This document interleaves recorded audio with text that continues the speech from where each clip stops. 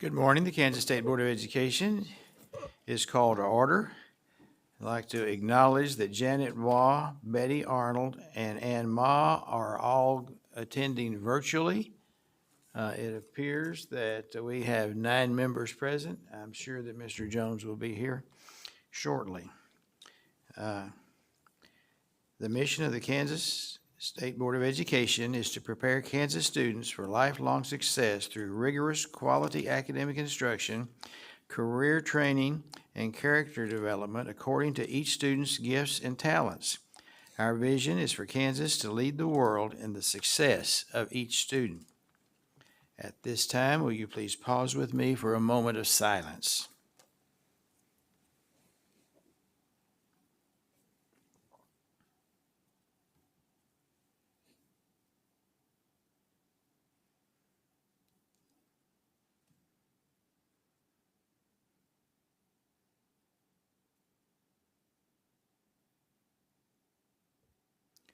Will you please join with me in the Pledge of Allegiance?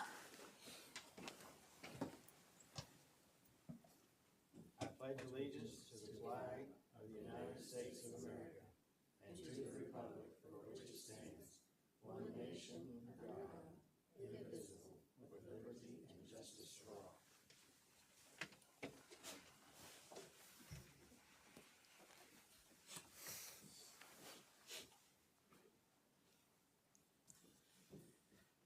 I would like to introduce to everybody Barbara Hughes, who will be joining us as the board executive secretary or administrative, whatever your title is. But, You're right, executive secretary. but we welcome you. And as part of the consent agenda, we will actually, since she's already gone to work, as part of our consent agenda later this afternoon, we will hire her officially. We will vote on the consent agenda, items C, D, E, F, G, I, J, and K separately. Are there any other additions to the agenda? I can just sing the song. C, D, E, F, G. C, D, E, F, G, I, J, K. Thank you. Is there a motion to approve the agenda as amended? Dina and Melanie. All in favor, please raise your hand. I'm assuming that the ones on the screen have their hands up because it's blocked there. Okay, thank you. Are there any additions or corrections to the minutes of May the 10th and the 11th? If not, a motion would be in order to approve. Jean and Dina. All in favor, please raise your hand. All opposed, the motion carries. And at this time, we welcome the commissioner.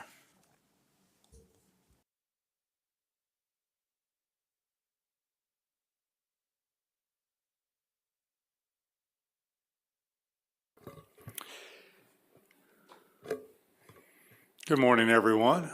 Good to see you. You know, once upon a time, by the way the board was seated for a number of years, we had all the gentlemen on one side and all the ladies on one side. But today, we've kind of shifted because we have some people on Zoom, and then so as you stand here, it looks a little tilted to me, but it's always good to see you. You know, I've never been a singer or an actor or musician to the place of performing in public. But I understand, you know, people say, boy, you know, before every curtain goes up, I get nervous. I get excited in the morning to get the opportunity just to spend some time with you and to talk about our challenges together. Sometimes, you know, I think as we think about this work and we think about this vision, I was thinking this morning, Jim, and I was really thinking, you know, about the graduation task force specifically as it came in my head about sometimes we can be impatient around change because there's so many kids and families that need our help and need help in schools. And that's what drives your work, I know, and what drives my work. And it takes a while to get those changes in place. And I was looking at some data yesterday, which we'll share with you in October, and actually looked pretty good. So I like that we're, moving some things in the right direction. I want to just preview and share with you a few things. Nothing new today, but some things just to remind everyone. First of all, again, as you go out to school districts and you think about accreditation, and by the way, tomorrow in your midst, right here, you're going to have 33 new superintendents, 33 new to the position of superintendents. So either they are new to the state or they have been a principal or director, but they've never been a superintendent. That does not include all the ones that are changing jobs. So as we think about, what's the key to success, I often think about a lot of things my mentor said. One was, you want to keep things simple so that other people that have to enact that work become complex. The more you become complex at a systems level, the more simple they will become in meeting those requirements. So if your requirements are simple, you create complex behavior, which you want. And if they're complex, you create simple behavior because they'll just respond. So when you see this, it really is simple, I think. It becomes complex in execution. Those of you that have taught or worked in an organization know that execution can be hard. So we ask districts, do you know the 8 outcomes? Do you know what the state board is measuring us against? And the reason we're measuring those 8 outcomes is because, I'll go back, because those 8 outcomes lead to that success. Empirically, the evidence shows that early childhood education leads to better outcomes. That's one example. A really good individual plan of study leads to better outcomes. So, and we also know qualitatively that Kansas said, this is what we want in our school. So, do you know the 8 outcomes that you're being measured? Do you have a plan and a process that your district has talked about to attack that? So again, could be just called a strategic plan. By the way, I always ask in strategic plans, if it was Mr. Porter down Fredonia, is your strategic plan broader than what buildings you're going to build or what roofs you're going to repair? Because that's certainly part of it. But addressing those 8 outcomes. And then I think all this is hard. You have to go execute that plan.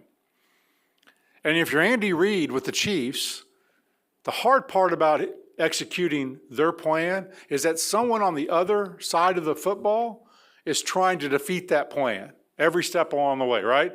The defense is trying to defeat the offense of Patrick Mahomes and vice versa. The good news about school districts is that no one's trying to defeat you, but the standards are really high to execute. So we need you to execute. And then you measure against the outcomes.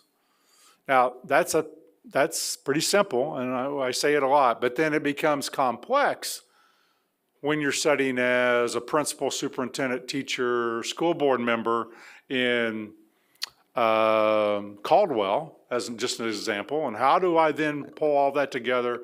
I've got to hire 3 people. I've got, a leaky roof. Someone called in sick.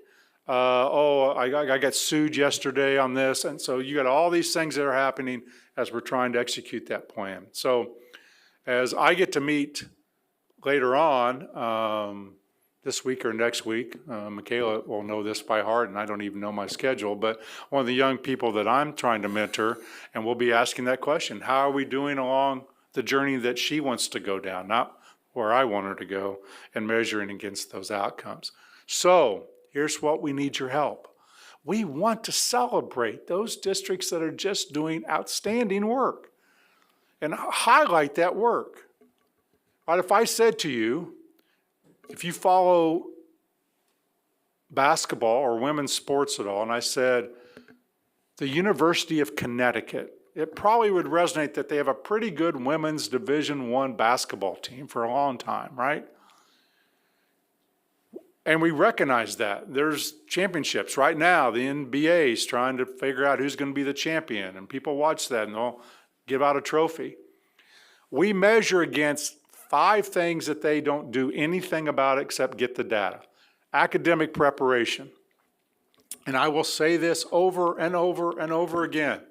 Our level of rigor in the state of Kansas must be increased. That does not mean teaching to a test. It means raising the academic rigor, and Janet's on Zoom, but Janet, we just saw that just recently again at Baser Linwood, didn't we? When we went there for the senior projects. Amazing level of rigor, right? Where kids were doing research on physical therapy, and they were doing research on with their community.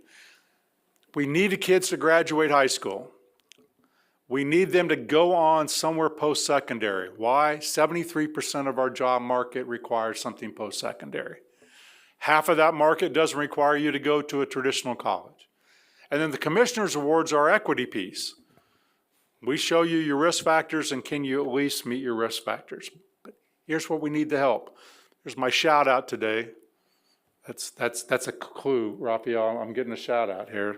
All right. We need to tell people these others you have to apply, because there are things that you do locally: social emotional growth, kindergarten readiness, IPS, individual plan study, civic engagement. And that window is still open that you can apply through the end of June, so that we can have people and we can say, look who's doing civic engagement really well. Look who's doing kindergarten readiness really well, measured against that rubric. So we give that to you. So please encourage schools in your district. We want to recognize the great things you're doing, but we can't recognize you if you don't tell us what you're doing. And I know it's a burden, right? It just is. But there's not any way for us to measure those. You said very clearly, we don't want data on kids around social and emotional. We want that to be held locally. So just wanted to give that. It's through the end of June. Have you noticed Sunflower Summer? Ooh, it's so good. It's so good. And it's taking off. So if you haven't downloaded the app, download the app. So as of Monday morning, this has changed, but Monday morning, how many people have gone out in the first 16 days that we've been open? 28,726.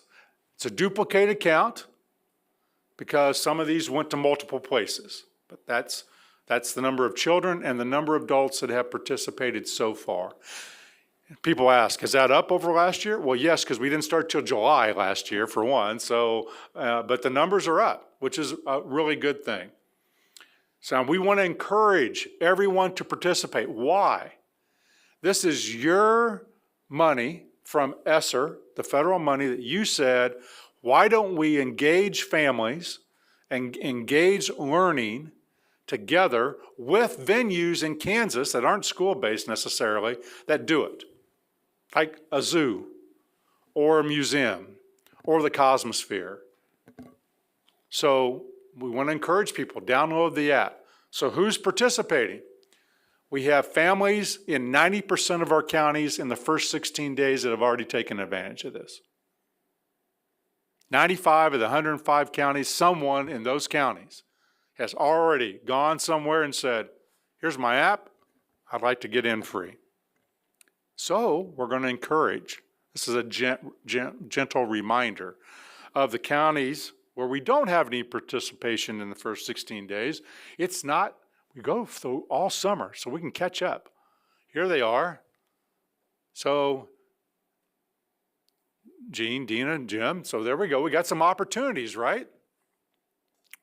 That we want the people in these counties to participate too. So we'll be reaching out to the school districts in those counties just to encourage their parents. If you want to also, you can have a copy, of course, of the PowerPoint. But isn't that pretty good? 90% of the counties in the first 15 days had participants. We think that's exciting. And then, where are they going? Where are they visiting? Well, 89% of all the venues on that app have been visited in the first 16 days. So let me just give you one. The Pony Express up in Marysville. Pony Express, yes. And you expect exploration place, right? Yes, obviously. 89% though have participated. Now I'm going to give you your Kansas geography lesson for the day. This is really good. We're going to see how good you are. Here are the places that have yet to be visited. So we're hoping that even today, you know, we kind of ring the bell, ding, ding, oh, this one got their first visitor. Here are the places. See if you know where they are. Take a look at those. A wide variety, by the way. Yeah. So I can tell you on our staff, they were excited because they knew where the Ernie Miller Nature Center was. If you're in the eastern part of the state, you're more likely to know that one. Then if you're in the southeast part of the state, you know the Lowell Milken Center in Fort Scott. And my understanding is if you're in the central part of the state, the Prairie Spirit Trail State Park, you get to hike. You get to take a nice long walk or bike path. But anyway, those are the only sites we haven't, no one has come in with their tickets. So we hope that we get to visit those soon. And shortly after the 4th of July, I'm going to be out at Milford Lake with Camp Out with the Commissioner, where we have a nighttime where families are going to come and engage with activities. We have teachers and we have the Park and Recs people and our tourism people, and they're going to be out there. So anyway, encourage people. It's we set aside $2 million. The governor helped us do that by allowing that money to come back to us. And so we're going to be running it for the next several years. It's a great way. I mean, what a win-win. Families get to go together and learning activities that are fun and engaging in places in Kansas they may have never visited before. I just think that that's outstanding and wonderful. Now, we are worried based upon the number of superintendent vacancies, the number of principal vacancies, and the number of teacher vacancies that we see at the end of the school year, that we're going to have an educator shortage that may be the most severe we've ever seen this fall. Now, before I get to the rest of the bad news, because no one likes bad news on a Tuesday morning, there's some good news. I understand that Kansas State, which is our largest producer of teachers in this state, and at Fort Hays State, there are more young people in the pipeline right now than they've had in the last several years. That's good. The slightly bad is they're not ready to graduate yet. But it is that's a good trend, right? That's the trend we want to see. So, before we get into the short-term type of things that we'll be talking about tomorrow, we have to make sure that everyone knows what a wonderful profession. When you see someone, young people, encourage them. Go become a teacher. Encourage those young teachers you see, become a counselor, or maybe become a principal. Young principal, maybe become a superintendent. Stay in the profession. Maybe go teach art, Dina, right? I mean, let's do it. Let's encourage that. Let's encourage our young people and get them involved in programs. So we just think based upon the numbers we saw in the spring that this fall could be a really difficult time. So tomorrow, you're going to consider some temporary recommendations around substitute teachers. Actually, 3. Two of those will be for approval. One will be a receive item that all of you have been working on. We've been working on. Jim and Janet gave me some more ideas over the weekend. And so, but I want to make sure, because I think maybe there's been a little misunderstanding. Your recommendations that are coming to you for consideration are temporary. There's nothing permanent in those. What I would recommend that you take a look at, not only tomorrow with those temporary recommendations, is to have 2 groups.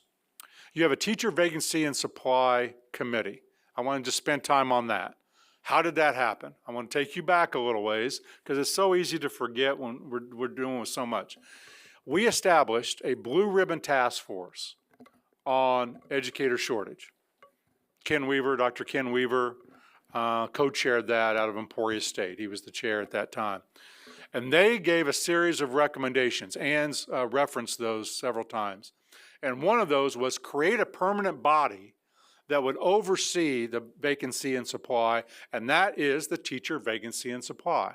So that it's a permanent body that sets to do just that, look at all those things. In addition, you have in regulations a professional standards board whose job is to review standards of teachers and educators. And so those two in combination should look at temporary ideas that are brought forward and other ideas, especially from the Blue Ribbon Task Force, of how do we encourage people to go into this wonderful profession. And I would say to you, charge me, bring you a recommendation on anything permanent that would have to go into regs, right, by December. Now, you won't, even if they're great ideas, you couldn't put those into action in December. It would take 3 to 4 months because it's regulatory, and then, as you know, that takes a few years to even get through the regs. But they should be the people to recommend to you anything permanent. These are simply some temporary, and again, that'll be tomorrow. Shane Carter and Michelle Miller will be here to talk about that. So, with that, Mr. Chairman, I'd stand for any questions. Are there questions? Betty? Thank you. I would like to go back to star recognition. And I want to just make a suggestion, because when we talk about our focus is on every student being successful, one of the things that we have to acknowledge is that there are a lot of students in the state that do not graduate, that are not on track for graduation.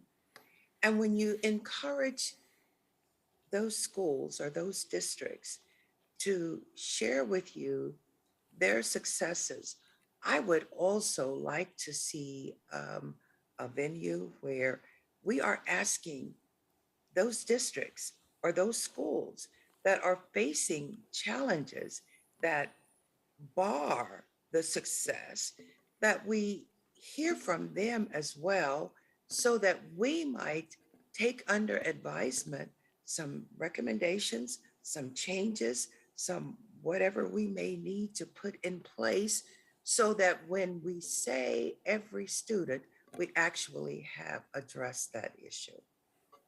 Thank you, Betty. Yes, thank you, Betty. Anything else? Michelle? Thank you, Chairman Porter. Back to the teacher shortage, and it sounds like we have possibly some good news coming down the pipeline as far as K-State. That's exciting. As far as I think you and I talked about this, as far as exit reviews, like when teachers are leaving, you were saying that we don't get that specific, we may not get that specific at our level. We don't hear about it at our level, but maybe the local level gets a little bit more specific. So if a teacher is wanting to get excited about going into a program and teach history or whatever it is, they're also hearing the negative. I mean, obviously people talk and it's like, so what does that look like? As far as like in a classroom, I mean, people are, why are people not signing up, or why are they leaving in droves? I'd like to know, I guess I'd like to know more about the temperature out there in the districts as far as, I mean, we have a lot retiring, then they're going on and going to a private school. They're going on to the next state over that's bordering our state. So why are we having so many leave? And is there a way to kind of, let those people, get them excited about it, but then they're like, well, why is everybody leaving? It's like, I guess we just need to be more open and transparent about why Sure. so many are leaving, and talk about that. Yeah, and I think I can give you some anecdotal. We're not running the numbers right, Michelle, because we don't have the exact numbers. I think you have a perfect storm that's occurred, and it's not just in Kansas. It's nationwide. So let's first start with what we always knew. Baby boomers are exiting. They're getting older and leaving the systems, right? So the largest amount of the workforce that post-World War II to 1964 is aging and leaving the workforce. So that always was going to happen. What sped it up is a combination then, I think, of pandemic. It's been hard. It's been hard. If you talk to educators, I have a few in my household, and one retired and just said it's hard. And then you couple it with what happened in the pandemic. In a lot of our communities, we split. There was anger. And that resonated. When you especially talk to teachers, they're trying to help kids, and I think they took that as, you're not appreciative of me as much. Don't think that that's necessarily the way it was intended. I think there's a combination of stress that was built up, it was difficult, and then the age of people leaving. But we're going to get some data, but we won't get to that granular data that you mentioned, just because we don't ask people, well, did you like your supervisor, or those type of things. We ask, are you going to stay in state? Are you retiring? Are you going to come back, et cetera. You'll see one of the proposals tomorrow, a temporary proposal, will be to try to recapture many of those people. Great. Gene? I have a special concern for the teacher shortage, because District 5 is a rural area, as many of these areas are, and I think they have a more significant issue. I guess I would like to see us address this from both a recruitment standpoint to try to get more people into the profession, and from a retention standpoint, which I think are two different sides of this. Because I think some of the issues in one may not be applicable in the other. So I'd like to look at this as sort of a two-sided issue, and maybe dig down and try to make those things better for people coming into the profession. Melanie would probably tell us, because of marketing, it's always easier, both are hard to retain than it is to recruit new, right? So any business would tell you, retain what you have is a easier process, your customer, than try to recruit more. But, so we need to look at both. Thank you. Betty? I was going to reserve this question for tomorrow, but this seems like an appropriate time. One of the incentives that had been introduced by legislature was given two-year college. Whatever Kansas, where we were encouraging people to go to the junior colleges, 2 years, free tuition as an incentive. Now, I have wondered who would actually look at something along that order, where instead of at a university college level, degree granting level, those last 2 years, where some kind of incentive, if you go into education, that those 2 years would be free, just like the junior colleges, with the idea that you would be then required to teach in the state of Kansas for X number of years, which was the proposal. Do you know if anything like that is being considered or looked at or not? Thank you, Betty. I know that we've had conversations with our friends at KNEA and USA and KSB and some legislators around that from time to time. I don't think there's anything currently pending that discussion, but what we do see are we have local districts that are doing that now. So they have a teacher, maybe an Educator Rising program. They're identifying students in their district. They're getting local businesses to sponsor them in college, and then either they're repaying that after the fact for every year they come back, but they're actually signing them prior to student teaching. But that's really, it's happening more on a district level, Betty, than I see any proposal right now on the state level. Any other questions? If not, thank you, sir.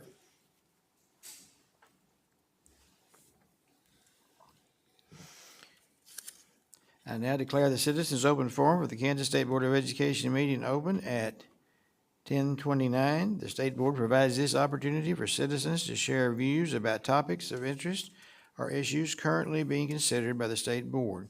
The State Board asks that speakers identify themselves by name and the name of the group they represent if applicable. The State Board also asks that each speaker focus their remarks on issues and topics. Personal attacks will not be tolerated. Do we have any? We have none. Okay, since this is listed at 10:30 and we just not got there, I'm going to hold this open for 2 or 3 minutes in case somebody comes in. So visit amongst yourselves. In case somebody comes in, we want to make sure we afford them that opportunity.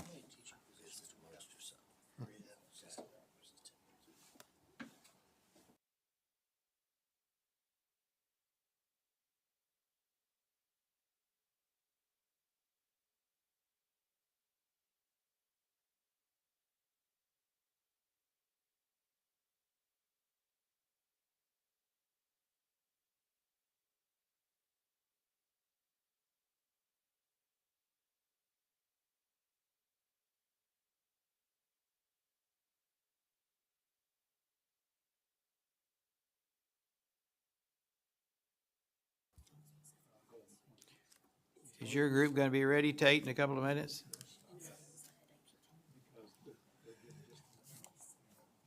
So when we get to the negotiated agreement, I think technically we need to, it was brought up before, but it wasn't on the agenda as a receive item, so I would ask, that the board suspend the rules and allow for a vote. I'll call on you for instruction.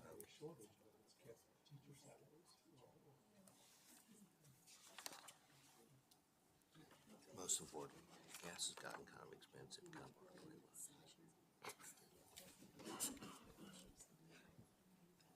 Is it?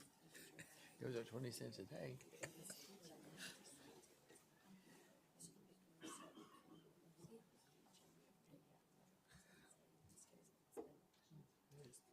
You can also do that, this will be between you and Bert. If you teach an entitled district, and for every year you get it, a portion of it, freeze it. So you not only make it. Okay, we'll come back to order, and now we will have our act on the changes to ESR2 and ESR3.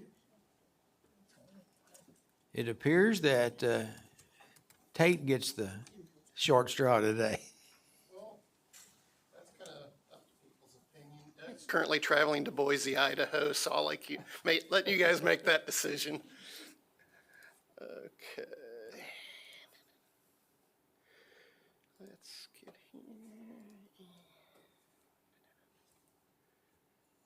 here. Okay, sure. Okay, I thought I had this, Eric.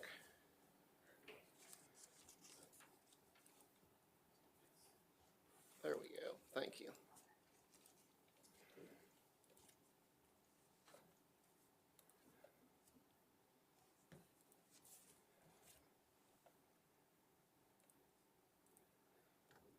All right. Thank you, Mr. Chair, fellow board members. Today we're going to go through the ESR2 and ESR3 changes for this month. We'll start with the ESR2 changes.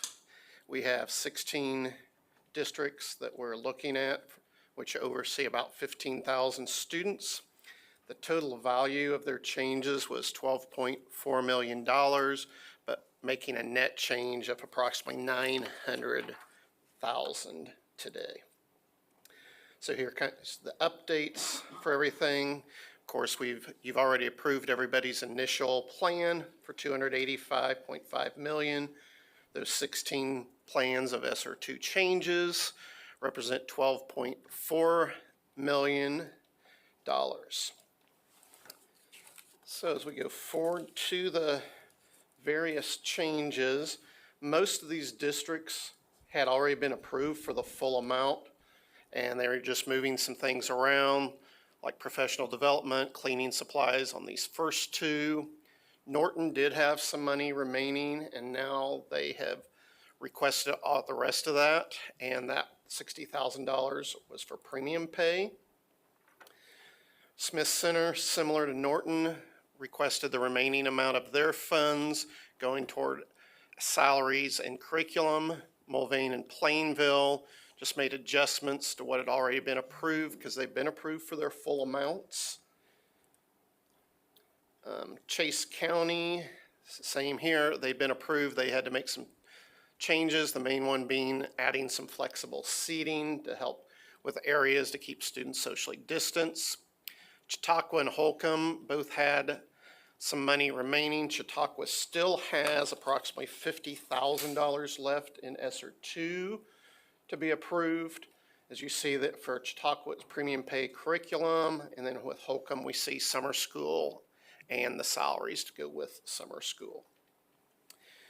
For Garnett and Lyons on this page, there is no change, but for Garnett, PPE and substitute teachers, Smoky Valley requested the remaining amount of their funds mostly to provide mental health services, and then Lyons moved some funding around that addressed HVAC and salaries.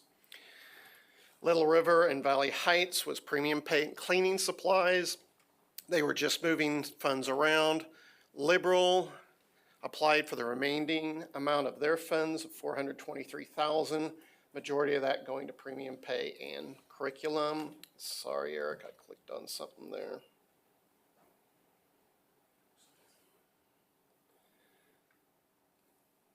Thank you.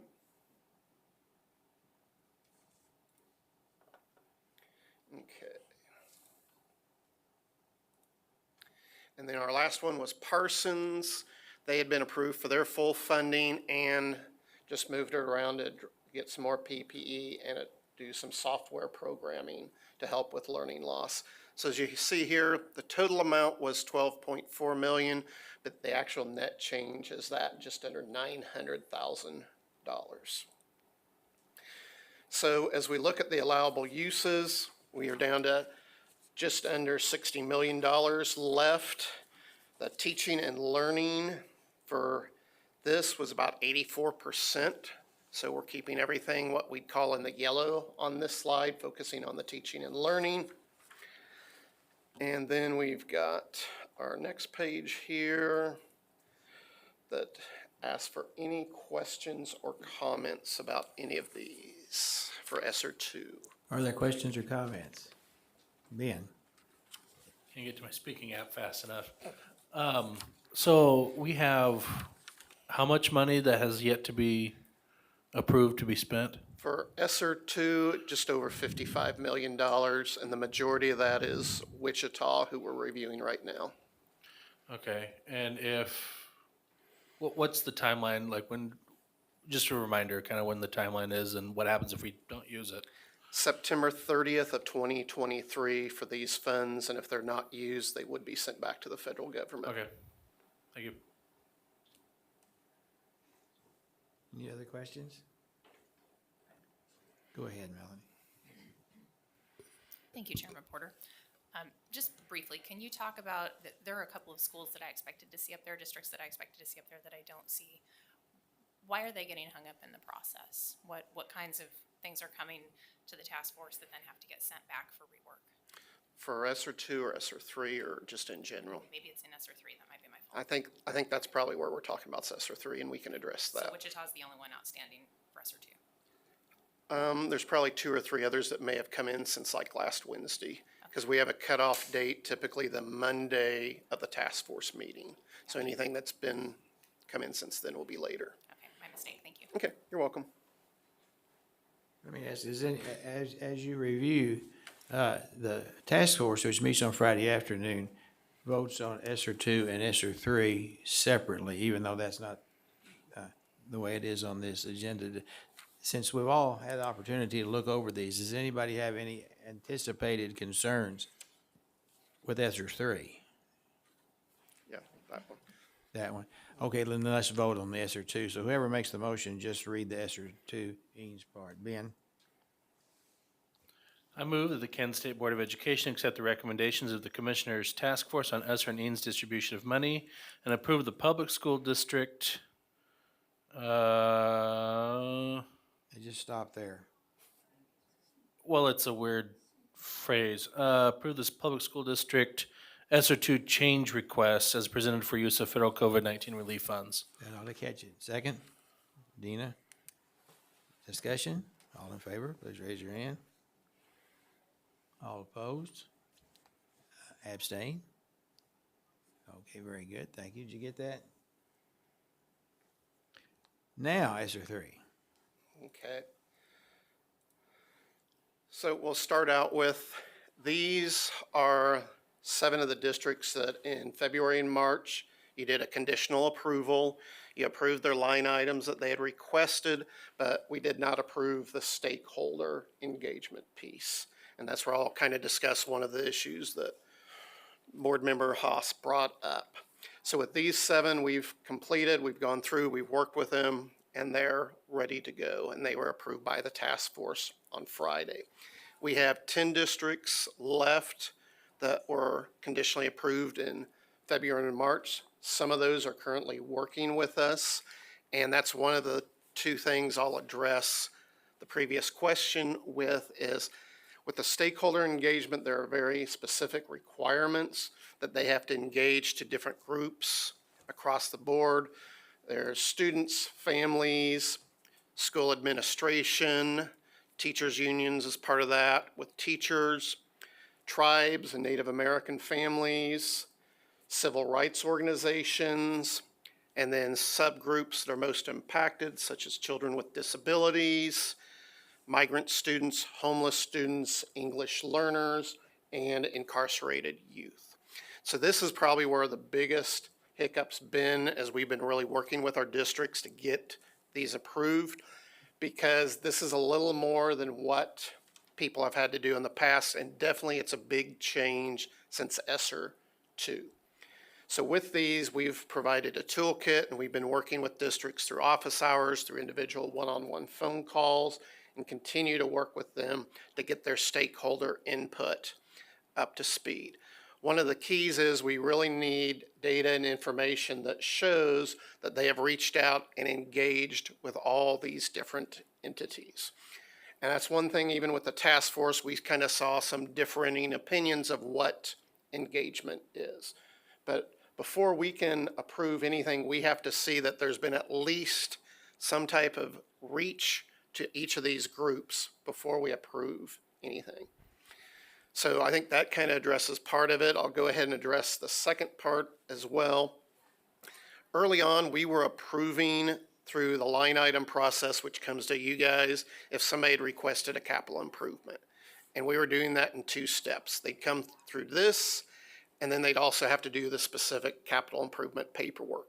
What we found out, that was confusing a lot of people, because they'd either get their paperwork approved or their line items approved, and they think they were totally approved.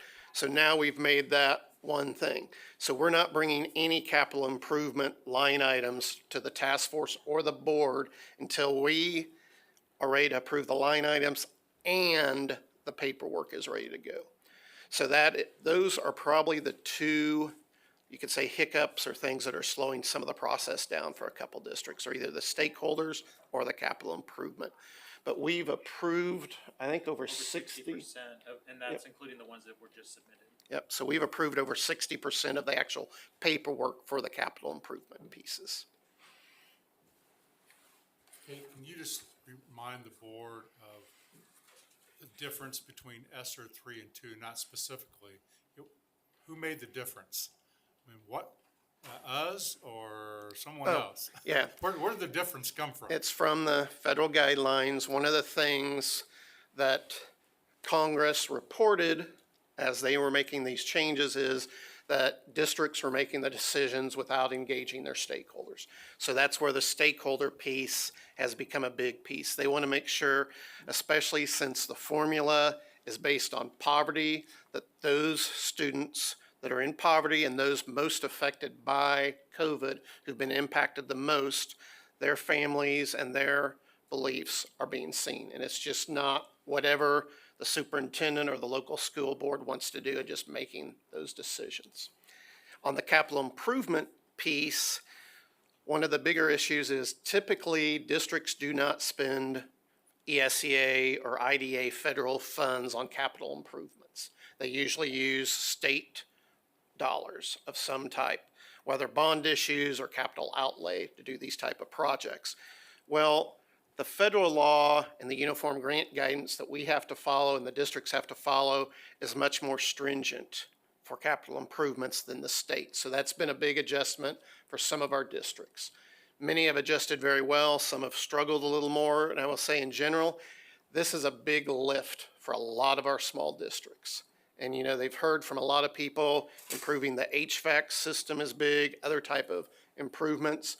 So the local communities really feel strong about those capital improvements to help the long-term impact of improving the airflow in their districts.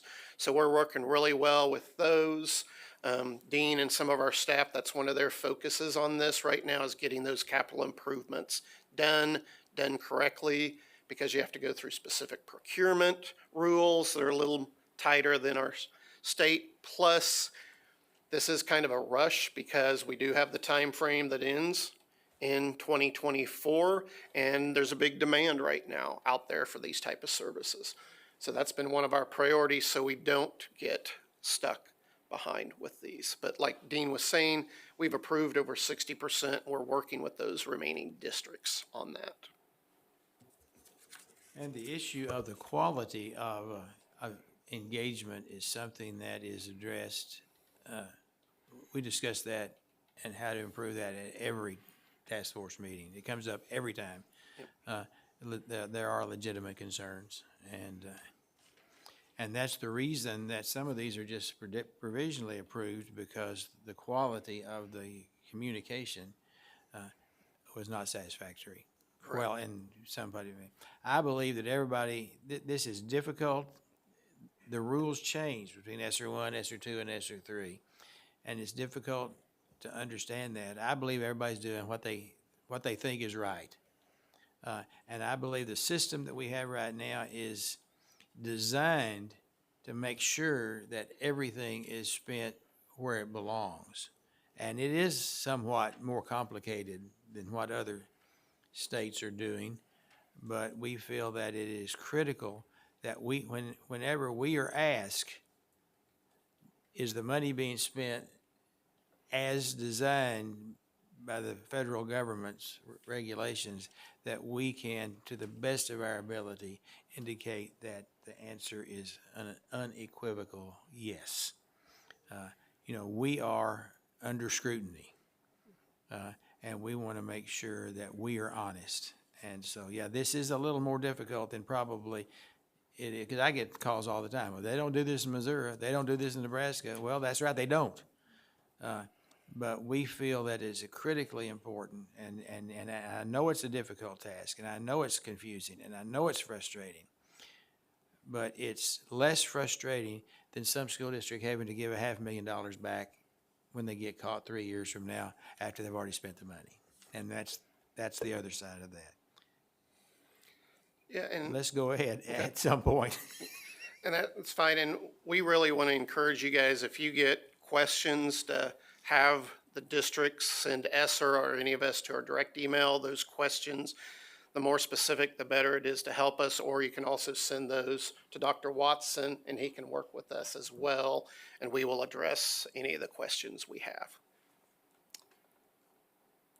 So to continue on with ESR3, we're looking at 26 districts this month, which represents a little over 16,000 students.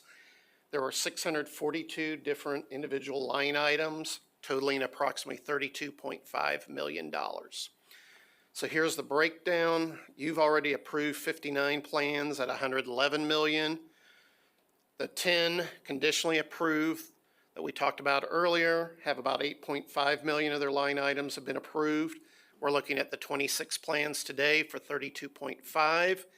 That leaves us 145 that have not been submitted.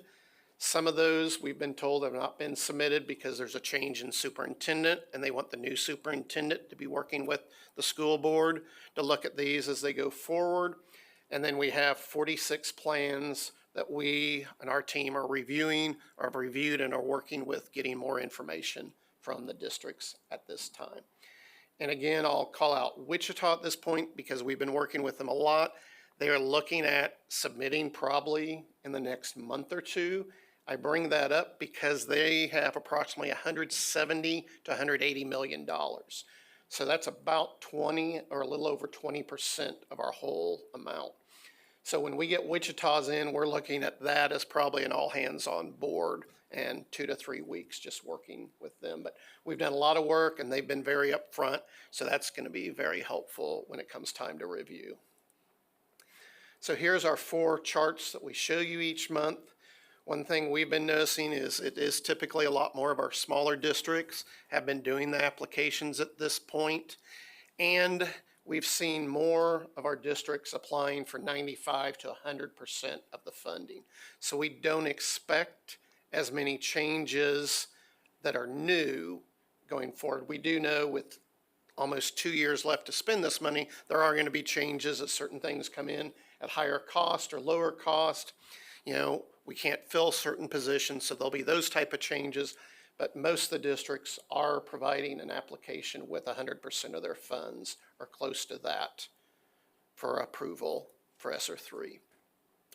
So here's our updates with the information here.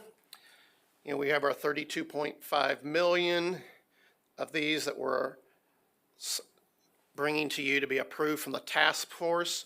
11.1, which we list on here as ineligible, that does right now include some of the capital expenditures. So some of what's listed here as ineligible will not be ineligible once they finish the capital improvement paperwork.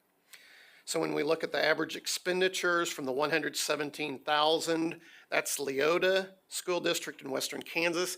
That is also only about 20% of their amount that they've been allocated. So they're requesting a small amount to get started. On the high end of the $7.7 million, that is Turner School District.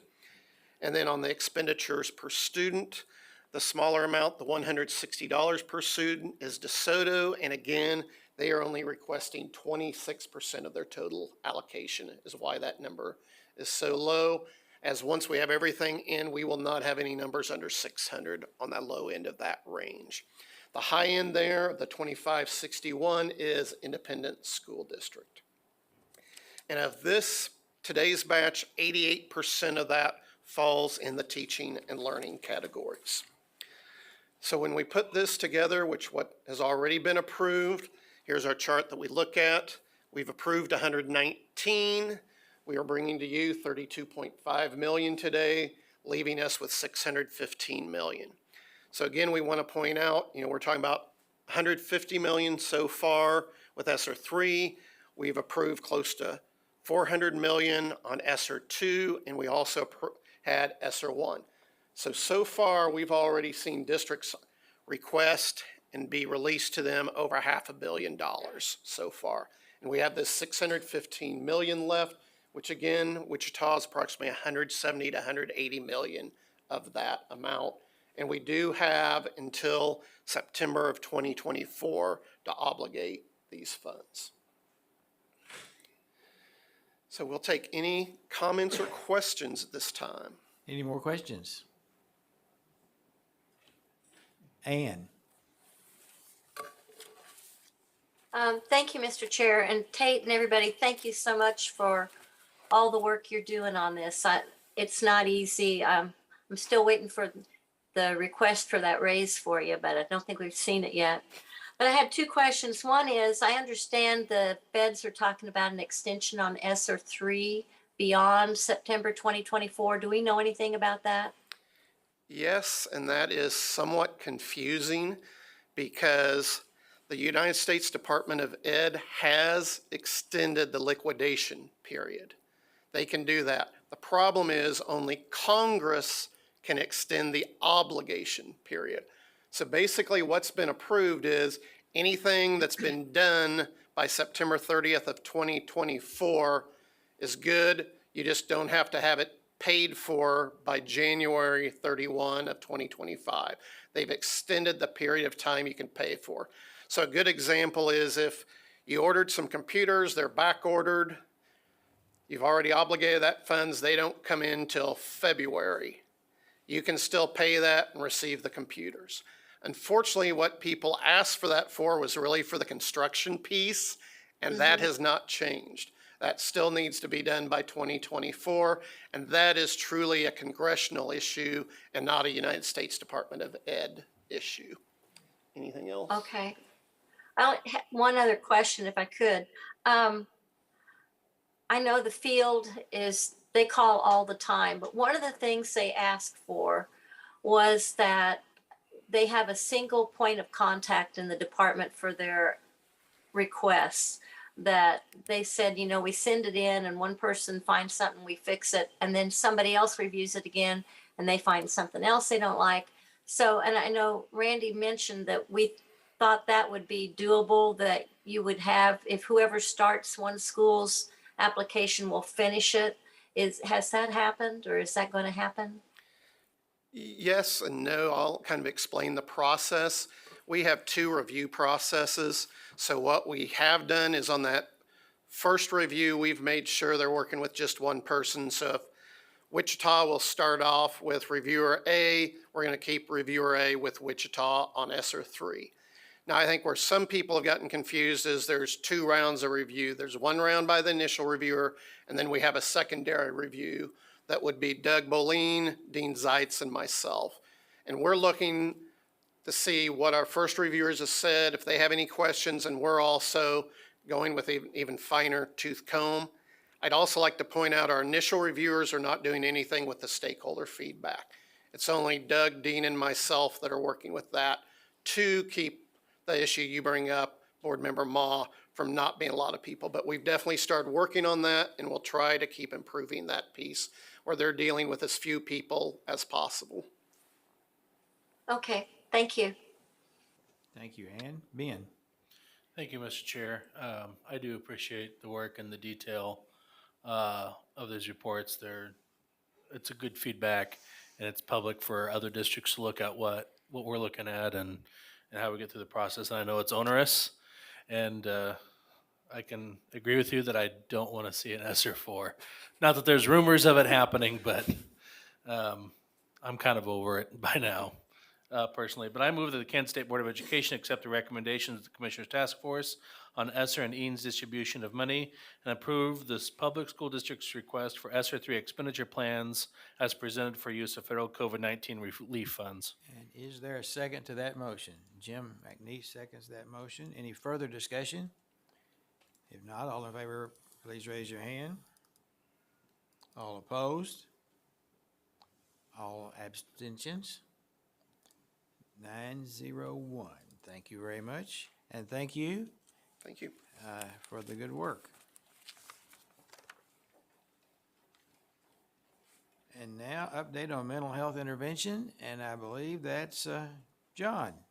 Welcome.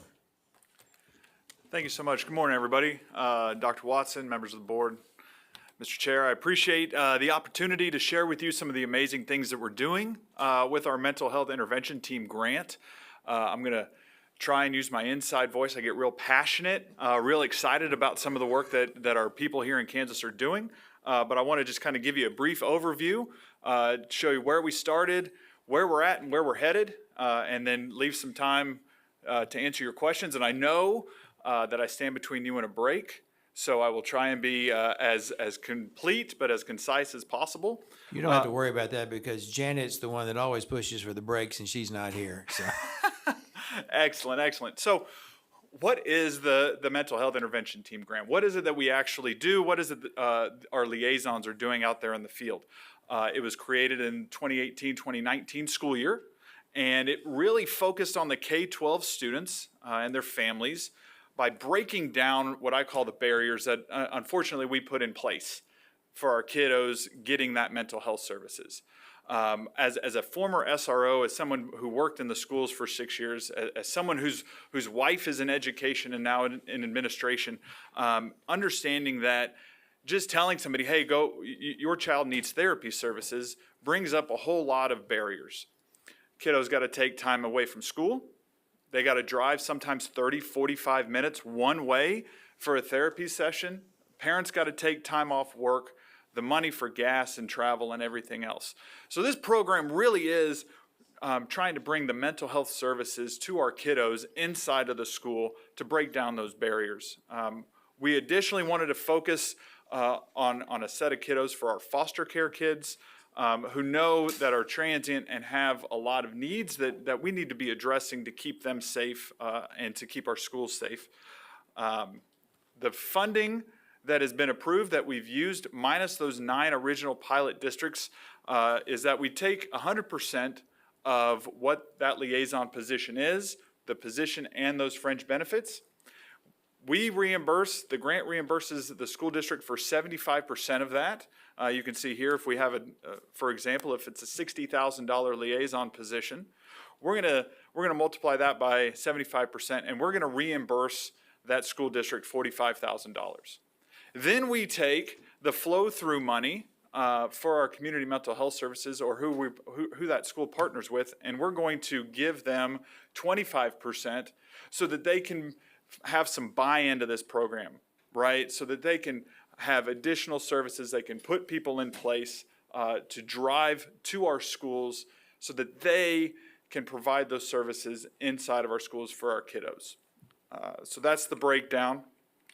Like I said, it started in 2018, 2019, and we had 9 pilot districts. You can see them listed there. And we had 5 pilot community mental health centers that partnered with them. And in 2018, 2019, this program funded 45 liaisons. In the first year, 212 foster students were served, and a total number of 1,708 students were served in the 2018, 2019 year. Fantastic, right? These are kiddos that may have been missed, may not have been able to get services if it weren't for this program. We were ecstatic. Where we are now, we are formulating our final numbers for this school year, the 2021-2022 year. The numbers and the reports are all due at the end of June because that's how the contract works. And so in the last part of June, we will be able to put together some real live numbers for you. But as of the first semester, we had a progress report that was due. We have 55 school districts. Again, we started with 9. We're at 55 now. We have 126.6 liaison positions in our schools. Foster care students, of course, have increased to 457, and our total number of students served is 4,252. Again, when we're talking about our kiddos and our schools, this is fantastic news, fantastic numbers, and our liaisons in our school districts are doing some amazing work to help with our mental health in our schools. The way that this is monitored and the way that our liaisons report this is that we've broken them down into 4 indicators: academics, attendance, internalizing behaviors, and externalizing behaviors. Okay, so what happens is the liaison is the bridge, or my son started playing baseball. He's 8. He unfortunately will get my athletic ability, so I only have a few years of him playing sports probably, but they're the center fielder, right? They're kind of in charge of how everything works, where everything goes. The liaison works with our school districts and the behavior mental health teams or the staff and facility there to identify and help identify students who would be great for this program. They work then with the parents to help with any kind of waivers or forms or anything like that. And we know if you've ever gotten forms for your kiddos, they can be daunting. So to have somebody there to be able to talk to you about it, to help you work through those forms, to get your child eligible for this program, that's huge. They then work with the Community Mental Health Center to help schedule therapies or groups or case management, or whether it be in-person or telehealth, to where that student does not have to leave the school. Again, whether it's telehealth or that therapist is actually coming into the school, they are removed from a classroom for about 45 minutes to an hour, and then they're right back into it. And so when we talk about having to drive 20, 30, 40 minutes away, having your therapy session and then coming back, these kiddos are missing upwards of half a day, if not the full day. Now they're missing out on about 45 minutes to an hour. And these liaisons are working with the schools and staff so that they're not missing the same class every week.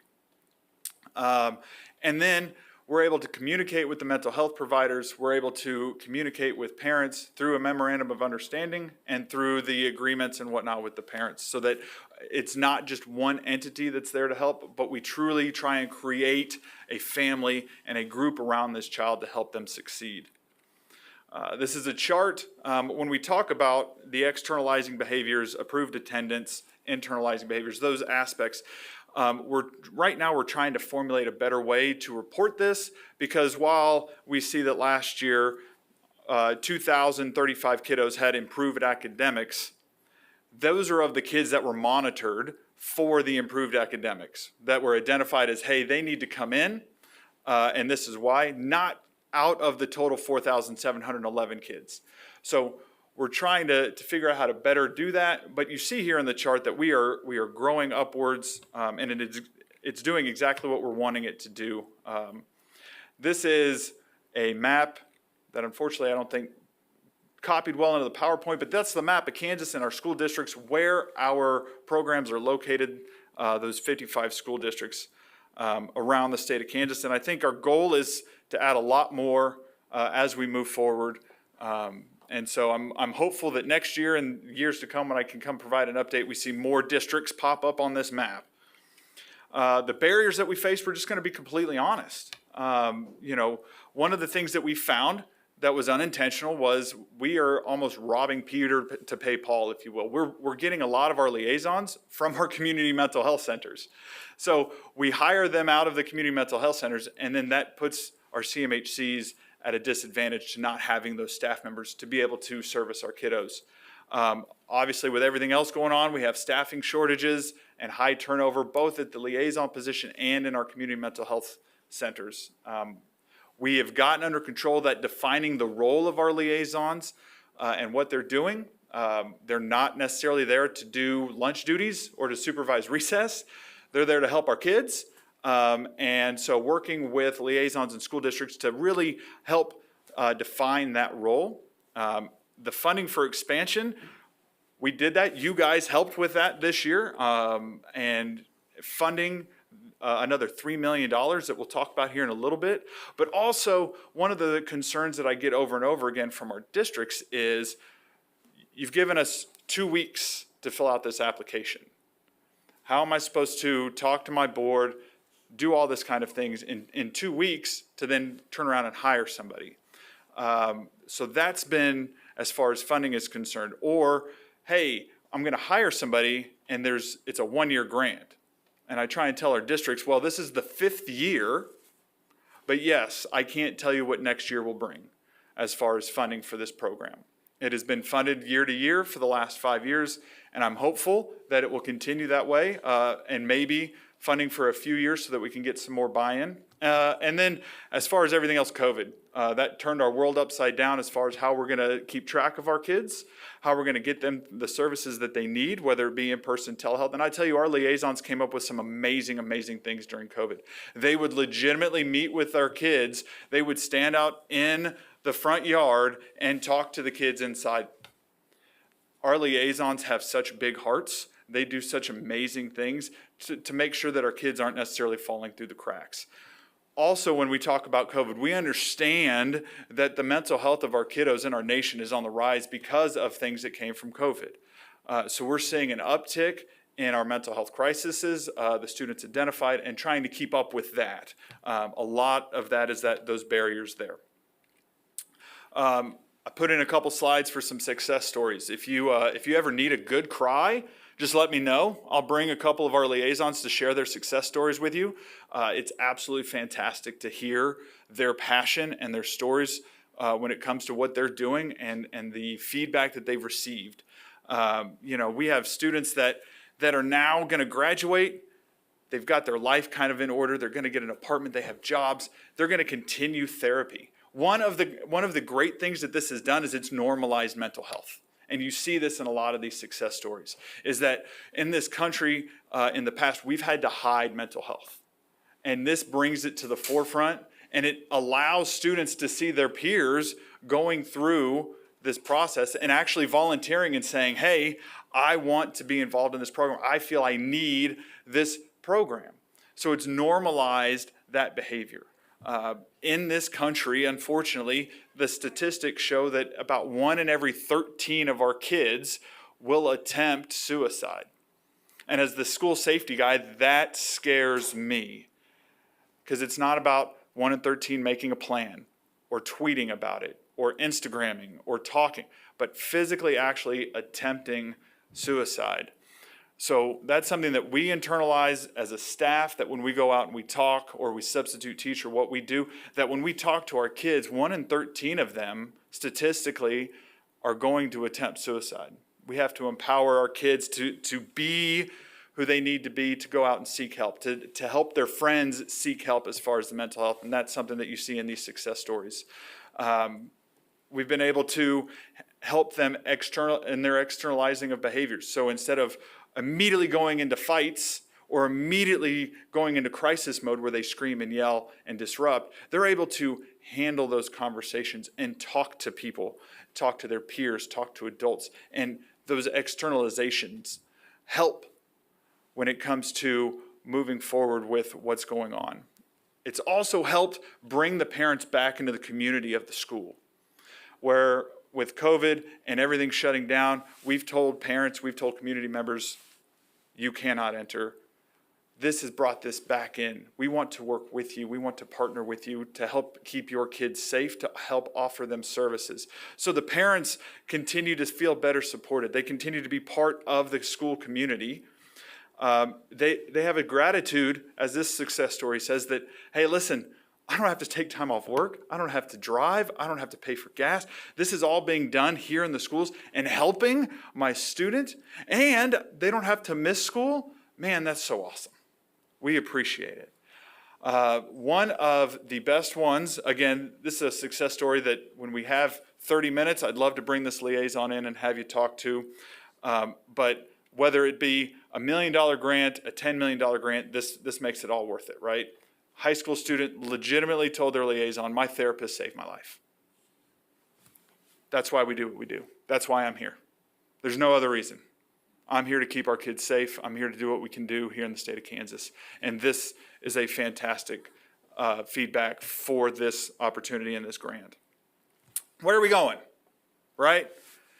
You took the opportunity and you recommended not only that we continued this program, but that we needed to expand it. Last school year, we weren't able to expand. We kept the kind of status quo. This year, you guys said, hey, we need to expand it. The governor's budget added that $3 million, and that was to expand the program, and it was also to fund a third-party study to help us out. What are we doing that's really, really working, that's awesome, and how can we improve?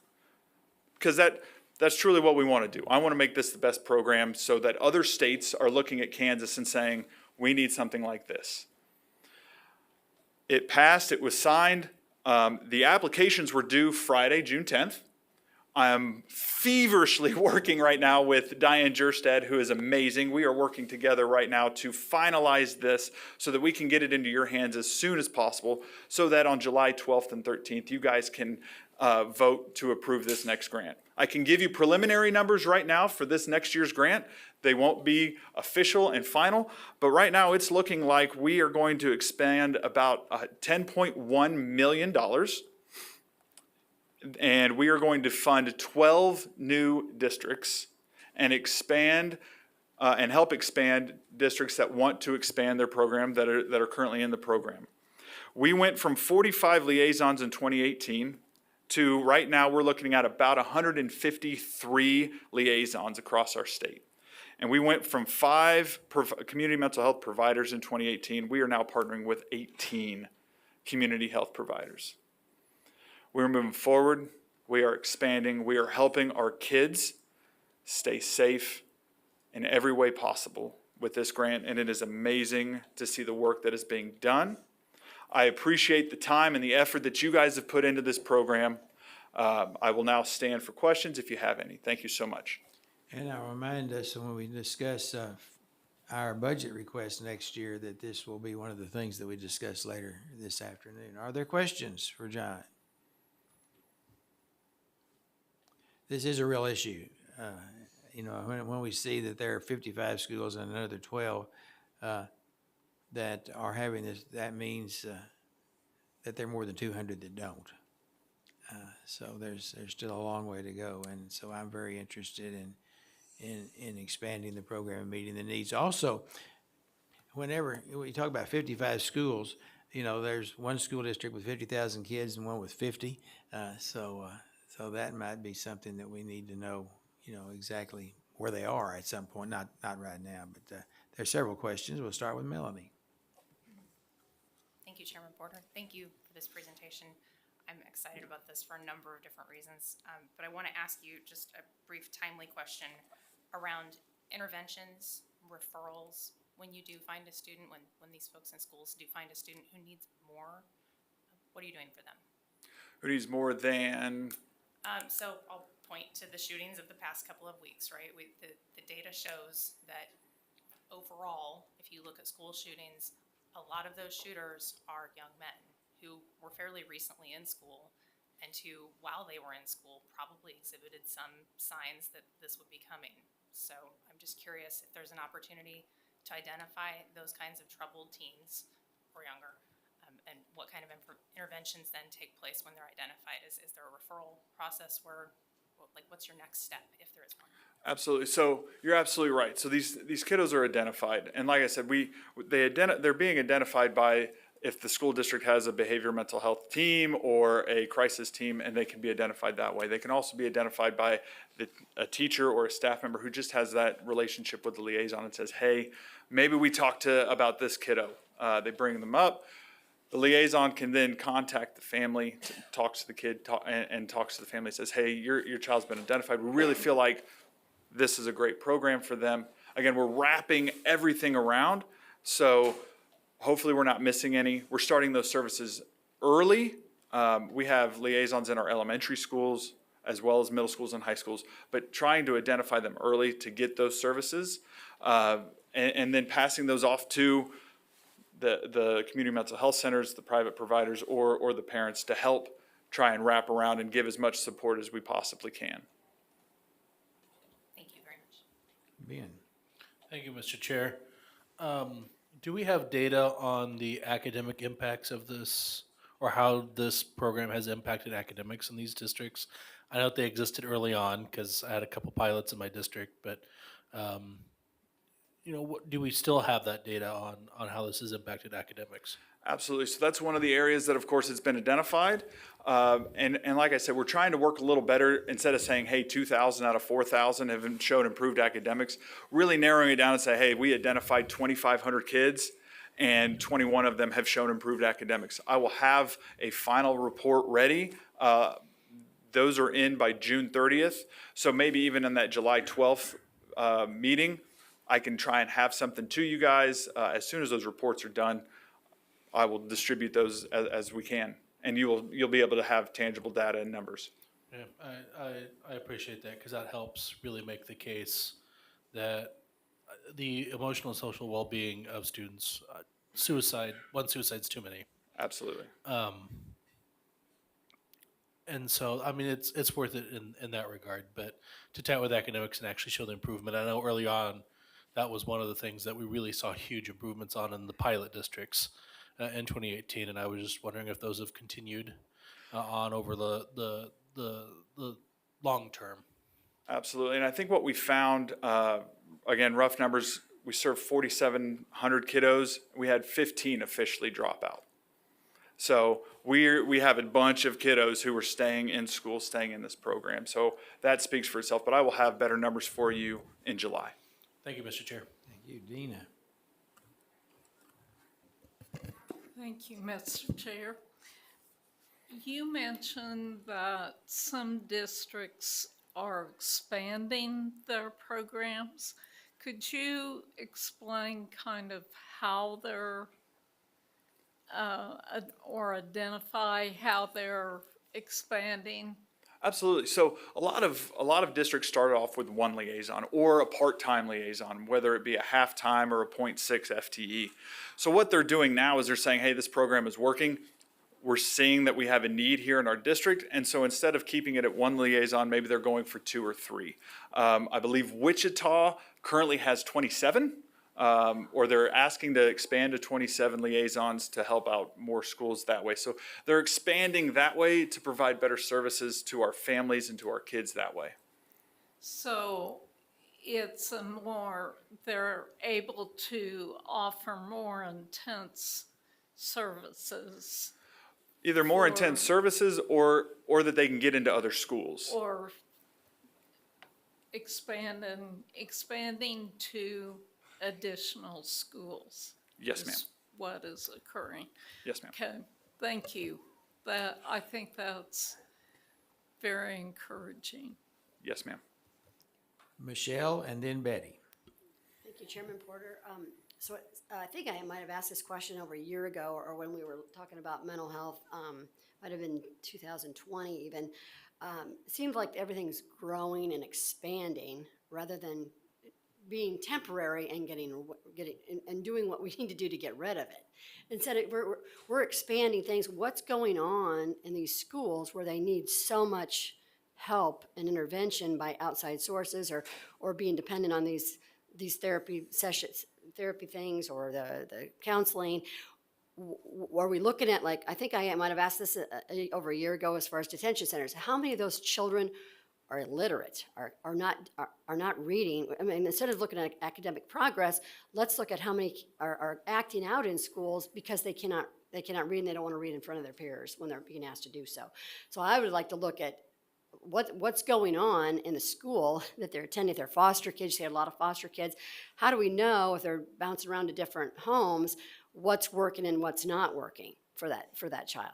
I mean, those are the questions. Why are we expanding and expanding rather than saying it's temporary? We're going to do it on a referral basis locally. This doesn't work. That doesn't work. The parents are being able to weigh in and saying this therapy session. I mean, I would think I'd go faith-based for one, and then I would say, okay, I've been to like 12 sessions and it seems like it's getting worse, not better. I mean, how can we micromanage that at the state level, or KSDE, or how can we do that when it's and we're keeping and expanding it rather than being temporary and getting rid of it once we're fixing this problem, or even finding out what the problems are that are causing that? Absolutely, and that I'll be completely honest. That's beyond my realm of. I was a school resource officer, but I can tell you that there are kiddos that go through the program and then graduate or phase out of this program, whether because they've been able to handle and get the coping mechanisms that they need, whether they feel like it's not working for them, or they've been identified. And there are kiddos that have been identified in this program, and just as you said, the parents have said, okay, we don't want a school therapist, we want to go faith-based, we want to go over here to somebody else, and they're out there getting those services that way as well. But when we talk about internalizing and externalizing behaviors, the hope is that the therapist is able to sit there and talk with our kiddos and say, hey, when you go to math class, this is where you have a lot of your issues, and talk through that. And maybe it comes out, hey, I don't know how to multiply, and my teacher asked me to go to the board and multiply. Because of those MOUs and because of the communication that we can provide, that therapist is able to go and relay that information to the school staff and to the parents as well. But as far as identifying and saying, hey, what are the other factors? That's beyond my knowledge, but I can definitely reach out to our partners and try and get that kind of information for you.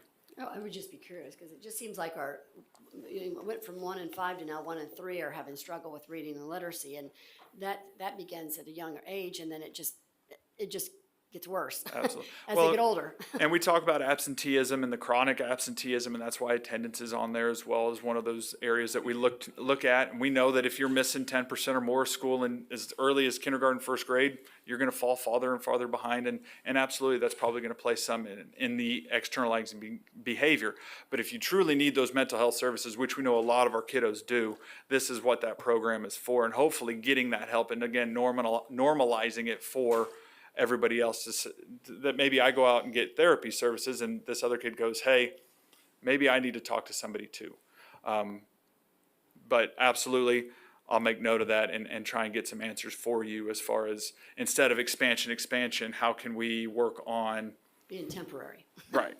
And especially in districts that may, it's rather than expanding it and growing, it should be, hopefully, we should see reduction rather than expansion, in my opinion. But and we wouldn't know that if the markets were working themselves out in those communities, and everybody's fighting for that based off a referral basis, and it's working, and they have to offer it cheap enough because there's a market out there for that, and they're working against each other rather than just paying one agency or paying one service through us deciding who picking winners and losers. That's working it out in the local communities, and they based off of a referral basis, and who's really doing a good job and who's really helping those kiddos. Absolutely. And kind of to your point, and I think Chairman Porter brought this up as well, we have a lot of districts who have used, last year we weren't able to expand. They understood that this was a deal that they needed to address. So we have districts out there that have used ESSER funds to kind of mimic this program and to provide those mental health services as well. I don't have numbers on those because we won't track that. But I will definitely look at how not necessarily phase it out, but like you said, make it more temporary instead of the expansion. Let's focus on what works and getting that done for us. Just get to the root of the problem, like what's causing a lot of those issues to begin with, and it could be happening right in the school. And maybe we just need to adjust some policies or make some adjustments within the school districts. Especially if we're seeing a pattern with kids and it's maybe just foster kids, where's the pattern, and maybe it's literacy. That could be a place to start. Absolutely. I appreciate the question Thank you and for all your feedback. work. Thank you. Betty and then Ann. It's you, Betty. Thank you. Just a second. Okay, can you hear me okay? Yes. Yes, ma'am. Okay. I want to tack on to a train of thought that Melanie had started earlier and talking about the school shooters. There was also an identifying factor that seems to be common, that many of them felt bullied in school. Also, that same identifying factor has been associated with many of the school suicides, that student felt bullied. So there is some attention being focused on the victim. You're a victim of being bullied. Is there any attention, or how do we focus on those students that are the bullies, that are creating the situation for a number of students? There seems to be a lot of acceptance, at least there was when I served on the local board, that bullying was normal, and it's not. Bullying is acceptable, and it's not. So could you address any kind of focus that we might be placing on that type of behavior? Absolutely, and we'll get a little bit into this at 4:00. I'll be back. I know you guys will miss me, but I'm going to come and provide an update on the Safe and Secure Schools unit as well, and we'll touch on that a little bit there as well. The Department of Justice, the federal government has put out a lot of reports on school shootings and the shooters and things as well. There's no across the factor we're going to be able to identify that this person is a school shooter or not. There are highs and lows as far as they were bullied, they are bullies, but there are high achieving, low achieving school shooters. And I think that's one of the things that we always try and do is how do we put it in a box so that we can check and say, okay, this is somebody that we really, really need to pay attention to. As far as people who are the bullies, I think kind of what Ms. Dombrowski was saying about finding that underlying cause. When we go out and speak to our schools, we talk about empowering our kids. If they truly listen to adults, when we put up the posters that says don't bully and don't be a bystander, that would work. What we found is that realistically about second semester, 7th grade, they stop listening to adults because we don't know anything, and they start listening to their peers.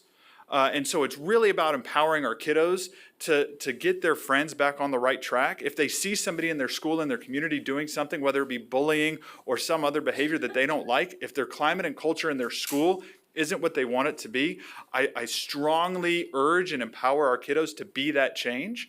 And what we've found is that when they do that, it's better bought in with the students because it's student-led change, and so their peers are the ones who are doing it, and it really does affect that positive climate and culture in our schools. So again, just empowering those kids to be the change, and so when they see their friend doing something that they dislike or they want to change something, they're the ones who don't feel like they have to run to an adult. They can enact that change themselves. What I'm trying to focus on is that there are many adults in the school system that accept bullying as normal behavior. Kids have stated they reported this, it's dismissed, you're being overly sensitive or ignored or that's normal.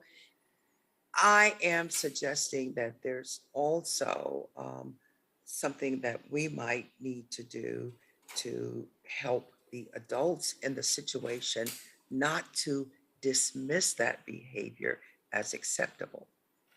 Absolutely, and I will 100% agree with you. Bullying is not acceptable. In the state of Kansas, bullying is not against the law. Bullying is simply the law that's out there says that the district has to have a plan to address it and to follow through. And there's some great programs out there, and you're absolutely correct. There are some programs that need some attention, and so whatever the board feels as though needs to happen, we will help out any way that we can. Okay, we're gonna need to move on now, so it's gonna be Ann, and then Randy will have some comments, and then after that, we'll move on. And by the way, 4 o'clock this afternoon may be aspirational because we are rarely on time in the afternoon. Yes, sir. Okay, okay, Ann. Thank you. Thank you for the report. I guess I would really like to see this in every district, not it. I've never seen it as a temporary program because mental health issues that kids deal with aren't temporary and they're not necessarily caused by the schools or something the schools can solve. I mean, we have, as we know, more kids coming in with trauma to the building than ever before. I mean, we've talked about ACEs and how we measure them. And, when kids stop coming to school, bringing the problems from home that we didn't cause, but we have to deal with, then we can consider it temporary. But John, I'm wondering, how can I encourage more of my districts to get involved with this program? So again, I had a lot of conversations here in the last 2 weeks with school districts who wanted to apply. And I think a lot of it comes from our end. We can't send that application out until we have the funds. And then it's a real quick turnaround. Yeah. But I also talk to school districts that don't know about the program. And so we try and do a real good advertisement. We come speak to the state board. The legislature, of course, always wants to hear from us as well about how that money's being spent, but trying to advertise a little bit, and then trying to increase funding for multiple years so that our districts feel comfortable hiring a person to work for them and know that they're going to have funding and not have to make this up out of some other general funds in years to come. So I think there's some work that we can be doing, but honestly, if advertised, if they have questions, they can always contact me and I can walk them through it. Yeah, there's always a concern you'll get something good going and then the legislature will jerk the funding out and then you're left hanging. But anyway, appreciate all your work on this. Thanks. Thank you so much. Randy. Thanks, John, and the board seems like a long time ago, but at the beginning of the legislative session said, what are ways we can do to work with the legislature on things that of common concern? And this is a perfect example. Brenda Landwehr has been a champion, Representative Landwehr, for this program and worked well with the state board on making sure that it's been initiated correctly and done well. So sometimes those things go by everyone. This is a great example of the state board and the legislature working in tandem to try to do something really great for families. We'll see you someplace between 4 and 6 this afternoon. Thank you very much. Looking forward to it. Thank you, folks. And we'll take a 10-minute break.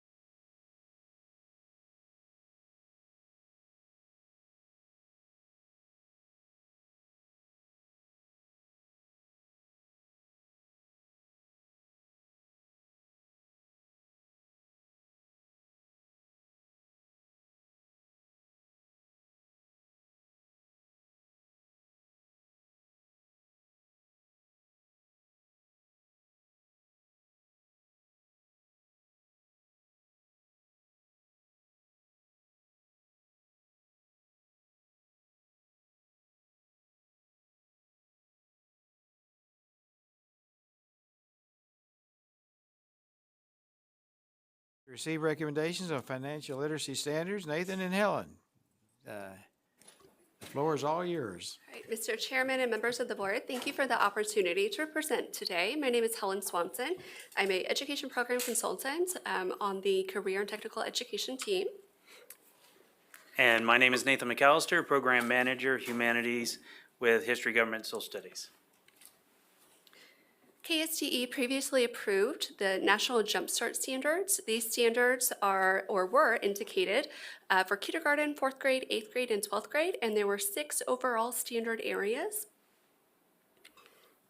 The new standards that we would like to talk about today are called the National Standards for Personal Finance Education. These standards were created in collaboration with the National Jumpstart and the Council for Economic Education. These standards replace the previous standards that were created by each organization. There are 6 standard areas. There is recognition of overlap of the areas. Financial decision-making is also incorporated into all 6 topics.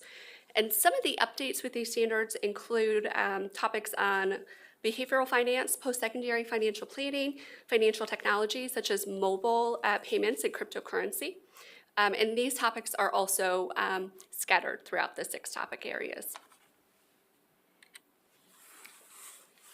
And as Helen mentioned, this has been very recent. So our review process included trying to get together with teachers from across the state and we wanted to focus on that K-8 level.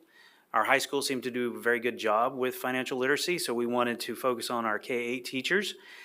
So we brought together 6 teachers from 7 of the board districts to start the review process, and you can see their names there and the districts they come from. Additionally, we brought in our Kansas Council for Economic Education, the Kansas Jumpstart Coalition, Pitt State, Junior Achievement, and Federal Reserve to also come in and advise and help with that review process. So those organizations, along with those teachers, we created a review process that covered really just 3 days in person or on Zoom, and then additionally outside work beyond that. And what they were tasked with doing was to go through the old and the new standards and see where the differences and the overlaps and the consistencies were or are, update the teacher resources, create a crosswalk. And I think, in my opinion, the crosswalk is vitally important, especially for our K-8 teachers, to show them where those overlaps are with their other standardized areas. So this is critical for that development. And then lastly is to create some professional development around these new standards to, let the teachers know what these new standards are and how they work, and then how to utilize them in the classroom. So we will give a brief summary of the new standards. The first thing that we noticed was the difference in the grade bands. The previous Jumpstart standards were indicated for kindergarten, 4th grade, 8th grade, and 12th grade. The new standards cover grade bands, so information should be covered from kindergarten through 4th grade, not necessarily just in one particular grade. It is important to note that these grade bands do differ from the typical KSTE grade bands that we use in the agency. There's also progression of standards. So as students move up in their grade level, the progression of understanding and those student outcomes also will progress. So for an example here, we have just managing credit. By 4th grade, students should have a general concept or understanding of interest. By 8th grade, students should understand the difference in credits as far as rates and conditions that will impact their interest. And then by 12th grade, students should be able to calculate interest.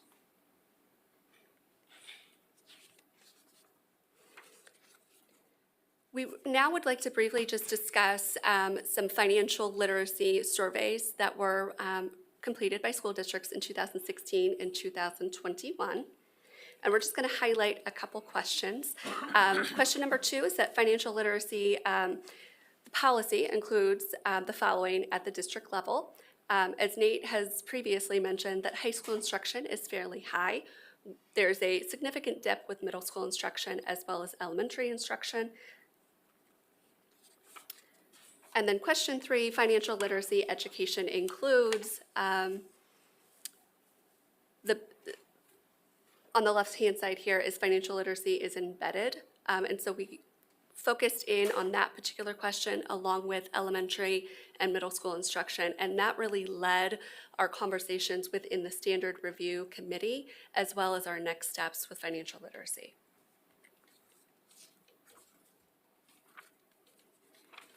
So, as I mentioned previously, our crosswalk was vitally important to show our K-8 educators that as we, well, you'll see it in a minute, but as we state in our professional development, financial literacy is everywhere. And there are multiple areas within the standards that teachers can draw those financial literacy pieces out of. So for instance, we have the financial literacy savings 4 in kindergarten. With that social emotional, we've tied those together to show that there are other areas beyond just the financial literacy standards themselves where they can pull in that financial literacy piece. So this crosswalk document is critically, vitally important for those teachers, and as well as how they can then utilize those pieces in their classrooms. So we're hoping that through this process, that reporting will go up in the middle school and elementary levels. Another resource that we hope that would be helpful for teachers to further implement financial literacy is a resource guide. So we updated this resource guide and we included grade level icons, so it would be very easy for elementary teachers to quickly see a list of all of the resources and know I have, or if a elementary teacher was looking at this, so they would know which resources were for their particular grade levels. It is important to note that a lot of the resources included in our resource guide, national resources such as like NextGen and EconLink, have already transitioned to the new national standards for personal finance. So with the review process completed, with our crosswalk done and our resource guides updated, we have created several opportunities for teachers to understand what the new standards are, how to utilize them in their classroom, and our review committee team has agreed to then implement the PD across the state. So we have an aggressive schedule here, the 20th, 21st, 22nd, 25th, 26th, as you can see, and it's all over the state. So we start in the central, go to southwest, northwest, and then we come back east, and we have one virtual option for our teachers.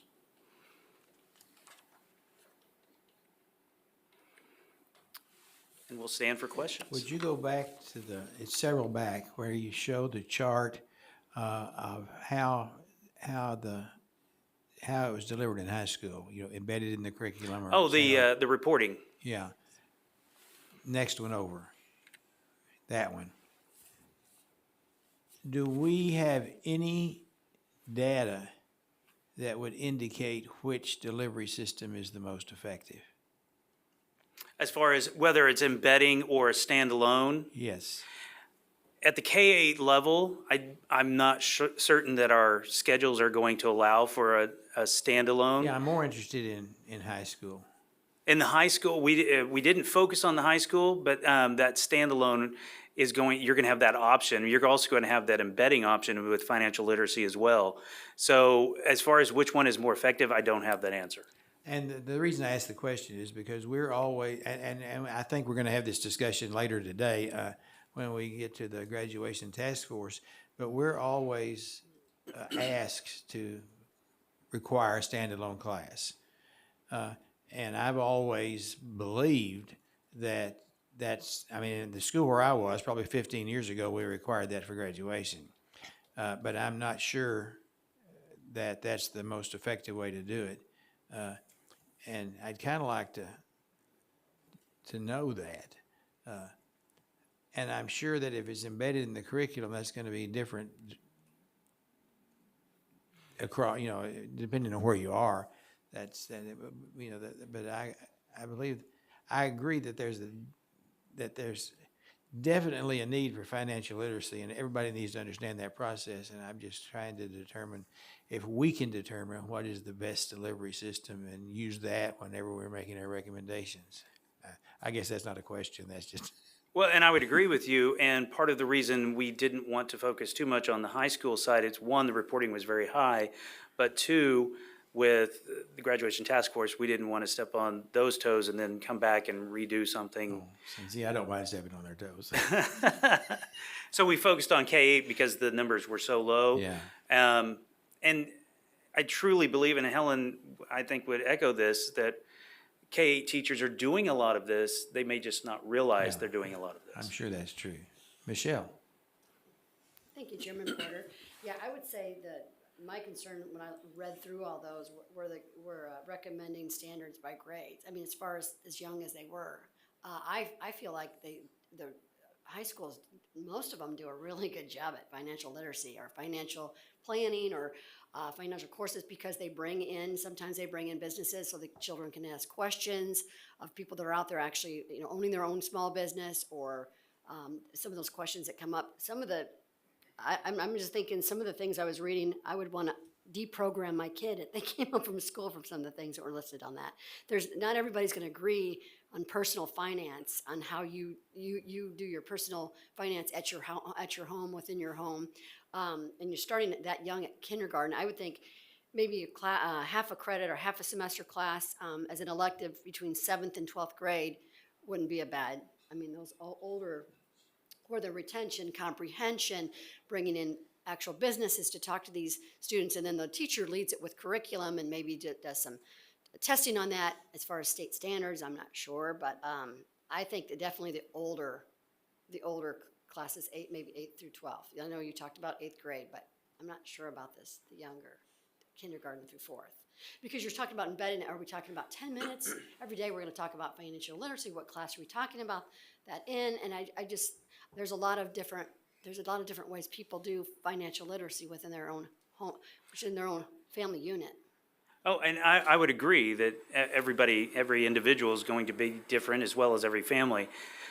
Most of what we're seeing at the kindergarten level is going to be very basic. Can you identify simple financial? And it's not going to be the teacher necessarily sets aside 10, 20 minutes for, okay, we're going to stop and do financial literacy, but it may be embedded in what they're already doing. So for instance, if we're looking at an ELA and learning how to read certain documents, that can connect to financial literacy because you have to read certain documents. So that it may be something as simple as that. It doesn't necessarily mean the kindergarten teacher is going to stop and show students how to use an app on their phone that deals with their bank. It may not be, but it's going to be very simplistic at the kindergarten level, and then it'll level up. As Helen was mentioning, the progression as it goes up. So this is what we're finding out with social emotional. Some of these teachers, because they have to implement, because they've been told they have to do this, somehow, 10 minutes, first 10 minutes, they're doing a quick little social emotional. And I'm hearing this from teachers, I'm hearing this from students, I'm hearing, because I have kids in the community that go to school. And so I'm thinking, because you're forcing that at such a young age, and it's like they're checking a box. They're just, I got to do this, so I got to, and that's what I'm concerned about with focusing 4th grade and down. Like, is that something that we have to have here at the state board and focus on that from 4th grade down? I'm just asking, because I'm just thinking, because we've implemented something at the state level and said, you have to do social emotional, you have to do kindergarten readiness, you have to do career standards, and now we have to train for the workforce. If you're adding all this stuff in, that it's so overwhelming for some of these districts and some of these teachers, where if they can just say, well, I have an idea, or I have this plan, and then they work it out within their own classroom, or within those students that they have in front of them. And I would, what we're presenting today is an update to what we already have. So the board has already approved the standards. This is an update of those standards. So that decision as to whether or not to implement these standards, K-12, would be the board's decision. And I would respectfully say that this wouldn't be an addition to, this would be something we're just intentionally showing the teachers they're probably already doing this. they're probably already talking about these little pieces here and there. And at the K4 level, it's probably not a standalone, as Chairman Porter mentioned, it's not a standalone class or lesson. It may just be a connection to something that's obviously in their standards already. So we're just basically showing them that you're probably already doing.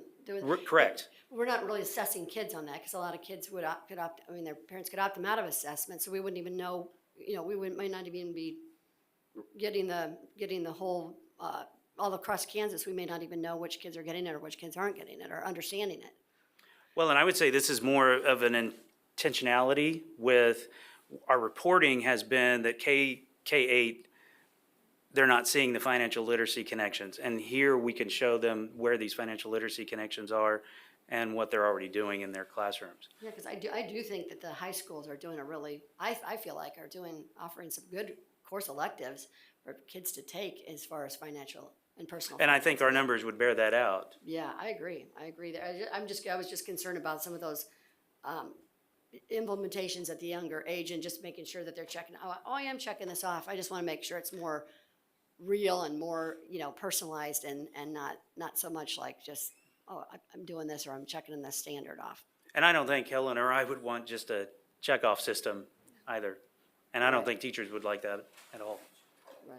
But I feel like we're doing that with social emotional in some of the schools. And so I just feel like, they're checking that box off again, rather than being meaningful or really implementing that in an appropriate way. So I just want to make note of that. So if you are introducing percentages and you use that to show simple interest, you're teaching math, but that's a rudimentary financial literacy question. Betty and then Ben. Okay, thank you. I thought I would just interject because there's an elementary school in 259 that does an outstanding job, and it's aligned with so many other areas. Their focus is on teaching K through 4 the concept of budgeting and saving. And so there was a school store that they'd see different items where they could purchase. They were given money for behavioral things. Do you show up for school? How you behave in class. So these students were able to earn money just in day-to-day classrooms. Then they could go to the store, they'd see how much money they earn. Is it enough to purchase an item? Then we're going to teach you about saving. I thought that, it's an excellent way.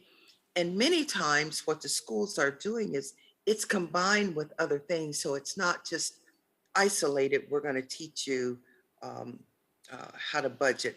Isolated, we're going to teach you the difference between credit card or purchase versus cash purchase.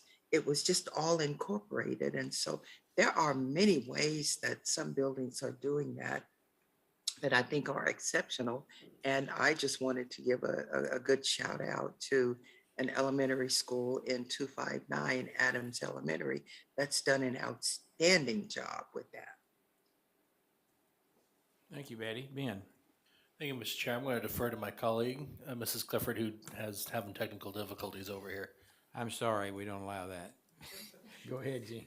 I just wanted to thank you for updating these standards. I think it's probably about time now that we're adding cryptocurrency to these. I think I'd like to take that part of it. So, but I did want to say that I think elementary and middle school levels are interested in this, because I know in a number of areas there are student banks that are student led and are connected with community, the bank and the community. So I think there is a lot of interest in it. And to Michelle's concerns about family involvement, I really think it's important that local boards pay attention to all of the curriculum and how it's being utilized in the school. And this would be included, I'm sure. So I think that does help in some ways. So, but thank you very much. I think this is very timely. And we thank you, and I guess they'll discuss some other things later on. We will reconvene at 1:30. Thank you. Thank you.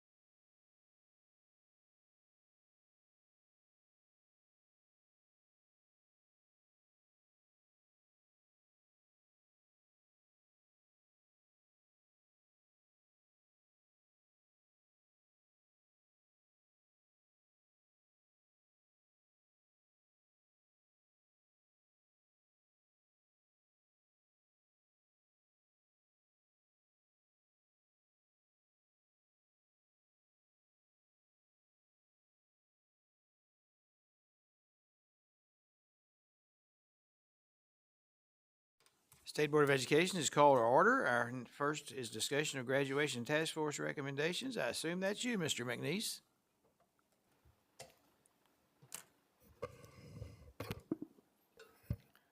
Thank you, Chairman Porter. It's a pleasure to be here to talk about graduation requirements, something that's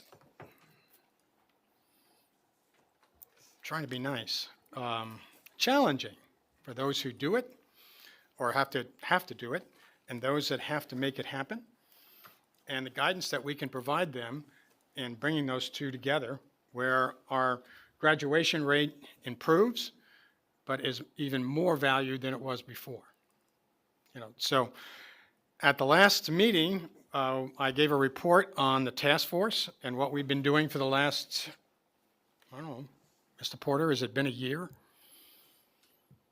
I lose track. So. At our age, we do lose track.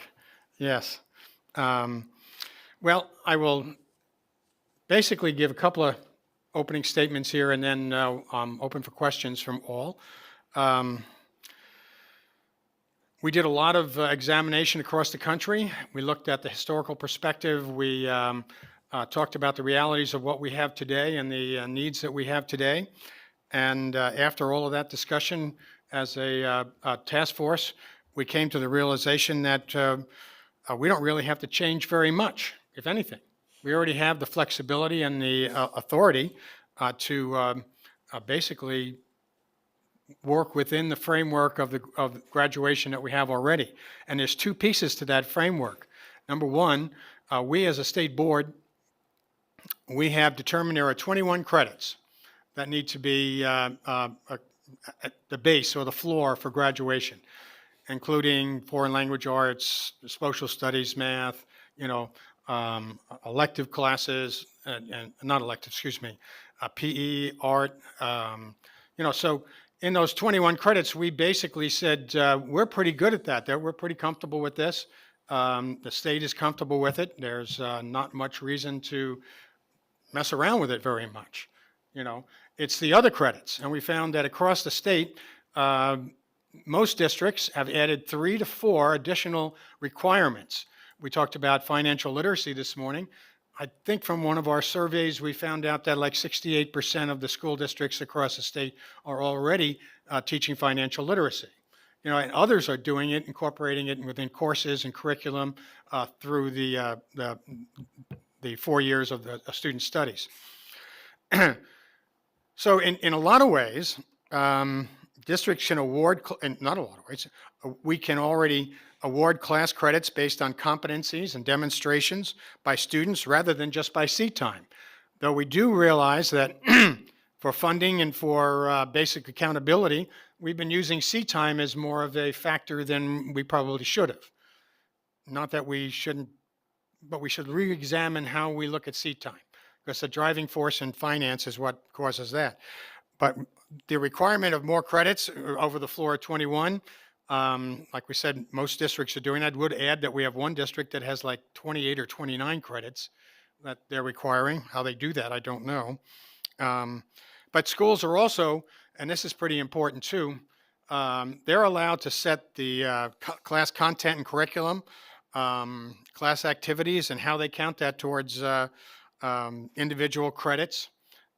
We as a board don't really do much with that. We have our standards, we have assessments, but at the same time, and through KISA, we're validating the educational experiences that students are having in their 4 years of school. We do know that students, we have a goal that we would like to see all our students graduate with 6 to 9 credits of college credit when they leave.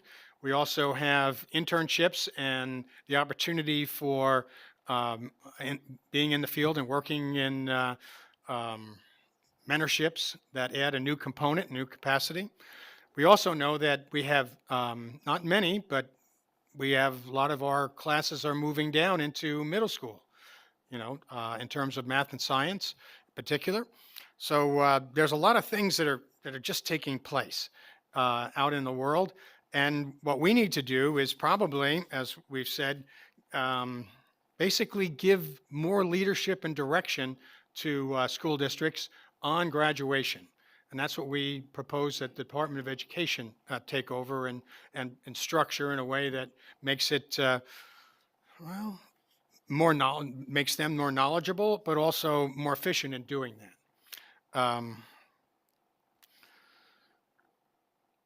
The next steps are really up to the Board of Education right here.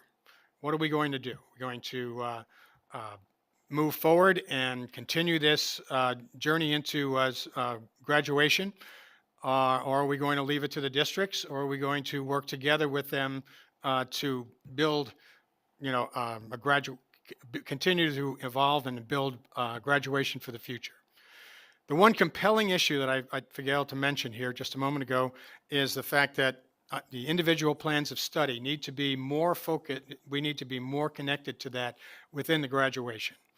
IPS is something that we have touted and worked on for, Randy, how many, 4 or 5 years?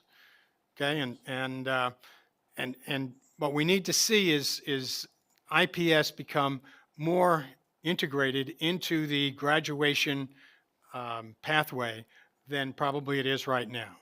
And until that happens, I don't think IPS is going to be really as adopted, will be as widely spread and adopted across the state until it is connected to graduation. So, what are your questions?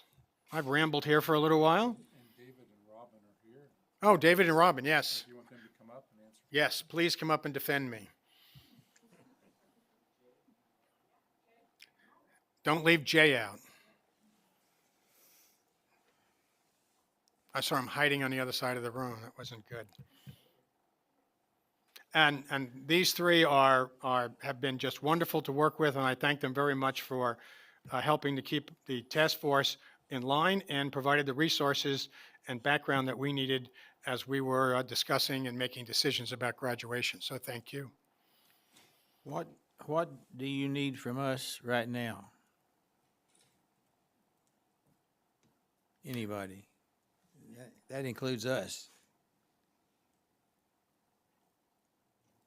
Okay, the elephant in the room. There are people here today that are concerned about the recommendation on the. I mean, that turnaround. There are people here today that are concerned with the issue of the recommendation that we cut the fine arts credit, from 1 full credit to 1 half credit.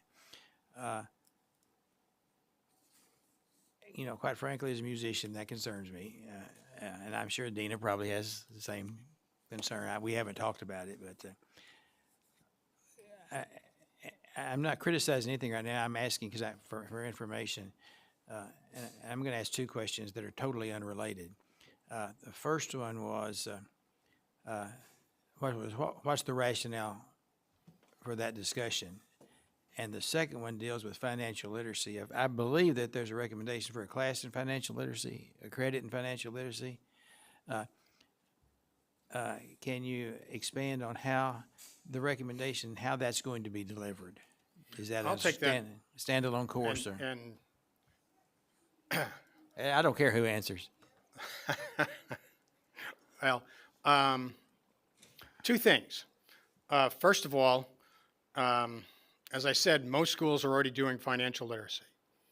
Okay, and within the structure of courses, depending on how you manage your day and your credits, credit has been based basically on seat time, not competency mastery. And for many schools, that's not going to change a whole lot.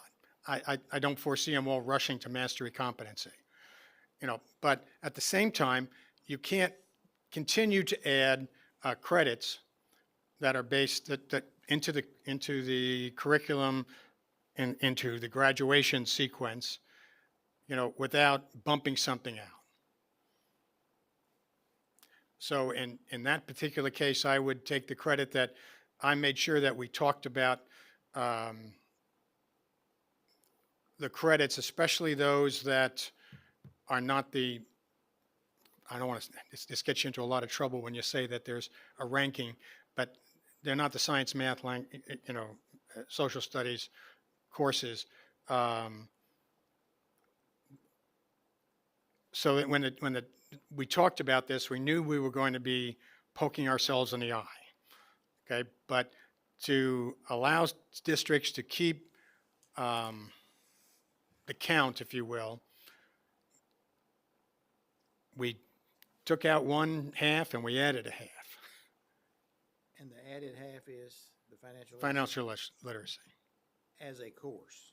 Yes. Now you can do it now as a credit, not a course. And there's a Remember, these are all credits now. Yeah. They shouldn't be, just courses. And there's a misconception that credit is has to be equated to seat time. Correct.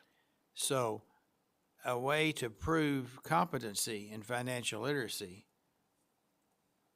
regardless of seat time, is an appropriate issuance of that credit. Sure, as it would be for any class. As a Nashville contract as a singer would be a reasonable credit in fine arts.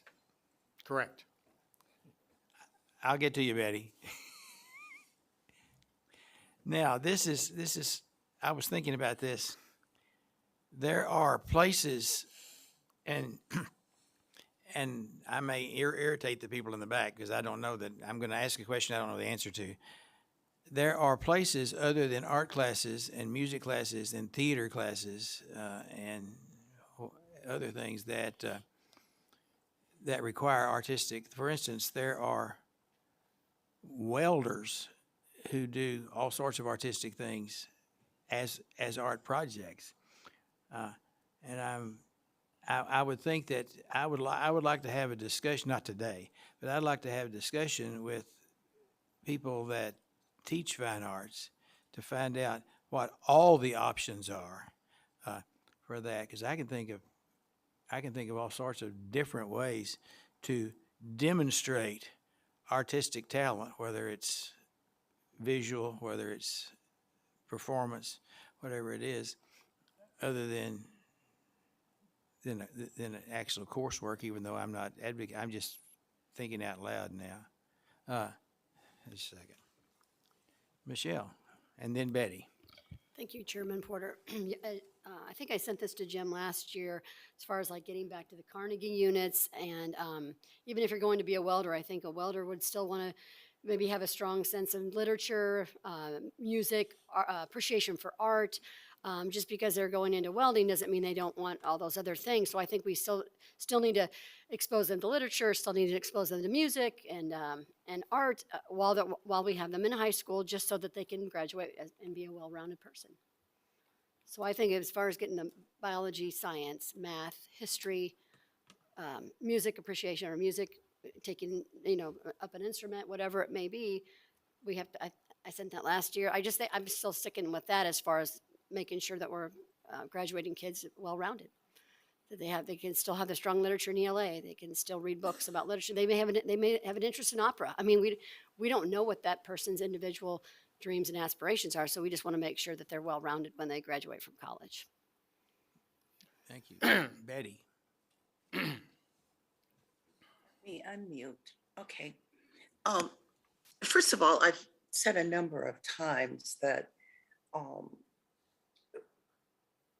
we've looked at one size fits all, as though all students are on the path to go to college. I really have wanted to see more of a tie-in. If we are making individual plan of study part of the foundation, then that would suggest we're going to look at career topics. If I am not going to college and my goal is to graduate high school so that I might be a receptionist, or I might be a non-degree profession, which I cannot think of, that the career that I've chosen and it's not college bound, that there would be certain subjects that could be isolated, like career math, as an example. If I'm going to be a chef, um, how valuable is geometry or algebra 2 for that career? I might need 6 hours of math, but totally in a different area. So, so much has happened, and I can agree with a lot of things, but I still have a concern for those students that are not planning to go to college. Yes, I would like to see them with high school diplomas. If you're not going to college and you've chosen a career, what is the curriculum that's been designed for that specific career? Um, there are some standards when we talk about the arts as an example. Yes, to be well-rounded, to have that exposure, and it's good to have that, but there are some more specific things that's related to that career that that student may need uh, versus one that's college bound. It seems as though this is not a uh, this task force has decided this, but more like an ongoing process where you can evaluate. As an example, if I select to be a chef, specifically, have we looked at the kinds of math skills that you need versus someone that's decided to be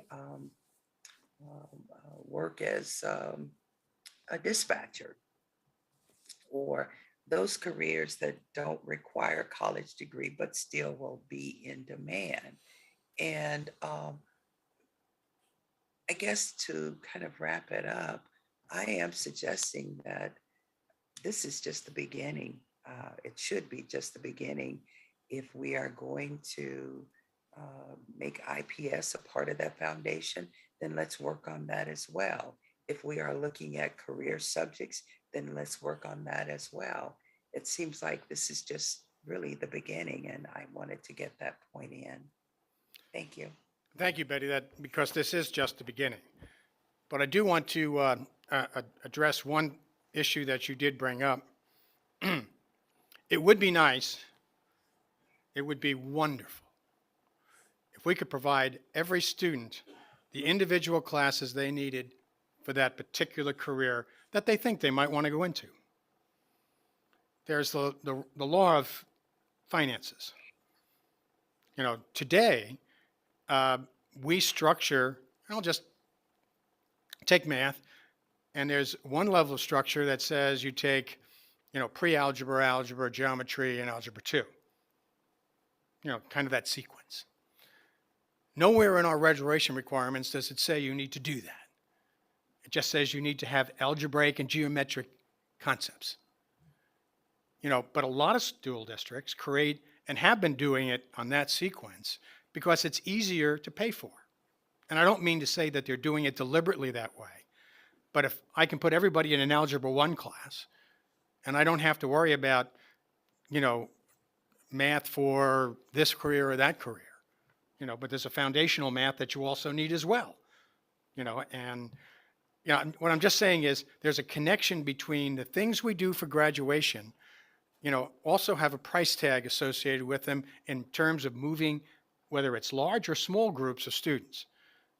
So when I'm the principal in Udall High School, I have a small group of students, and I don't have the opportunity to have multiple Algebra 1 classes. You either take Algebra 1 during second period or you're not taking Algebra 1, you know, but that's not true anymore. There's multiple ways I can do that. When I was a principal in Udall, I didn't know I could do that. There are ways that I can do that now. You know, And while, Jim, what I have to, I'm sorry, I Go ahead. interrupted you. Go ahead. No, please go. Okay, what I have to say is when you say we can't do that, then we need to go back and look at our mission statement, because clearly we've said every student, we've said all students will be successful. So if that is true, if that's the foundation of what we do, then we have a responsibility to figure out how do we make this work. And all I am simply saying is for a chosen career, because we've talked about individual plans of study, but, and we say that this is being based on that. If that indeed is the case, and you are saying that you have some students that are not going to college, but can fulfill a very successful and useful place in society with certain skills, they don't need what a college person would do. And I tell you, I know of a number of students who, I don't care how many intervention programs you can put in place, they are not going to be able to be successful at the higher level maths.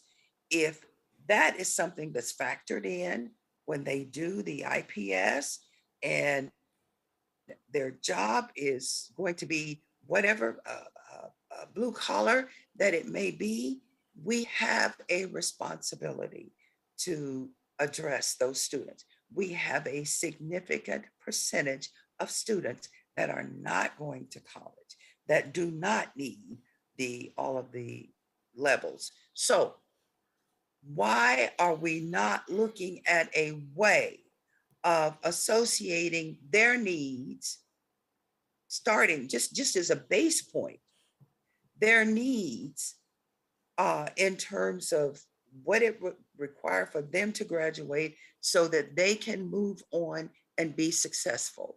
I hear a number of people saying, my kid just needs to drop out, take GED, because they're going in a totally different direction than what public schools are set up as. All I'm saying is we have a responsibility to take a look at that, whether we agree with it or not.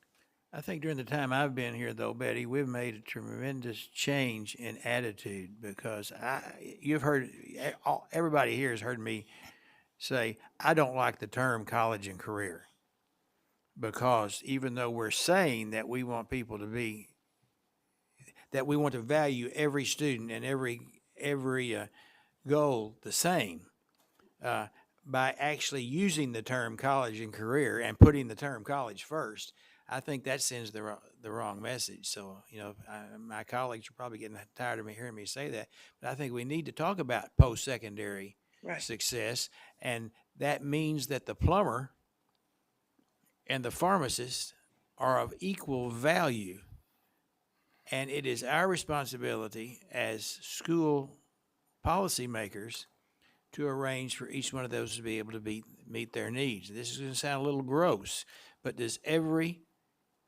student need Algebra 1? Well, there'll be those that argue that they do. I do want my plumber to know enough geometry to know which way's downhill. I think that's critical. But also, does everybody need math? Yes. Does everybody need the same math? And I think that's a question that we need to address seriously. Well, I think the answer is no. That's where I was headed. We Well, don't all I'll need the back off same and math. let you head. We don't all need the same math, but we do need math. And we as a board have the right and the responsibility to set a benchmark of what we think is everyone needs, at that level. Some will already have attained that. Others it'll be a struggle, like me, okay? But what I was driving at is we have two things that block us. And I sound like a whiner, when I say this, but schools are structured in such a way to move students through efficiently with the resources that they're given. I'm all for IPS, individual plans of study, okay? Let everybody do what they want and help them get there. And then they'll change their mind and have to start over again. But we don't have the capacity to do that. We move, in some cases, classes of 500 or 600, and in other places 50 or 60, okay? And all of them have the challenge of financially doing it. So within that finance, and I'm with Betty, we should pay what we need to pay to get the best for our students. It's not going to happen. We have structures and we have responsibilities to others as well. My point, and I think for graduation, getting down into the graduation piece, is we have lots of flexibility within the present structures of policy and legal and law to be as flexible as we'd like to be at the district level for graduation. So that district can take on that. You don't have to teach Algebra 1. You don't have to have Algebra 1.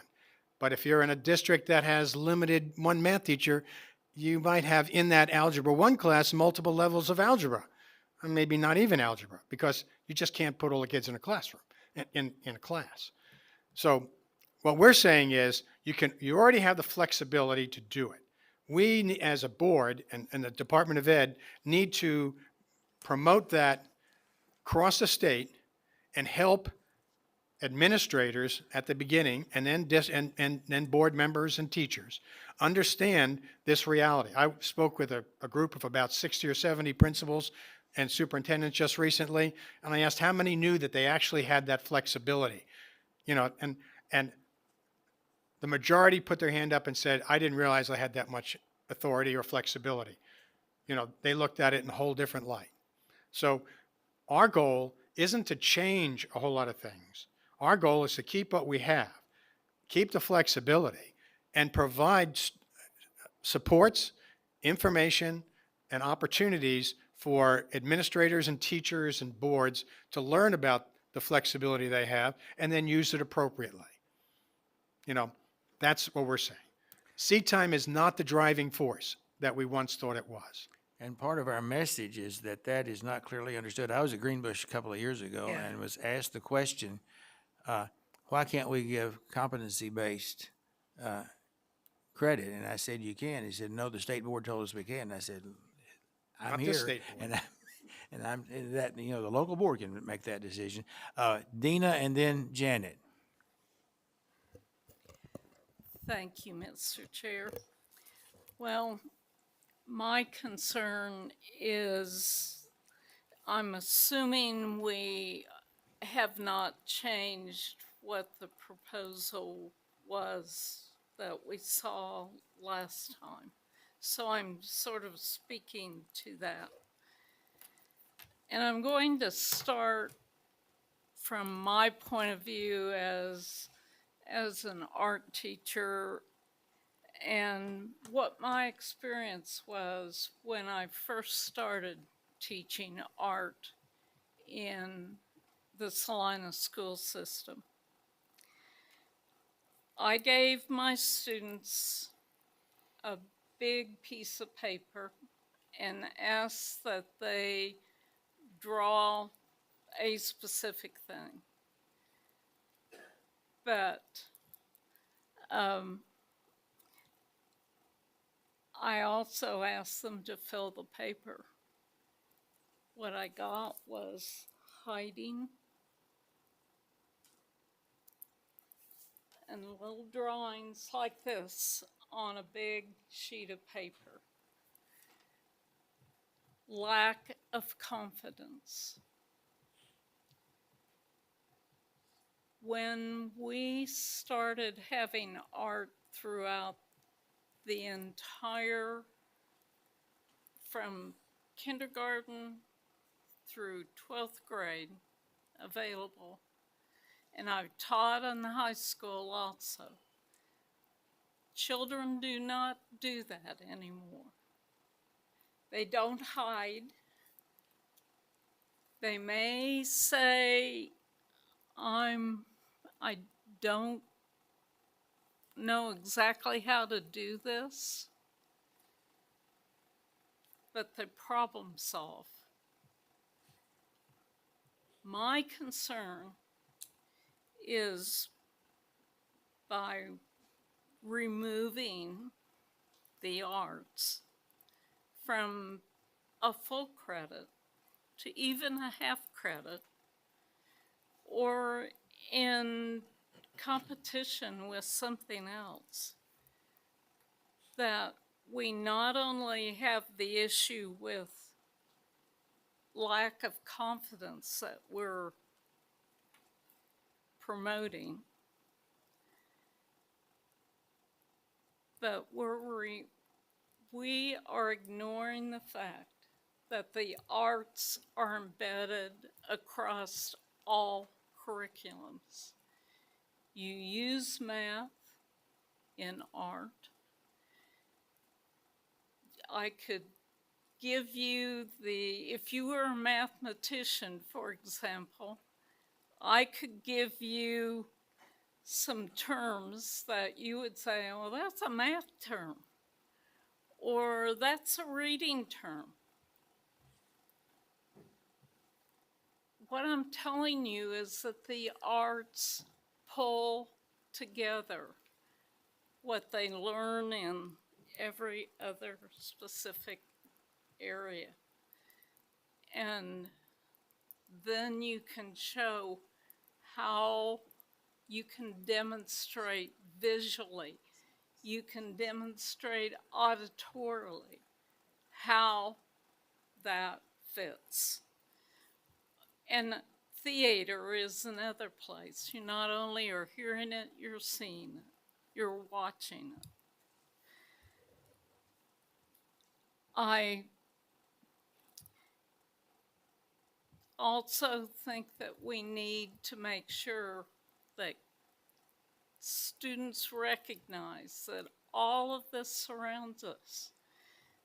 The arts were involved in the carpet. They're involved in just the actual surrounding of all of us, that we're inside a building. We're wearing clothes that were designed by artists. We listen to music. We watch TV. It doesn't matter whether you're a welder or what you are doing to make money for yourself, but you are using art in some manner. And I have a grandson who's a singer, and he taught himself how to play the guitar. Not because he took music, but he did take the visual arts. And he's taken lots of things to put together as a welder. So little things that he could give us as a memory of his days in high school. We were talking about keeping kids in school. And I will tell you, the arts are some of those reasons why kids that normally would leave stay in school. Thank you. Why don't you guys sit down, unless we ask you a question. Janet and then Ben. And then Betty. Thank you, Mr. Chair. I thought you'd forgotten about me. I kept raising my hand. How could I So ever forget I'm not you, totally Janet? invisible. First of all, I think there's several things I'd like to say. Number one, I want to start off by saying I think it's extremely important that each child receive a well-rounded education. They need to be exposed to every one of these areas. However, I think we're missing the mark because there are ways to do this without seat time. And I think that's the important thing, the individual plan of study. I know that I happen to have a district in my district, Baser-Linwood, who is doing an amazing job with individual plans of study. These kids they have projects. they have mentoring, they have job shadowing, they are already starting careers. They have, it's just amazing what they're doing. And while they're doing all this, they're earning credits. They're not sitting in a classroom, they're earning credits. They're taking part in civic engagement. There are so many things going on. So maybe, just maybe, we've missed the mark on really leading our schools and explaining how they can do this without seat time. And I think that's so important. And to the, as far as the arts are concerned, I'm very strongly supportive of the arts. I have a son who was a band director for many years, and he told me that band directors know more about math than anyone. Band kids are really smart in math because it's so important. So yes, these are all embedded in everything. And I think we can do this, but we can make sure that each child has what they need. In fact, at Baser Linwood, which I highly recommend, if you're not familiar with it, please contact them. They have included civic engagement, which is one of our goals. And these kids are working with the city to develop parks. They're earning credits while doing this. They're doing some amazing things, and there's so much going on. And each one of these can count as a graduation requirement without seat time. And so I think we need to look very closely at this and make sure every district is aware of the opportunities that are out there. And these would serve our students quite well.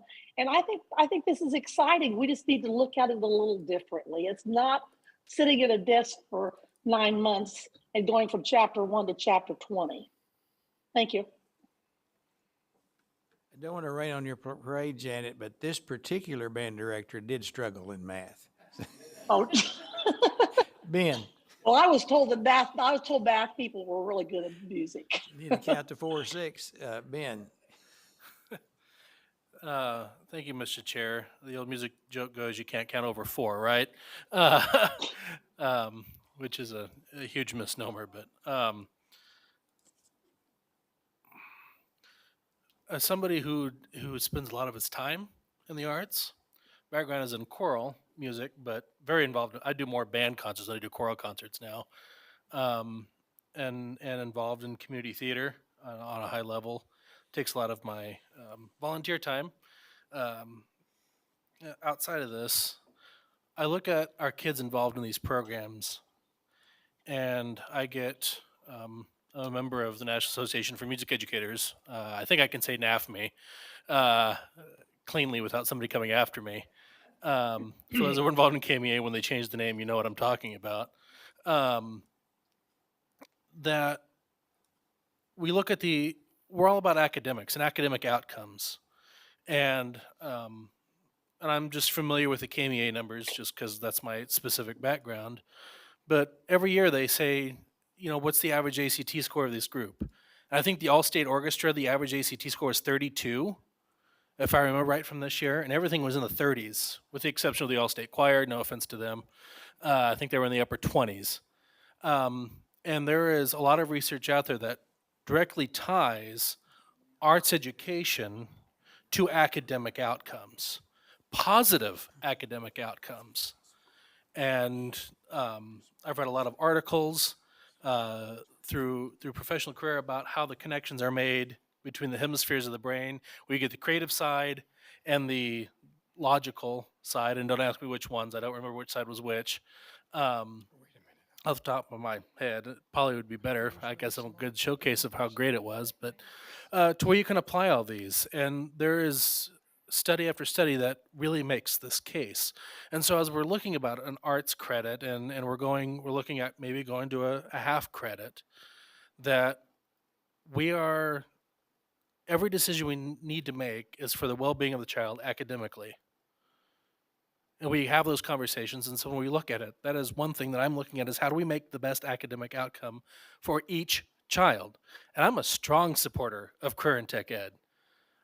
My brother still did band. He's an auto mechanic, making a lot more money than I am. Both smart in our own ways, but he uses those skills that he learned in band to do a lot of things with automotive work because of the creative aspects of, okay, that's not the problem. What else is the next problem? And knowing that you constantly have to problem solve. And with that, how much we use the arts, all of them, to teach our standards that are already in place. the math, the history. I can give all those lessons in a music classroom. You can give all those lessons in an art classroom. I know that because Dr. Horst and I have discussed that several times across the street in our downtimes. And so there's a lot of usage of all of our arts programs to teach things about our history. One of my favorite concerts I played was a concert based on struggles among groups in the U.S. There was songs about the Trail of Tears. There was the Little Rock Nine. There was a song dedicated to Little Rock Nine, and I heard it this year at KMA in a concert. There was a lot of music that we used to teach, and our human experiences, our studies show itself in our arts. And the arts are so important that our federal government has designated arts as a core subject matter of equal importance to math and science and English and social studies. It's a core part. We've made it a core part of our society, and that's where I'm coming from it. And I know I've expressed this to you personally, Mr. McNeese, and that is not to denigrate the work of the task force. You guys were asked to look at everything on the board, and you guys have done that. And I appreciate the work. There's a lot of really good things, value-added diplomas I'm really excited about. I just have a concern regarding this area, and I know the impact it has on me personally because I am an arts guy. I can't throw a football farther than 20 feet. I might be able to hit Jay, but that's about the extent of it because I don't have that skill set and that talent or the desire to really do it. But I can sit in front of a piano and practice for 2.5 hours. That has the same skill set as going to a football field and repping snaps or shooting free throws on a basketball court. Same skills, just a different setting. So I appreciate the time, Mr. Chair, and I do appreciate the work of the task force. Thank you, Mr. Chair. Okay, I'll say thank you before you call on me. I knew my order. Jim, Mr. McNeese, the one thing I wanted to get back to is I think you hit the nail on the head in your opening statement, which was, I think you said this, instead of changing the requirements that we have to encourage districts to use their authority, that they have the authority to do everything that I think most of us are suggesting. If we are looking at career-ready math, career-ready whatever, school districts have been given the tools of the IPS. Why not figure out a way where we solidify their use of IPS, encouraging them to develop that plan of study to help that individual student get those subjects that they need. Leave that to their authority, encourage them to exercise that authority, encourage them to develop whatever specialized or specific program each student will need. I too don't think it would make the big difference of taking fine arts from a credit to a half credit. I have a tag as well, Ben, that indicates where I am with that. But instead, allowing and encouraging school districts, which is what you said in the beginning, help them to know they have that authority. They can make those changes. They can be more in tune with what the individualized needs of their student population would need, would want, than us as a state trying to make a large over-the-top ruling for every district, which would not work. So I encourage you to stick with that opening statement of helping districts to know that they have the authority. And not only that they have the authority, but looking at ways that we can encourage them to use that authority. And that's my final comment for the evening. Thank you. I'll hold you to that, Betty. Okay, so it's going to be Jean, Melanie, Ann, and then we're gonna stop. Jean. I just wanted to thank you for all of the work that the graduation task force has been involved with. I've participated in it, and I know it's been a lot of discussion and a lot of consideration of everybody's various concerns. I do agree that the arts is important. It's more than just being able to draw a picture or appreciate a picture. It's teaching children to observe and to be able to have a way of thinking that might be different, learned in that class than in perhaps another, to experiment and problem solve in a way that can translate into other subject areas. I think one of the problems that we're having is that we're sticking to the 21 credit units that we've always had, and I understand that that is probably appropriate for most students.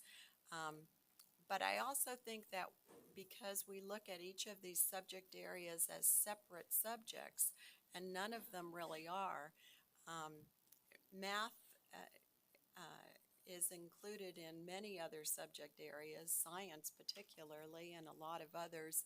So and that applies to all of these subject areas. English is embedded in history, and history is in all of them as we learn what happened before.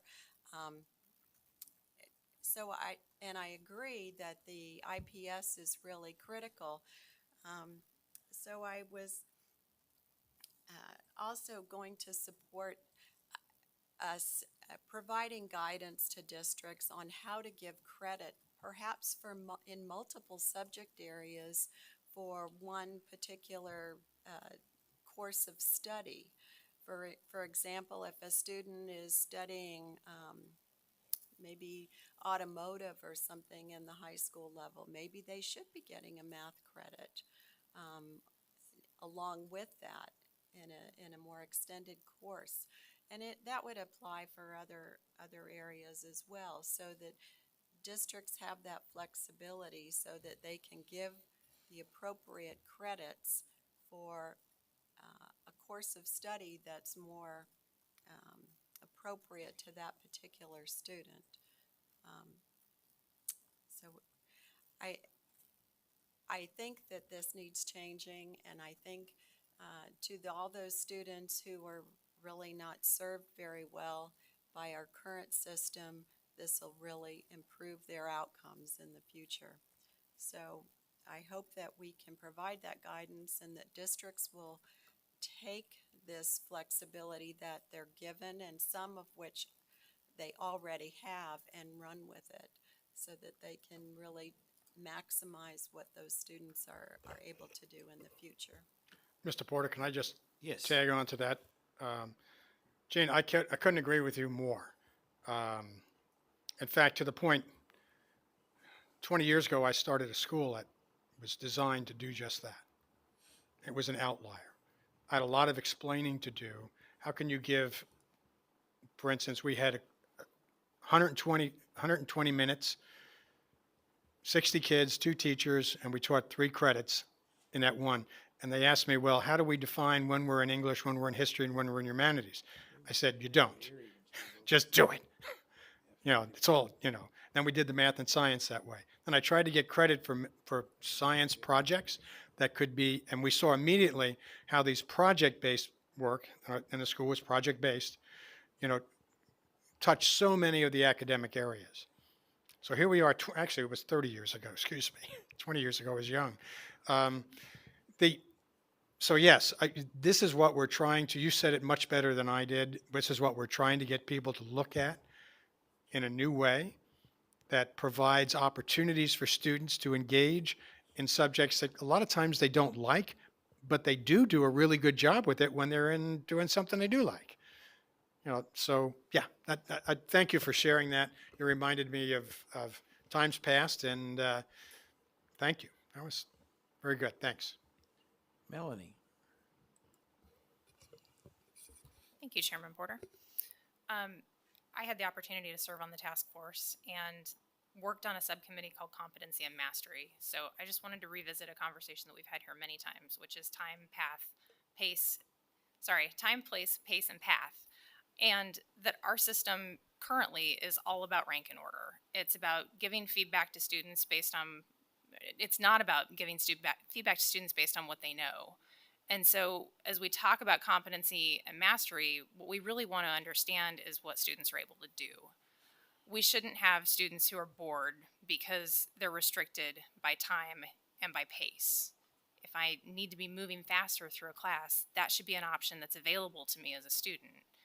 We shouldn't ignore their path. The task force talked extensively about a high fidelity IPS for every student. And that's not something that we're seeing in every district right now. Some of them are doing a really great job with it, and some of them are kind of checking a box, and the kid might take a survey to learn, what they may be good at when they're out of high school, what path they might want to pursue someday, but we're not correlating that in a meaningful way for every student's plan. And so it's our job to prepare them for life after high school. They shouldn't have to be in a classroom. They shouldn't have to have their butts in seats to be learning. And I agree with all of you.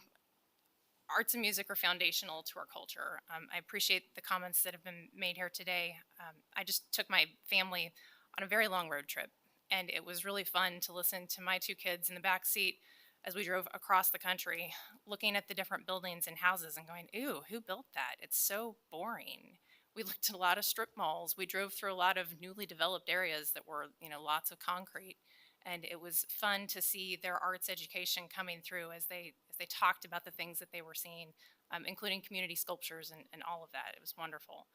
So I appreciate that arts and music should stay as a full credit, in my opinion. I also appreciate Jean's comments about the automotive class potentially doubling up and also qualifying for math credit. We're not doing enough with project-based learning, and as Ms. McNeese pointed out, Jared Furman, who was the principal at Pacer Linwood, was running a great program there where those kids were amassing all kinds of different credits for the projects that they were working on. So I just want to say that I think that this is a process where we should be least prescriptive. We should avoid unnecessary complexity. The taxonomy that was presented at our last meeting when we talked through the findings of the task force, I thought it's a good way to go about allowing classes to substitute for others. So if I've got a student, right now I'm a parent, I've got kids in high school and middle school, if they want to sub in another class for an English credit, I think that that's a wonderful solution for those kids. I think that one of the biggest challenges we face here is how do we communicate this out? How do we make sure that everyone is hearing that, yes, you do have this flexibility, principal, administrator, superintendent, teachers. The challenge that I think we face right now is how do we get everyone on the same page, and how do we give them permission to do that work? And I also believe that time is very much of the essence. So we've gone back and forth on this. Jim says, we've got a lot of work to do. This is going to take a long time. And I'm like, no, let's hurry up. But the fact is that the longer we delay, that every year it's another class of kids that are stuck in a system right now that is keeping them constrained. And I just really want to move forward with this flexibility. Thank you, Mr. Chair. Thank you. Ann? Thank you, Mr. Chair. The problem leaving me to last is you gave me a lot of time to think about some things. So here we go. We'll give you 45 seconds, Ann. I'll take that and more. I think Randy mentioned this morning, we don't have enough rigor, and he's right. And I think one of the things we need to keep in mind is that the Board of Regents removed the rigor from their requirements and kind of put it on us to keep it. I really think it's on us now to provide a well-educated society. That's going to be our job. So we need to keep the rigor and the foundation. I do think we need to require a set of classes that we think everyone should have. I like the flexibility that was presented last month. I think that would accommodate the kids who want to go to tech school. But every kid, I don't care what your career is going to be, needs to know some algebra and geometry. It's just a life skill. And Lord knows they need to know science.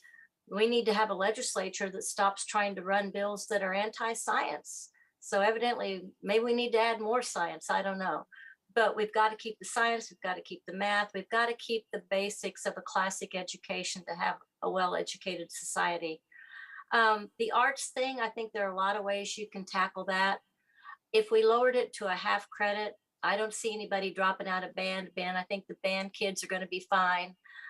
They take band for 4 years, no matter what the requirements are, because they fell in love with it when they were younger and they stuck with it. Kids, and so maybe we could say you did have to have 1 credit of fine arts, but maybe you could take some of that in 8th grade, like we do algebra, although I'm not too sure. We haven't lowered the rigor on 8th grade algebra. I like the Diploma Plus approach. I think we absolutely have to add that. We have to make sure kids have some real world experience when they get out of high school. The whole IPS thing, that's a requirement for KISA. And I think we have to just agree and work on the problem that school districts aren't doing it. The idea is your individual plan of study does help you select your courses for high school. And for whatever reason, that's not happening. The other thing we have to recognize is that kids start out on a pathway. Maybe they choose a career pathway in ag and they get to their sophomore year and decide, oops, no, I think I want to go into IT. So we have to prepare them for all the eventualities. That's why they all need math. They all need science. They need this broad range of things. Otherwise, we're going to get an even worse problem with remediation when they get out of high school and said, oops, I didn't take all that stuff I needed for college. And then we're really going to hear about it when half the kids going to college or more have to have some remediation. So I think we need to promote the competency-based approach so that they can have as much flexibility as possible. But we need to finish this work. We need to have a set of recommendations that we present and approve. So Jim, the answer to your first question is, yeah, we need to finish this work. We need to have a set of recommendations that the state board says, this will get you ready for whatever is to come ahead. Thank you. We talked about how difficult it is for change in education. It was reviewed earlier that we teach Algebra 1, then Geometry, then Algebra 2. That's based on a decision that was made by the Carnegie Foundation, and I've heard 2 different dates. One was 1909 and one was 1913.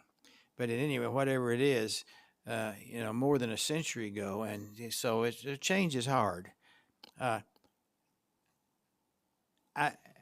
As we've said, as so many people have said, if we had a rigorous, effective individual plan of study for each student, that is a key to the success of each student. And I'm going to move to you now, Jay. That really needs to be a major part of the accreditation system. And I think we all know that there are schools that are doing a very effective job, but there may be those that are not. And I think it's important that we do that. I have a whole lot of more things to say, and I'm going to give you the benefit of not saying that, and let Randy. If I could just say something before Randy says something. First of all. Yes, you may. I'm going to do it anyway. First of all, what a great conversation on 2 levels. One, about the values we have as a board, and Sue, on graduation. It's been a great, it's really, if there's one success that this task force has had, it's to bring us to that conversation. I know that wasn't our goal. Well, let's go back and see if we can have a really good conversation at the end, but this is what's happened. A year ago, I don't think we could have had this conversation, at least as amicably as we're doing it. So thank you very much for your comments, your expressing your values in a way that I think is really important for us as a board to move forward. And my recommendation is going to be that the concept of the task force move forward. And that was one of our recommendations anyway. But I can tell you it's going to change. It's going to change not because I want it to change necessarily, but Jared, who you've all mentioned, Furman, the principal at Basel Linwood, who's done such a wonderful job there. I don't know if you know this, but he has resigned his position and is moving on outside of education. And that's a real loss to Basel Linwood, but it's also a loss to the state of Kansas. And it's a real loss to our task force. And there are others that are not going to be able to continue. So we need to move forward with some old voices and some new voices on the task force in light of the information and the discussions that we've had the last month on graduation. And I think that's the right direction we need to go. So Randy, I turn it over to you. Well, no, I'm going to intervene again. You know, you talked about this sort of discussion. This is the sort of thing I wanted to do. You know, we sit here and listen to a lot of presentations, but we rarely have this opportunity to actually talk about what we believe. And I think that that's very positive, and I appreciate everybody's participation. Now, Randy. Anyone else want to be the person that goes before the person that goes before the person that wraps it up? So echo everything. Where are we going? In the short term, the task force is still going to give a final recommendation sometime in late summer, early fall, and then continue on in an implementation phase, whatever that looks like. You'll have to adopt something for regulations or wherever that lands, or not take any action and leave the ones that are there. I smiled, and when you were talking, because I think it was like everyone else. We have an art teacher, we have someone in gifted, we have someone that's music, and we have another arts, and we have a teacher, and we have someone that was a chemistry teacher, and all that kind of came out like an individual plan of study in terms of your arguments. I thought that was really great, though. I mean, that really did. And by the way, not just algebra, Jim, but biology, chemistry, physics, that was decided alphabetically back 100 and some years ago. So thanks for wrestling with this. Short term, though, you're going to get a final recommendation from the task force pretty quickly, so nothing's been decided. The audience is all welcome back as they continue this and get input. And then you'll have to make a decision about where you want to go regulation-wise. That'll then have a public hearing on the regulations, and then you go into the implementation phase of it. So, thank you.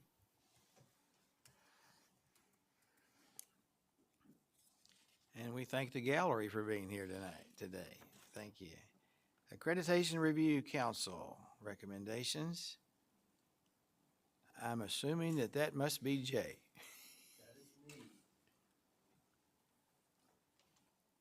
And if you don't want me to present, and you just want to continue to talk, we can just, I'll roll through the slides and you guys can just keep going through that. I want to make sure I share my screen here. Is it being shared? I've already announced Okay. Earlier in this morning that we are virtually never on time in the afternoon, so. Well, could I just say, some of the art teachers sitting behind me, if my sons, if we had a choice to be in their classes, we would be in their classes. So I've got some amazing teaching talent in the room today, and just wanted to recognize that. So thank you, Chairman Porter and the board, for some time to present to the board the ARCS system accreditation recommendations. I will be presenting 22 systems for accreditation recommendations from the ARC that were received by the board last month and are slated for action today. So 22 systems for action today. And then I'll follow that with 29 system recommendations from the ARC that are receive items this month and then to be acted upon in July. These recommendations don't come easy. Right? They come through arduous work from the system level to the OVT, to the ARC, our KSDE team, working very hard, and this board, by the way. You all review those reports. So what you'll hear today are the results of the collective work going on in our state in terms of reaching our overarching result, and that's to lead the world in the success of each student. And it's the conversation you just had, that discussion, is all part of this. So with that, I'll take you through the current state of KISA process, of the KISA process, and the definitions of all of accredited, conditionally accredited, and not accredited. And I do want to make mention that my team is here with me today. Sarah Perryman, our coordinator, and Myron Melton, our assistant director. So this is the current accreditation process. There's a compliance piece to accreditation. There are foundational structures that exist that schools must account for. There's a 5-year growth process to improve state board outcomes through a continuous improvement process. There are yearly visits by the OVT team, which is the chair and at least 2 additional members. And then there are also yearly system reports and yearly OVT chair reports. Again, we're still on a 5-year accreditation. The year 5 is the year for an accreditation determination. It's based on process and growth. We'll look more specifically at the definition. The ARC reviews all documentation, the system, the year 5 report from the system and from the OVT. Then the accreditation recommendation itself goes to the full ARC for action. And then the ARC writes an executive summary and recommends that accreditation status, and you'll see those today. So accredited means that that not only is the system compliant, it's in good standing with the state board, but they've also shown conclusive evidence of growth in student performance and conclusive evidence that they are following an intentional quality growth process. Conditionally accredited is the or, that they still have to be in compliance, but either they did not show conclusive evidence in student performance or they didn't show evidence of following a quality process for conditionally accredited. And then not accredited can be one of 2 things. It's either the system is not in compliance with the state board, would result in not accredited, or the system did not provide conclusive evidence of growth in student performance and they didn't show evidence of the process. I know you could probably recite these by heart. So these were the systems that we brought to the board in May. There are 22 systems, and these are the systems that we're presenting today for action. So Washington County, Fort Leavenworth, Northern Valley, Hodgman County, Cheney, and Wakanda. Wamego, Baldwin City, Vermilion, La Crosse, Morris County, South Brown County, Santa Fe Trail. Halstead, Stanton County, Garden City, Basehor-Linwood, Buckland, Valley Heights, and St. James Academy, Resurrection Catholic School, and Holy Spirit Catholic School. And Holy Spirit was a redetermination. So these were all receive items in May as accredited, full accredited systems. And so I'll pause there for if the board would like to take action at this time. Ben. Thank you, Mr. Chair, and I appreciate, for the sake of brevity, I'm not going to do a whole lot, but I did have several questions regarding some of the ARC summary reports and some of the quality between some of them, and I've had a good conversation with you, Jay, as well as the commissioner on some of those, and I do appreciate that.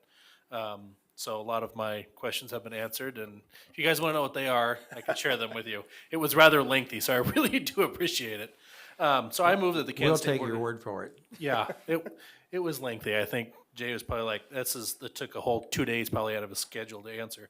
Probably not that much, but I move that the Kansas State Board of Education accept the recommendations of the Accreditation Review Council and award the status of accredited to USD 108 Washington County, USD 207 Fort Leavenworth, USD 212 Northern Valley, USD 227 Hodgman County Schools, USD 268 Cheney, USD 272 Wakanda, USD 320 Wamego, USD 348 Baldwin City, USD 380 Vermilion, USD 395 La Crosse, USD 417 Morris County, USD 430 South Brown County, USD 434 Santa Fe Trail, USD 440 Halstead, USD 452 Stanton County, USD 457 Garden City, USD 458 Basehor-Linwood, USD 459 Buckland, USD 498 Valley Heights, Z0029-9897 Resurrection Catholic School, and Holy Spirit Catholic School, and I do not have St. James Academy on my list. but it's on the screen. So his motion includes Z 0029899, right? I don't remember, did we receive it in our packet last month? Okay, it was just left off the sheet. Okay, the list. Yes, I will do that, Mr. I Chair. thought I heard that. Yeah. Is there a second? Dina seconds that motion. Any further discussion? If not, all in favor, please raise your hand. All opposed? Motion carries apparently unanimously. Thank you. I think you're up next. Yes, so next, what I'll show you are the systems that the ARC most recently voted upon in May. Soon after the state board meets in May, the ARC meets, and so that continues to be in perpetual motion. So these are the systems that the ARC voted on in May and bringing to the state board today as receive items. So we have Rolla, Elkhart, Fowler, Northline County, Barber County North, and Iola, all recommended to be accredited. Graham County, Cedarvale, Chautauqua County Community, Caw Valley, Phillipsburg, and Goodland, all accredited as a recommendation.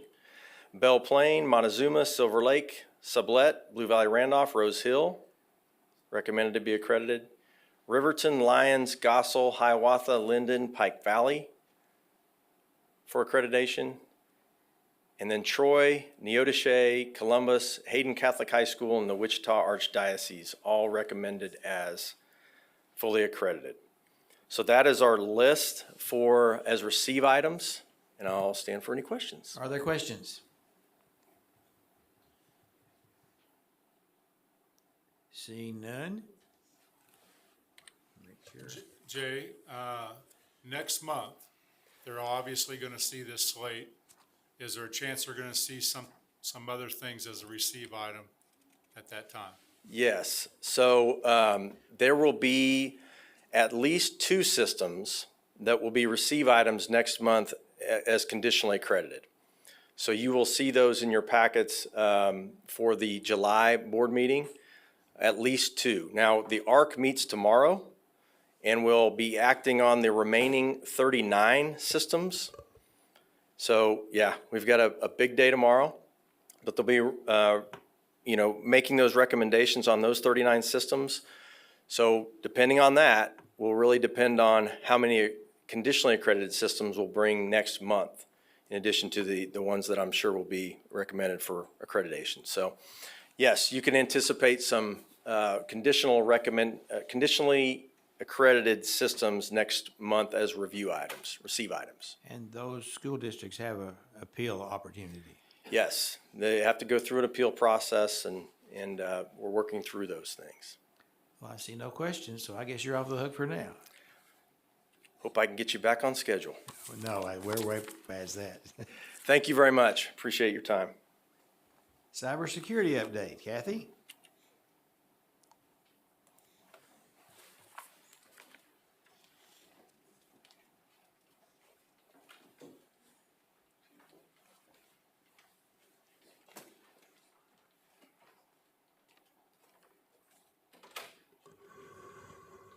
Good afternoon. Thank you, Chairman Porter and members of the board. Pretty excited to be invited back to talk to you a little bit today about KSDE's response to the limited scope audit that LPA administered last fall, and talk about those challenges and what we're doing to work through those. You're also going to hear from Kyle Lord. He is an assistant director on the IT team, and he has been tasked with a lot of this work facilitating it. So there are a few items that we want to update you on today. And one, of course, is that continued collaboration with our school districts. And I'm also going to provide an overview of a technology survey that we administered late this spring to our districts. We're going to talk a little bit about prioritizing and identifying district needs. One of the most important will be providing annual training. That data data privacy and IT security training that is so important. And then Kyle's going to close out the presentation today discussing the need for a place, a website, some place for school districts to go, kind of that one-stop shop that gives them access to important resources, professional development, training, templates, and the K-12 Technology Council. After the last board meeting, we continued to meet internally, and we continued to meet with the small advisory team, some of which you heard from at the January board meeting, to discuss next steps and what we're going to do and how we're going to manage assisting districts with their technology challenges. We determined pretty quickly that in order to meet districts where they are, and that's really important, we have to meet them where they are. There is not a one stop, one fix fits everyone approach that can be taken here, but we have to meet them where they are, that we needed a lot more information than we had in our hands. So we constructed and we administered an extensive survey to garner the data that we needed to identify what those most critical needs are. So the survey consisted of approximately 80 questions. It was voluntary. And we did let districts know that all of their individual responses would remain confidential. We would not share those, but that we would be aggregating the data up to state level, the state level for reports, for informing you all, for informing our agency, and also informing the work that the K-12 Technology Council will move forward in doing. The survey was sent to all of our public accredited districts, and we're pretty excited. We had a really good response rate. We had 266 out of 286 respond, so 93%, and we are going to have a few more respond. They asked for an extension, so we just told them to get it in before the end of the month. So I suspect that we will be very close to that 100% response rate when it's all said and done. I want to review a couple of things from the survey that we sent out, and we are going to be putting together a pretty extensive report, but these are just some highlights because they drive a lot of the work that we're doing. We know from data and research nationwide that requiring data security training on an annual basis is one of the most effective ways to mitigate security threats or risk. And right now, 51% of those who responded to our survey are providing security training, not annually, but they are providing it at some point in time. About half of that, 26%, are providing it on an annual basis for their staff. We now know that 55% of our districts require data that leaves their network to be encrypted, and that just means they change the way the data looks, they encode it in a way that only those individuals who are given access to that data can actually read it. So our emails within KSDE are encrypted. If somebody were to get that, they can't do anything with it. Databases are encrypted. So 55% are doing that. The next figure I'm going to give you, I was actually surprised by. It is much higher than I thought it would be, which is a great thing. 74% of our districts have endpoint protection, detection, and response platforms in place.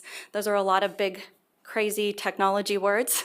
So what that means is that these are platforms that enable our school districts to gather and analyze security threats, and such as a security breach. And they analyze as these things are happening, which then allots districts the ability to mitigate that risk or have a quick or rapid response to that potential threat. So that's a fantastic percentage. Firewalls are another area of security that are very important. They provide that layer of protection of outside threats into our data systems and our networks, and 100% of our districts have those in place. The last three items are on here, not because they aren't specific security policies or things that they should be implemented or software they should have in place, that districts should have in place. They're on here because I think they're really important. because they allow school districts an opportunity, or technology teams an opportunity, to sit down and think through what it is we need to do, how we're going to do it, and document it and have it there. So they're not trying to figure it out when they're panicked because something bad has happened, because then they're going to make mistakes. So very important. 26% have an incident response plan in place, 11% have that risk management protocol, and the written information security policy. Along with a lot of technology questions, we also ask questions related to barriers and challenges that districts were having, and we asked them to identify their top 5. So the responses here didn't surprise me. They are very much in line with what was reported in the legislative post-audit report. So most significant, number 1, 211 of the districts had district budget constraints. That was followed very closely by the inability to offer that competitive wage, which makes sense. If district budget constraints are number 1, it's intuitive that not being able to offer a competitive wage might come in closely behind. Number 3 surprised me a little bit. They say they lack that ability to provide training or professional development opportunities to their staff. And that's number 3. Those 3 had over 200 districts put them in the top 3. The last 2 that are on here, I'm just mentioning because they were 4 and 5. They're significantly lower in responses than the top 3. One is a weak applicant pool, and the other is getting the district to recognize that security is important and putting those protocols in place, investing in those platforms and software, understanding the importance of it, recognizing it, and doing those things. We had 145 districts say that they feel they don't employ a sufficient number of staff to support the technology needs of their district, not just within their network or infrastructure, but also those technology needs of staff, right? Of staff and students, those individuals accessing those programs and software. We are currently aggregating all of this data, and we're going to break it out by district enrollment and classification. So if you think of the CASA classifications, 1A, 2A, 3A, what we're finding so far is not surprising, very much what we suspected. Your 1A, 2A districts have the most significant challenges. They have the most challenges, not just most significant, but the most, as does Western Kansas. So we will be breaking that out, and we will get you those reports when we have hopefully collected all of our districts' data. So based upon the initial information that we have, and Kyle working with a technology group, we have identified some initial priorities. What can we do quickly? What can we do well quickly?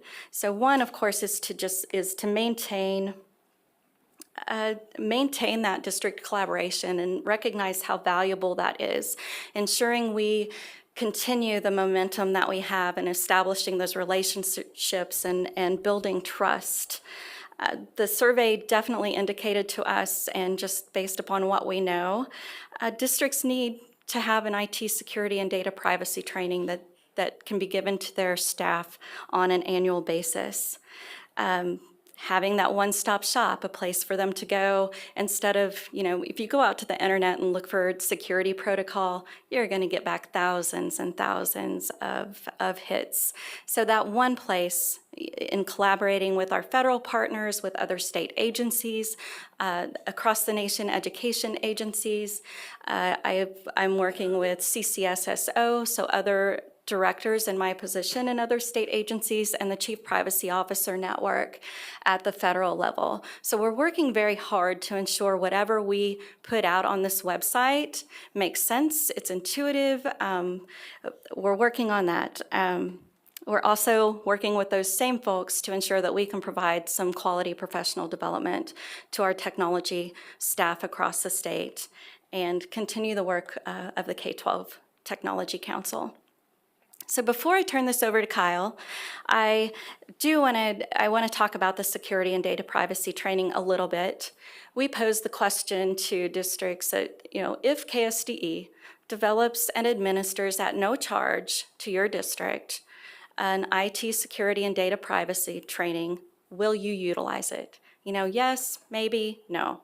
190 districts said yes. 71 said maybe. I'll be honest, I would have been a maybe if I were in a district. I want to see it first. Is it better than what I'm doing or what I can do? That's what I would do. So not surprised by that. 5 districts, and they were large districts, said no, we have something in place. We do a fantastic job. Thank you. We'll be happy to review. They were very helpful, but they don't need it. I also asked, if your district would utilize it or might utilize it, how many staff does that equate to? Certified, classified staff. So what we know right now is we have the potential to reach 63,000 certified and classified staff in the 22-23 school year. I don't know if we've ever had a training as an agency that reaches 63,000 people in a year. I'll get told when I leave here and get back to my office. I'll get an email if we have. I don't think we have. The training is developed. We have it ready. It's ready to go. It is very similar to the security and data privacy training that we administer on an annual basis to KSDE staff. It's going through that internal review right now. It will go for an external review shortly, and then we will be rolling that out. So that's where we are. We're pretty excited. We've put in a lot of work. So I'm going to turn this over to Kyle to talk about the website and the K-12 Technology Council that he's facilitating, and then we'll stand for questions, if that's okay. All right, Kyle. All right, so as Kathy said, we started out, our first question was really, what do districts need and how can we help? So we did the survey, we talked to a lot of people, and once that was established, the question became, so how do we provide this help? What makes sense and how can we be of service? The first thing that we came up with was a cybersecurity website, which I will show you a prototype of here in just a minute. We've been working with national groups that we work with on other things, other industry experts, and a lot of district technology people to find out people who are successful, what are they doing, what are best practices, and can that be adopted widely? So like I said, I'll show you that in just a second, but I think the bigger part of this, and maybe the more important part, was we wanted to give districts a voice. Something that I've heard repeatedly in working with district technology coordinators is that they need someone to advocate for them. Their strength in numbers. Cybersecurity is maybe not what everyone wants to talk about when we get into education. It can be hard to explain, and it's like I said, it's just not that fun. And so a lot of times, especially when you're asking for money for things like this, it helps to have a unified group and resources and information that you can present to help you make your case. So what we have created, we actually have 2 groups. We started out with a smaller work group, and we have some technology professionals from around the state. We tried to get a mix of people from small and large districts all over different regions. And that group is actually, they're formalizing their bylaws this week. And we've kind of tasked them with helping lead us into what do districts need from us? What could we provide? And so the goal is for then that group, our K-12 Technology Council will include all district IT coordinators or anyone that would like to be involved. And we're going to form some subcommittees and kind of try to tackle their highest priorities. The first meeting of that's going to happen later this month. And so we're really excited to get to work with them and start tackling some of this. And with that said, I have a very short presentation, but I will show you the website. Eric, can I stop sharing the slideshow? Okay.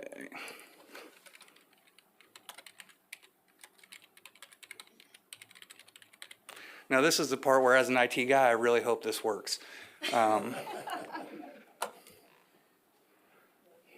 Give it just a second.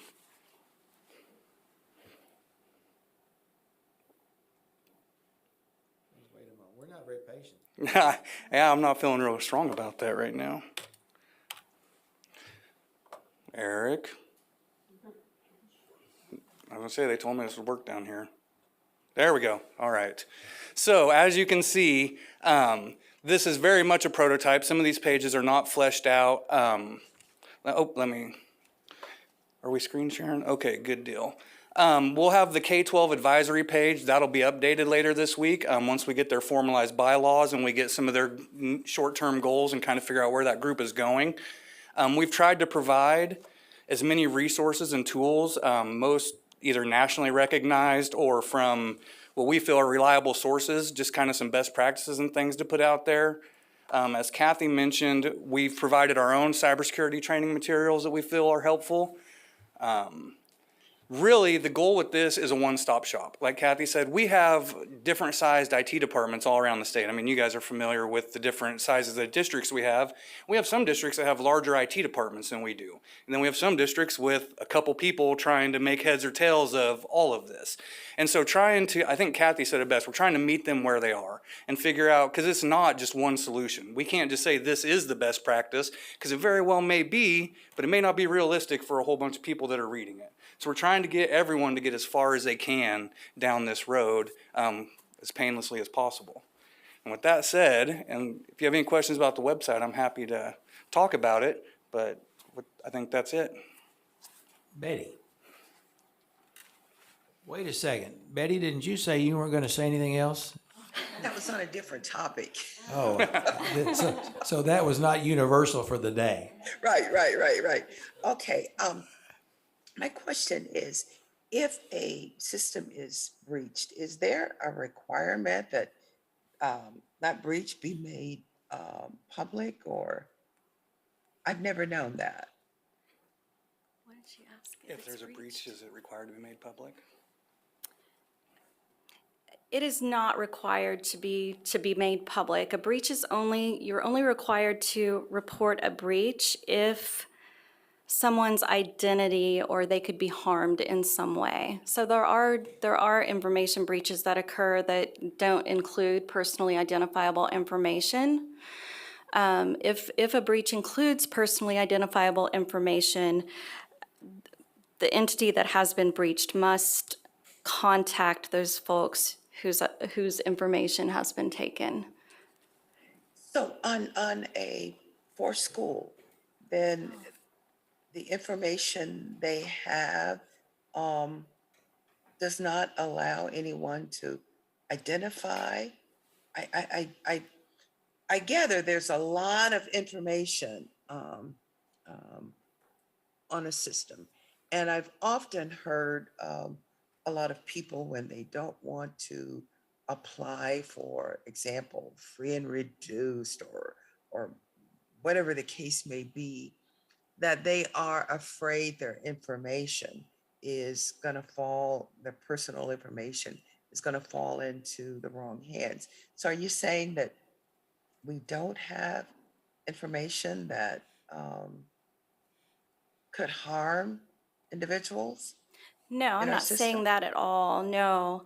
I'm just trying to follow. Right. I've been I might confused have, about that. I'm sorry, I might have misunderstood your question earlier. School districts, absolutely, their data systems contain information, that personally identifiable information that if breached could harm, or, data identity being stolen, that could occur. If a school district suspects that they have been breached, and then they go through that discovery process of determining whether or not they have. If the data that has been taken could potentially harm the individual's data. So I'll just say an educator. So I'm an educator, you have all of my information in the HR system.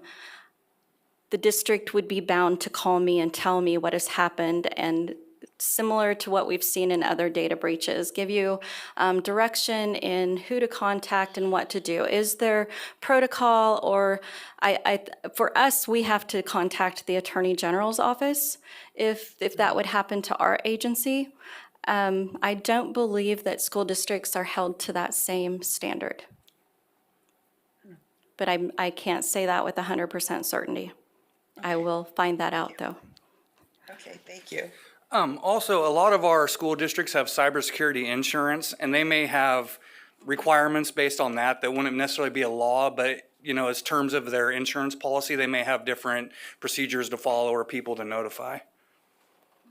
Thank you. And you Melanie. know, one of the things, if I can add on, um, I've noticed That's that two, Betty. a lot of places, I said, that's two, I'm you sorry, know. I'm just keeping you in line. this is a add-on. I had to hear the first part. Um, That example, social security numbers, that they've started using computer-generated numbers, even like the driver's license, no longer put social security numbers on there. Is there any kind of something in place where families could provide information without using social security numbers, or is that futuristic? Nope, that is a great question. We do not use Social Security numbers for students in the state of Kansas. We do not collect it. We generate a unique identifier within our systems that follows that kiddo across everything that we collect for them. It's only unique to us and school districts. If someone were to get that number, it means nothing outside of this arena. School districts are not instructed to collect Social Security numbers from their students either, at least not from our agency. Okay, thank you, Chairman Porter, for two-part question. And that changed several years ago, didn't it? It's been several years since we've collected social security numbers. Gosh, yeah, it's been a long time ago. We don't have teacher either. We have the last 4 digits. I know when I was in a school district working, we didn't collect socials, and that was 10 years ago. Melanie. Thank you, Chairman Porter. Thank you both. This is so great. I remember asking if you could come back in April. I was like, okay, need to get on this when we heard the first report. And while it may be June, it was worth the wait. You've come so you. far. This seems like tremendous progress. I know that we don't have to vote on anything today, so I'm going to leave out all of the questions that I want to ask you. But I do have just a couple. On the security and data privacy training, who will take that training? Does that extend to teachers and even students, perhaps? It extends to all staff within a school district. We are still discussing the possibility of providing some sort of training for students as well. That number gets really big. So when we talked about the 68,000 or whatever, we get over 500,000, and that gets a little bigger. Okay. So, but we are working on that. Awesome. Well then, on the funding front, I will simply suggest that maybe you want to grow your own IT staffs in these districts. I don't know how you get that going, but I've seen the work that these kids can do, and they're often the first ones that find some of those security holes here and there, and even just how an operating system works. You know that. I just think it would be really fun if we have programs like that where we were bringing those kids into IT. Thank you so much. Thank you. Seeing no other questions, I thank you. Thank you. We'll reconvene at 3:25. Go on break. We're just 10 minutes out.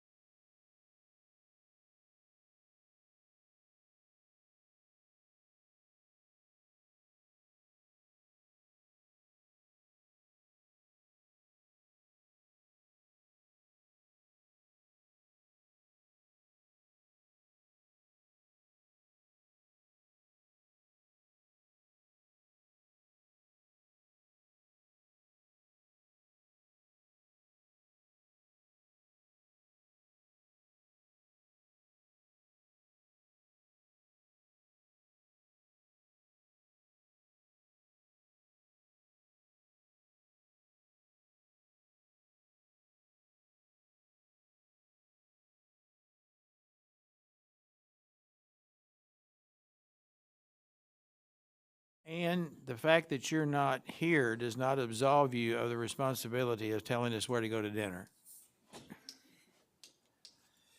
Well, y'all can come to my house, but you'll be taking your chances. I think we'll pass on that one. Okay. Are you gonna tell us how to fix the St. James Academy thing? I made a recommendation to Ben. We call back to order. After research, we found that the materials for St. James Academy was not part of our thing, so it should not have been approved because we've not had opportunity to see it. So Ben has a correcting motion. I move that the Kansas State Board amend the previously passed motion, is that correct? No. Modify the past, I just lost the wordage. Mark, tell him what he's supposed to Yeah. say. I recommended that the motion be to modify the board action because the amendment suggests that you're really, the amendment really suggests that you're amending the prior motion and what has been called to my attention and what you're trying to accomplish is simply a correction of a clerical error, not to change the Okay, I remember it now. underlying motion as it stands. You're really looking to modify the board action based upon a clerical So I move the Kansas State Board modify the previous motion by removing St. James Academy due to a clerical error. Is Would that be right? correct? Will that work? Dina seconds that motion. Further discussion? Not all in favor, please raise your hand. All opposed? Appears that the motion carries. And now we are Professional Practices Commission. We have recommendations. We have two cases today. The first one, we recommended that they complete a professional ethics course and then that their license be granted. This is the first time that I know of, Scott may be able to share more, that we've tried something like this. But it was a situation where we felt like we were comfortable granting this license and then taking that additional action. Solidified that. And then the other one was a default case. She failed to participate in the hearing against her. And so that one's pretty standard. Okay, so we actually have two different actions, so we'll need two different motions, is that right, Scott? Any questions on 22 PPC 05?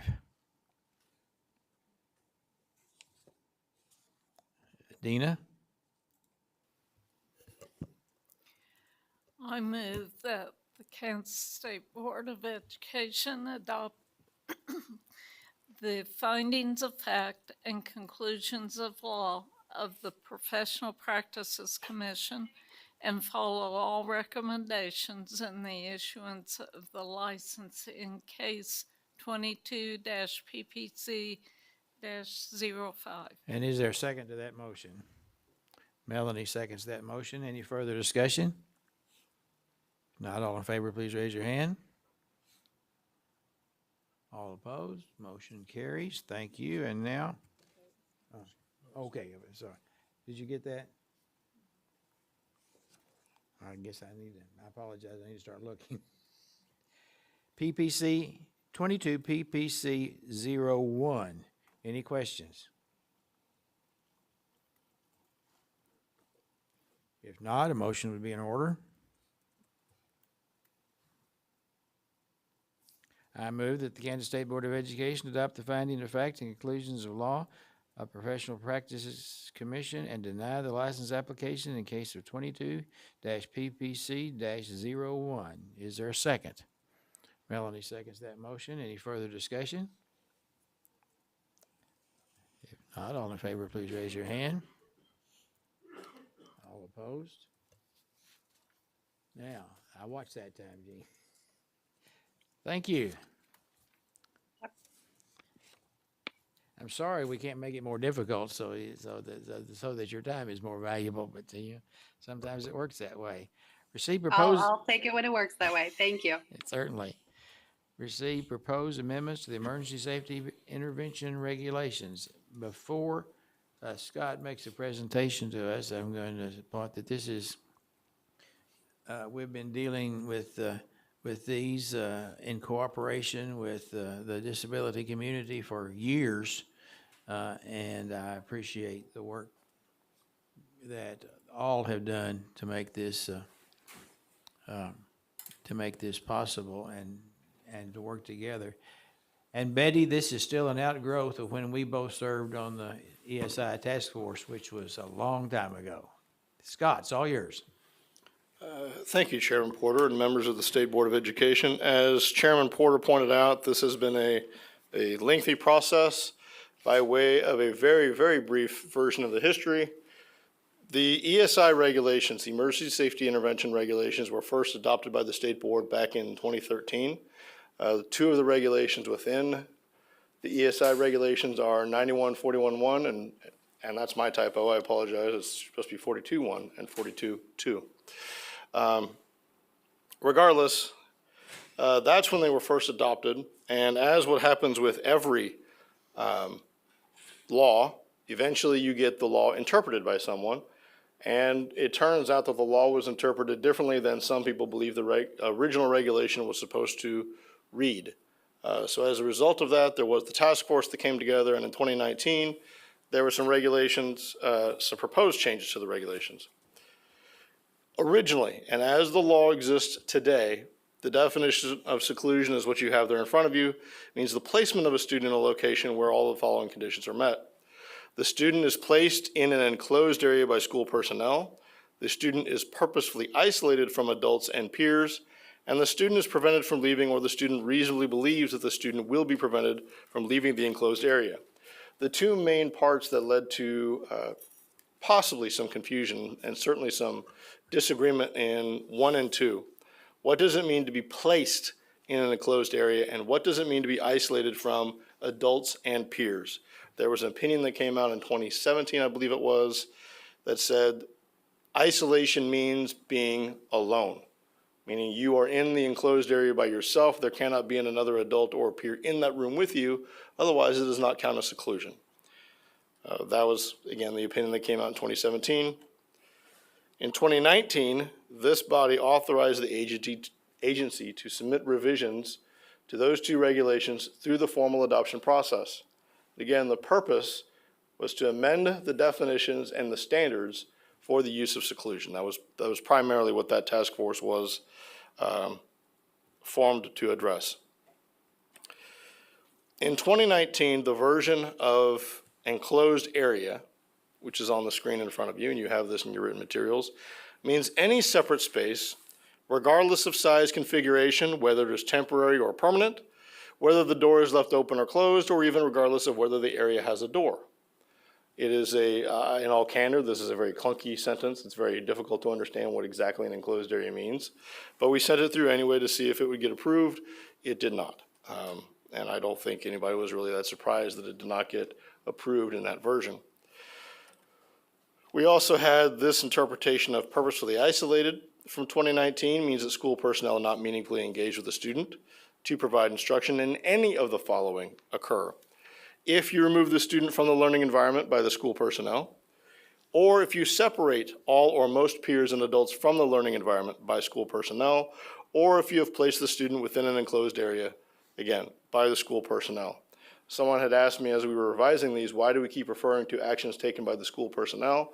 Well, certainly you would expect that a parent would be able to remove their own child from a learning environment. You certainly wouldn't want that to be considered purposefully isolated, so that's why we clarified that. There was a lot of back and forth, as Chairman Porter already explained, and here we are, finally with what I think will be workable. I think it meets the goals of what the task force was set out. So we have defined the area of purposeful isolation, meaning any separate space, regardless of any other use of that space, other than an open hallway or similarly open environment. The theory here is if a child is in a hallway, for example, and again, I'm thinking as an example, the hallway here in front of the building, it's wide open, right? There's not a space where a child or a student would not be able to, for lack of a better term, escape if they really wanted to. And we are proposing to define purposely isolate means that the school personnel are not meaningfully engaging with the student to provide instruction, and any one of the following occurs. Removal of the student from the learning environment, again, that really hasn't changed that much. Separation of the student from all or most peers and adults in the learning environment by school personnel, or placement of the student within an area of purposeful isolation. What we've changed is this idea of a seclusion room, because we recognize that that's not the only means by which a child may be secluded, and instead we're saying it's an area of purposeful isolation. For example, if you have a large classroom and you have the child sit in the corner behind a partition of some sort, that may be considered you have purposely isolated them, and you would have to report that as a seclusion. Seclusion, the newer definition, means placement of the student for any reason other than for in-school suspension or detention. We felt we needed to maintain a school's ability to have those forms of discipline, or any other appropriate disciplinary measures in a location where both of the following conditions are met. School personnel are purposefully isolate the student, which again, we already had that definition, or the student is prevented from leaving, or the student has reason to believe that the student will be prevented from leaving the area of purposeful isolation. Moving on to 42.2, this has to do with the standards of when you can and cannot engage in a seclusion or restraint. We have changed this. The original language was the school employee must be able to visually see, must be able to see the student at all times. The request was made that this change would say the student is placed in seclusion, a school employee must visually observe and hear the student at all times. In other words, just because there's a window in the room, that doesn't mean you're necessarily watching that child. The request was made to require school staff, they will be observing and hearing the student at all times. And there is the intended clarification that the presence of another person in the area of purposeful isolation or observing the student from outside the area of purposeful isolation shall not create an exemption from the otherwise reporting the incident as seclusion. In other words, this is a regulatory response to the opinion that was issued in 2017 that said, well, there were other people in the room with that child, so that child was not isolated, they were not secluded. This is intended to clarify that. And the last change is when a student is placed or otherwise directed to an area of purposeful isolation, the student shall have reason to believe that the student is prevented from leaving. It's basically, we're clarifying a presumption there that if you put a child or you direct the child, you shall go sit in the corner, it's reasonable to assume that child believes they can't just get up and leave on their own. There are several other, I would say, minor changes within the regulations. You have all those in front of you between pages 438 and 443 in your packet. Mr. Chairman, if you're any other questions, I'd be happy to address those. Or at least attempt. And this is a receive item that will be on the agenda for action next month. That is correct. We will ask for a vote next month. And these words matter. And this has been a long process, and correct me if I'm wrong, this has all been in collaboration with Disability Rights, and they have signed off on it. A lot of this has been in collaboration with the Disability Rights Center. They have approved, if you will, and essentially signed off on this draft.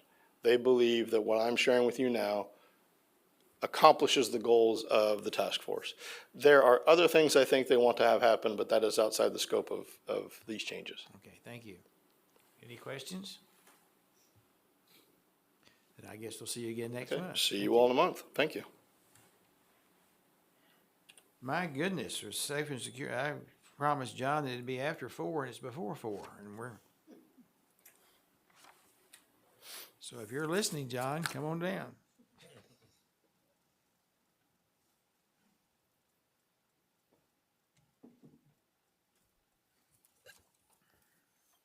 You might, Mr. Chair, go to consent, and I think Michelle's copy did not have two consent Yeah, items. we've already addressed that. Okay, okay.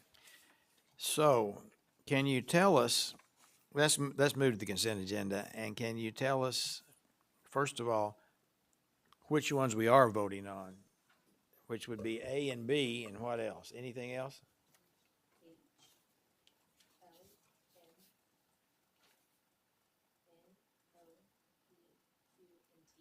Okay, use your microphone. You don't have it, Ben?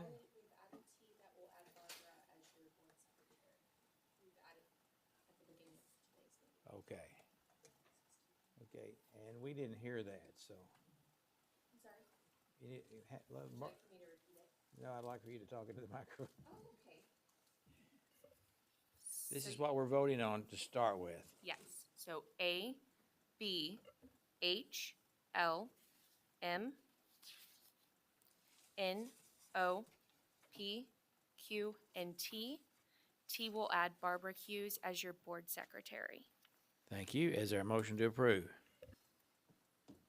Ben moves to approve. Is there a second?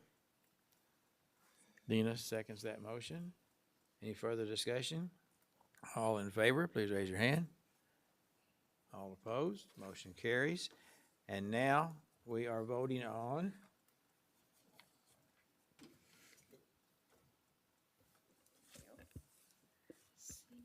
Now you will be voting on C, D, E, F, G, H, J, K, R, and S. Thank you. Is there a motion to approve those? Dina and Melanie. Further discussion? All in favor, please raise your hand. All opposed? That's everybody, so it's 9-1. Oh, go ahead. Yeah, yes, go ahead. So can I make a comment then? You may. Okay, so on, I guess, I mean, I pulled a lot of things on there just for, I wrote these notes to myself. There are a number of items I pulled from the consent agenda item that I feel infringe on parental authority, decrease individual independence and competence, and grow government funding liability and dependence on the individual of the government. One of the biggest concerns I think I have is on this is the math, virtual math. And I made some notes. It says KSD must make available virtual math to all districts and recommend its use to all school districts. It appears that schools are not required to use virtual math, but the language indicates that legislation believes virtual math is the future of math in the state of Kansas. It's fully funded. It's to be available to all districts, and it is to be recommended by KSD for the districts to use it. So doesn't that remove the authority from the State Board of Education? Doesn't this effectively infringe on the local district's authority? And doesn't this infringe upon unalienable parental authority? If schools are going to be held to loads of data and gathering, tracking, and reporting to KSD, the legislation where there are any place for authority of the parent, won't the schools be mostly concerned with the new legislation, or the State Board of Education will respond to whatever the data looks like? And how is the virtual math supposed to be both customized to Kansas standards and used in other states for 8 years? Is it really Kansas curriculum then? If something used in other states is now changed to meet the Kansas standards, then couldn't it be changed in ways that would negate any successes or evidence from the use in other states? Because it was so specific, we had to use multiple language and tutoring, which would, I mean, it would be, because it was so specific, there were a lot of people that wouldn't be able to be, the other programs would not be able to be used. And what are individual Kansas taxpayers being saddled with? If virtual math is to be implemented in the 2022-23 school year, then when is the professional development supposed to occur? Because this just happened and just got approved, according to 2567 by legislature.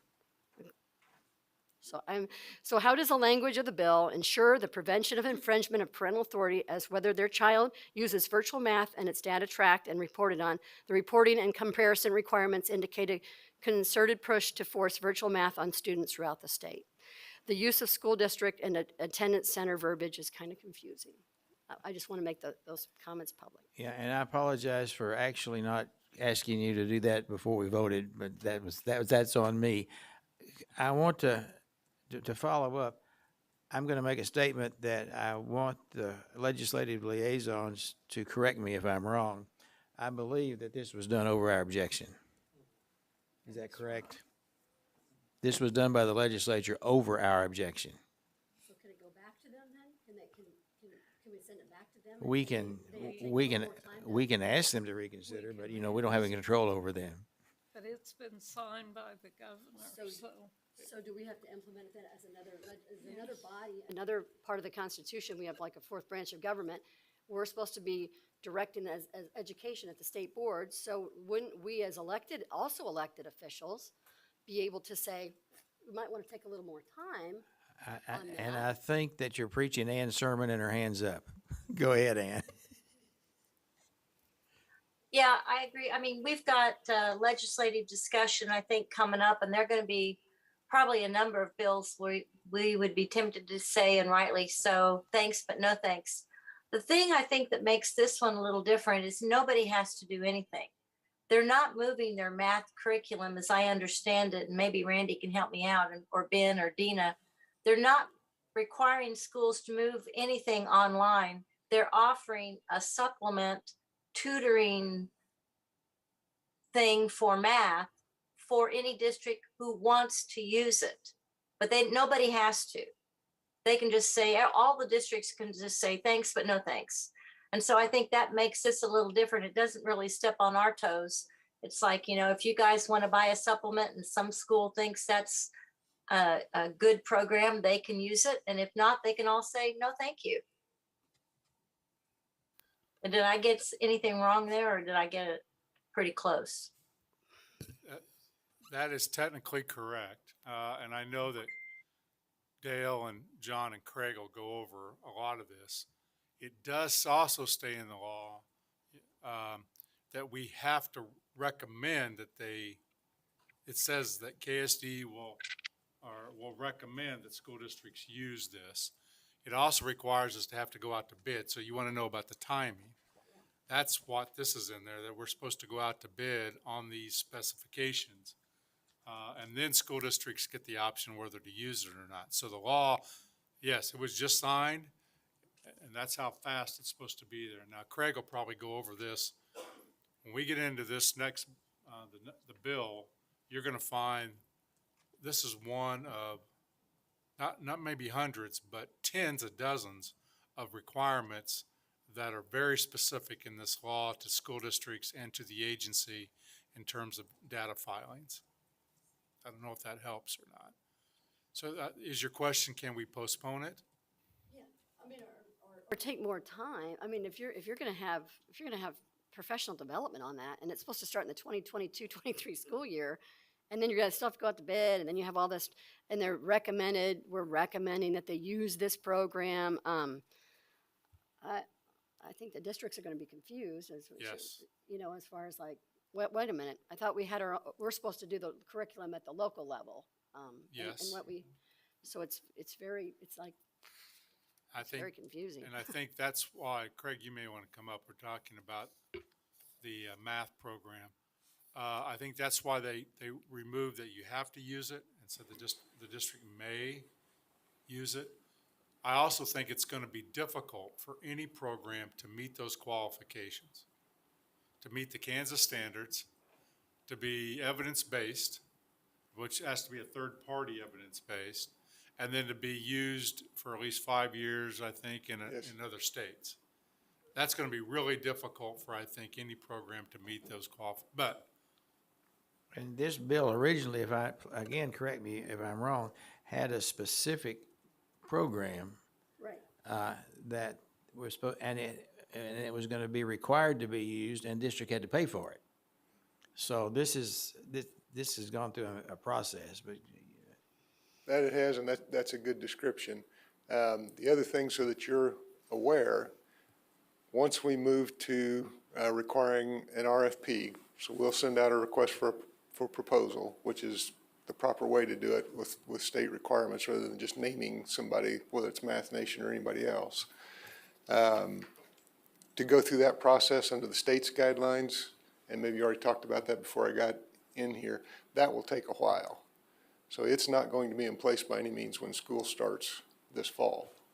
There are certain procedures that have to be followed under the state guidelines, and obviously we will. And basically, all your concerns are valid. This should not have happened, but it did. And it did so over our objection. Ben, and then Ann. Oh, thank you, Mr. Chair. They kind of answered some of the things, and Dr. Horst and I had a lot of conversations regarding this and a lot of other ones. So, to my colleague from Johnson County, amen. I completely agree with you. This is a may, not a shall, to local districts. And this is a, what do they call it? A virtual supplemental, and it's not curriculum. Yes, they were very careful to point out that it is a supplemental program, so they are not dictating curriculum. Yeah, and it was it was more directed for families to have access to it at home on personal usage, not so much the school utilizing it. Is Mike correct in that? I think it's intended for that to be an option. I don't know if it's more that direction than to use it at the school. Yeah. One other thing you should be aware of, while it's optional for schools to use it or not, that's up to the school to decide. The bill specifically says KSDE will recommend the program to school districts. But it's through an RFP process. Yes. So we'll see how that process shakes out. But I agree with you wholeheartedly on that. Yeah, I do too. Ann? Well, I would agree with Michelle that part about that we have to recommend it steps on our boundaries. And when we get to that point, I think we just decline to recommend it.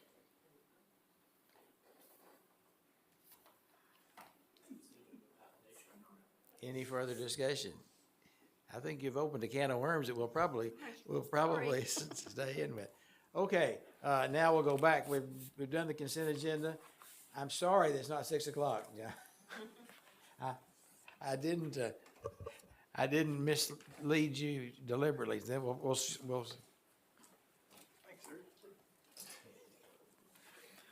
Well, yes, again, I appreciate being here. I was told that it would be closer to 6 o'clock. If you check with any of my old teachers, they will tell you I was not tardy often. So I apologize for not being here and ready. Thank you for coming back to us. My name is John Calvert. I am the director of the Safe and Secure Schools Unit. With me today is my cohort, Jim Green. He is the school safety specialist for us here at the agency, and together we make up the Safe and Secure Schools Unit. Wanted to just kind of give you a brief overview, a little bit about what we're doing and over especially the last 2 years. But first, we started almost 4 years ago because of the Senate Bill 106, Section 76. And that basically authorized the creation of this unit, and it also implemented a $5 million school safety grant for our schools. My very first day here, almost 4 years ago, I was tasked with creating 9 school safety standards out of this bill. And so that was a great introduction into the state world. And so that's kind of what we've done. We also were told that we had to collaborate with 5 state agencies per this bill. And you can continue reading this bill. It breaks down exactly the legislative requirements for a safe school. We did construct the 9 school safety standards from this bill. One is infrastructure protection, buildings, doors, windows, and the like. The second is the security technology system, so your camera systems and things like that. These 2 have been basically what has been used the last 3 times for the school safety grant, that $5 million. These are the guardrails that have been put on by our legislators, is that they have to be spent on standard 1 or standard 2. We get into how you're going to collaborate and talk to and communicate with law enforcement and other first responders. That's standard number 3. And that's not just I'm going to pick up the phone. We try and tell our school districts all the time, the first thing that you're going to lose is your cell phone in an emergency situation. If you pick up a landline and dial 911 and have to move, how are you going to continue to contact and talk with our first responders that are en route to your building or your location? And then we talk about communication outside. How are we going to get the information to parents, to loved ones, to everybody else that's outside of the school? How are we going to communicate with them and tell them what's going on? And this isn't just in case of an active assailant. This is for anything and everything. Number 5, and very important, is an up-to-date crisis plan. We talk to our districts all the time about, hey, look, if I ask you for your crisis plan and the first thing you have to do is dust it off, it's probably not a good deal. If I'm looking through your crisis plan and they have an administrator or a position that's in your crisis plan that was 15 years ago, maybe not such an up-to-date crisis plan. So really reviewing that at least every semester, so twice a year, and then after a major event has occurred, review that part in your crisis plan, because that is the best time to go ahead and start making changes if needed. 6 is the trainings and exercises. We have to train our people on what to do. So often we can throw technology and we can throw these secure doors and we can throw anything at our staff in our buildings, but if we're not training them on how to properly use them, it doesn't really work for us. Senate Bill 128 changed these. I want to preface that, but it did create crisis drills with 4 fire drills, 3 tornado drills, and 9 crisis drills. So that was a total of 16 drills that year. We have since voted to change that again with Senate Bill 128. We'll talk about that in a second. The standard number 8 is, again, creating and adopting school safety and security plans and having them vetted and approved by first responders, everybody that's going to come to your school, and then approved by your local Board of Ed. We understand that what might be really great for Wichita might not work for Lynn County, right? We are not going to come out and mandate a certain crisis plan, but we want to make sure that you are up to date and that every player knows what's going on in your school and in your community. And then section 9, which caused, I think, the most heartache for everyone here and for us, is that if your district chooses to have a firearm safety program, they will adhere to Eddie Eagle, Hunter's Education Program by the Kansas Wildlife Park and Tourism, or another evidence-based program. So that's where we started 4 years ago with the 9 school safety standards. Senate Bill 128, 1 year later, split the drills apart a little bit. Our schools have to do 2 tornado drills, 1 in September and 1 in March. They have to do 4 fire drills, and all of that is under the direction of the fire marshal. Under the direction of Jim and myself, they have to conduct at least 3 crisis drills a year. We get asked this question quite often. What is a crisis drill, John? I don't understand. Is it all totally lockdown drills? And while we suggest and say, yes, we want at least one of those to be some sort of an intruder lockdown drill, we have 22 recognizable hazards in the state of Kansas, one of which is a major disease outbreak, which I think our crisis plans in 2022 get a little thicker when it comes to pandemics now than it was 2 or 3 years ago. And understandably so. We just lived through it, right? We just went through this. We're still dealing with a lot of it. So our plans are going to be a lot more complete when it comes to major disease outbreak. But we also average 2 to 3 earthquakes a day in the state of Kansas. Okay, so maybe one of our crisis drills is an earthquake drill. Maybe one of our, what do? We have districts that have train tracks in their backyard. What happens if a train breaks down, there's a hazmat? When was the last time we practiced a hazmat and what to do and where those switches are that we can turn off our HVAC systems and who's in charge of that? So there are a lot of different things here in the state of Kansas that we want to bring to the forefront, and it's not just active assailant, while that is also important. We were tasked with partnering with 5 agencies. We partner with 8 plus KSDE for 9. This is an out-of-date photo. This is from 2019. We meet with the governor and have her sign a Safe Schools proclamation along with a lot of other states in this country. And those 2 kiddos, those are pretty good-looking kids. They may be my kiddos, but we honestly, these are our state partners. We partner with the Kansas Highway Patrol, mainly for our school safety hotline. We partner with the Adjutant General, the KBI for our suspicious activity report. We partner with KDHE, the Division of Emergency Management, Wildlife Parks and Tourism, Attorney Generals, and the Fire Marshals. We want to create a collaboration at the state level the same way we want to see the collaboration at the local level. So when the school district says, oh man, I need to talk to my fire marshal, or I need to talk to my health person, we can say, listen, we have this collaboration here at the state level. This is how we want you to mimic it at the local level. We understand and we take to heart a lot that Kansas is going to lead the world in the success of its students. But we also understand that to succeed, our children have to feel safe in their schools. So for Kansas to lead the world there, we take it that we have to lead the world in school safety as well. This is the third year currently for the $5 million school safety grant. And this is, again, those guardrails. So you have kind of standard 1 and standard 2, doors, windows, cameras. They also put a section in there that they can create a new SRO position. This is not a position that was a part-time position and now they want to make a full-time, or something that they want to take on. Hey, we have a full-time SRO, but we want to pay for them now. They are truly new positions. And so that is what we're working on right now. Currently, again, these are rough numbers.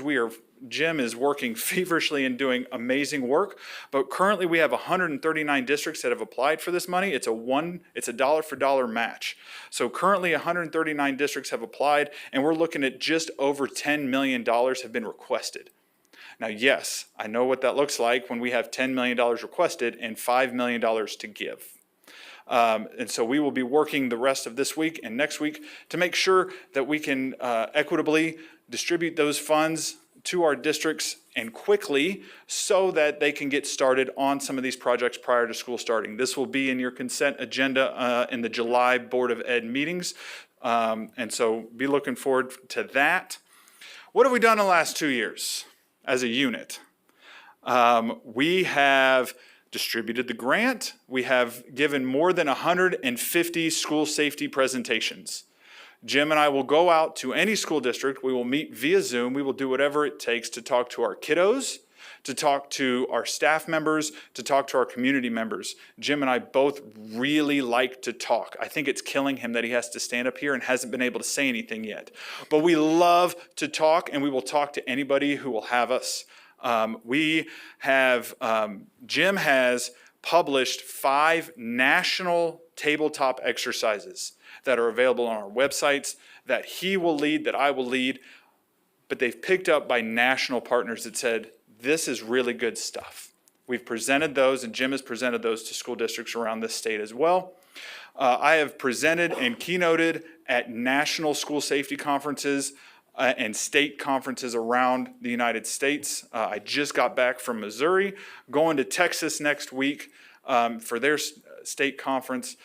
We want to partner, and we do sit on a 50-state phone call once or twice a month and partner with everybody who's in our position at every different state, because we want to see what other states are doing and honestly what we can steal and what we can use to make our kids, because again, it's about making our kids and our staff members safe.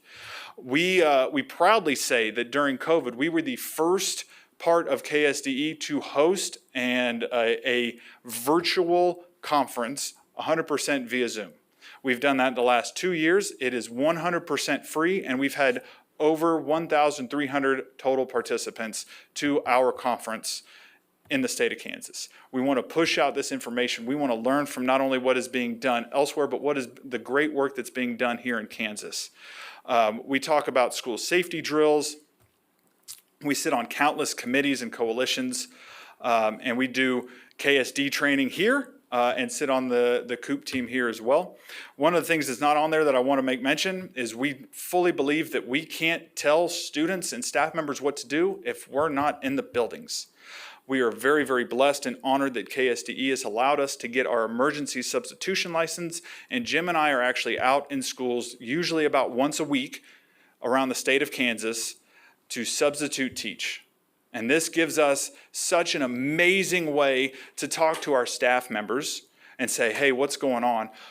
But when we go talk to kids, we'll talk to the school. So we'll have 100, 150, 200 kids. We get into a classroom, now we have 15 to 30 kids. And we get to sit down and talk to our kids about what they're going through, what they're feeling, what needs to happen. And we get to take that back to the state level. You guys are doing that as well. Like I told you, my wife is an administrator here in the state of Kansas. Just a couple weeks ago, she was visited by our very own Dr. Watson and a board member here. I don't know if I can go ahead. I don't want to say that it was Miss Waugh because I don't want to call her out.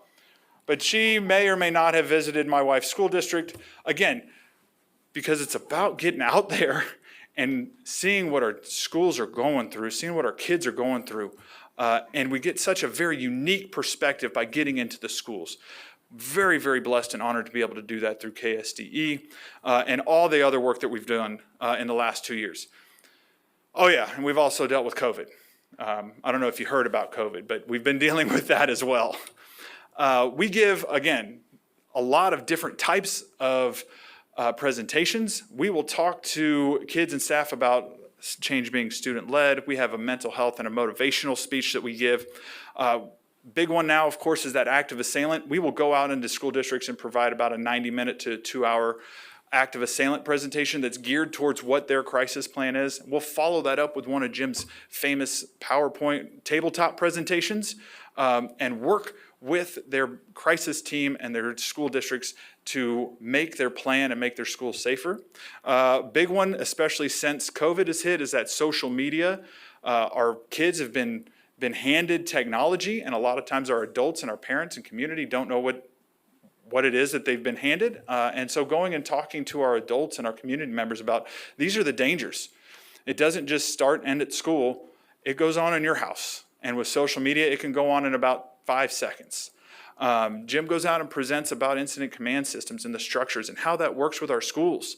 And if an emergency event occurs, this is what's going to happen. Having a plan, we will review the crisis plans. We'll walk your schools and do what's called a CPTED, a crime prevention through environmental design, and tell school districts, this is what we're seeing. This is how we can help. This is kind of the direction we feel like you need to move. And those tabletop exercises as well. All is to say, what are people saying? They are appreciative that we're getting out.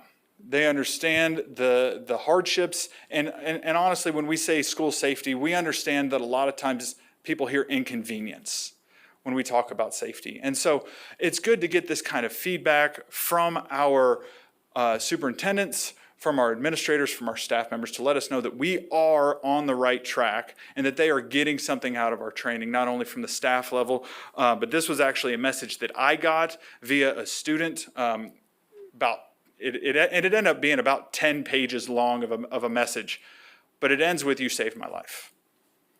She was encouraged, the student was encouraged to go and seek mental health and to help friends along, and this is how she felt afterwards.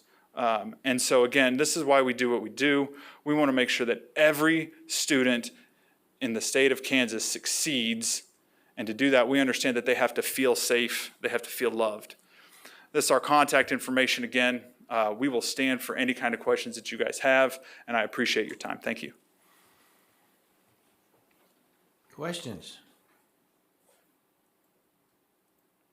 This is good work. I really appreciate the fact that you're getting out there so much in the schools and thank you, sir. And making that. Michelle. Thank you, Chairman Porter. We had a good conversation out on the sidewalk. Lots of good information here. I think, again, the key is local, because there's a lot of things that can be done very efficiently, as far as even putting up a sign that you're on camera. You know, I see that a lot on rural areas when I'm driving down the road. They'll have a sign posted, "Smile, you're on camera." We don't know where the cameras are. We just assume there might be 12 on us, or maybe one, or none at all. So sometimes signage, just not letting the criminal or intruder or whatever's coming in, think they might be coming into the building, know who has the gun, who doesn't have the gun. I think that would be a plus, is just to let the districts know what works for your community, and give them ideas that may be very, very efficient and cost effective, rather than having maybe a full-time employee. There might be a drive, because sometimes if you see 4 police officers out in front of a high school, you're thinking, should I pull my kid that day? Is something going on? Or you might see one, or you might not see any at all. You're thinking, okay, are they protected? And that's that unknown. And I think that we just need to make sure that maybe they need to park in different areas. I mean, there's just things like that we don't want people to get in a routine of knowing it needs to be changing all the time. Things need to be changing because that person that's premeditating something might be changing. So I don't think we need to always let the intruders know what's going on in the schools. Just to know that those kids are protected at all costs, and I just want to let people know that it needs to be locally done, and we need to make sure that we're constantly moving the target on that, so that we can make it beneficial for the kids and know that they're protected. Absolutely. And a lot of what we try and provide, especially to the local level, are low cost or free things. Like I said, we partner with the Kansas Bureau of Investigation. One of the things that we realized is that, especially after active assailants, there's about a 94 to 96% what they call leakage. Those individuals told somebody else. And those individuals, those kids that were told, didn't feel comfortable, or they thought it was a joke, so they didn't report it to somebody who could actually do something. One of the things that we stress to our staff members is one of the things that we can do to keep our schools the safest is to maintain and build and maintain positive relationships with our youth, so that when something happens or they hear something, they see something, they have somebody that they can go to and say, hey, this is what I heard, this is what I'm seeing on social media. And that adult can then be that change and help stop instances. And we are seeing that.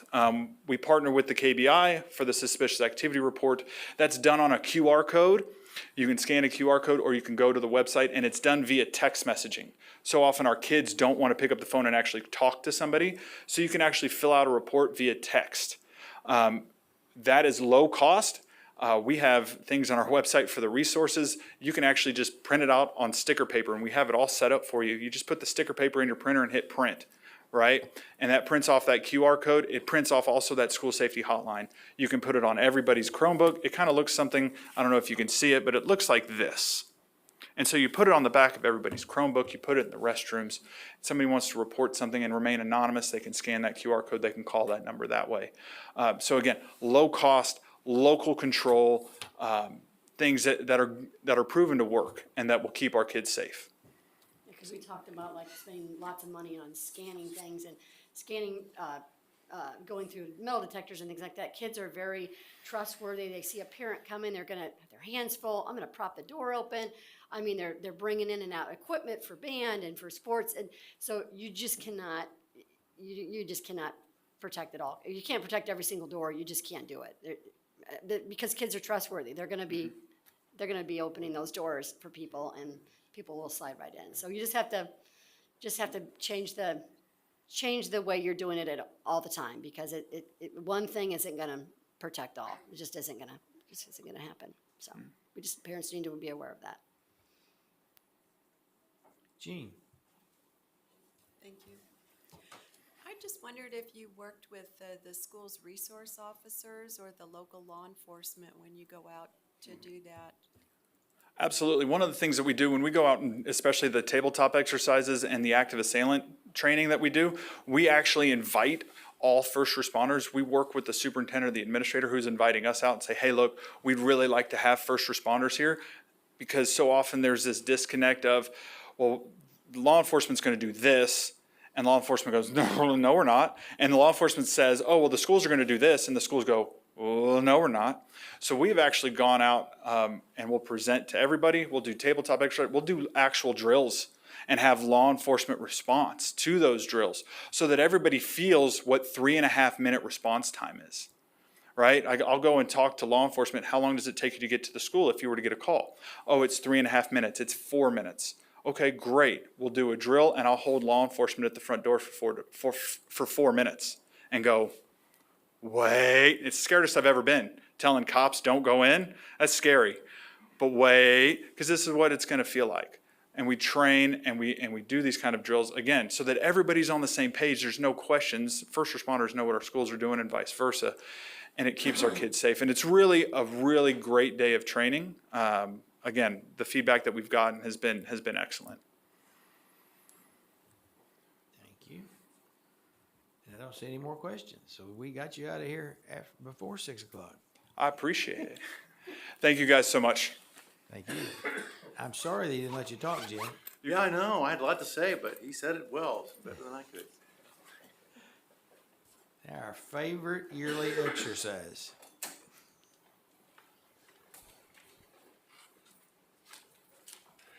Appreciate that enthusiastic endorsement, Mr. Chair.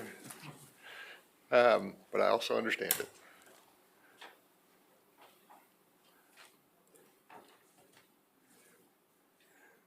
Okay, let's see.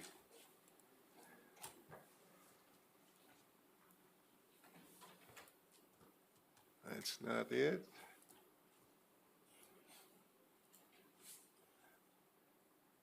I'm gonna need some help. I don't want to close out the Zoom meeting, do I? How about if I just minimize it? That work?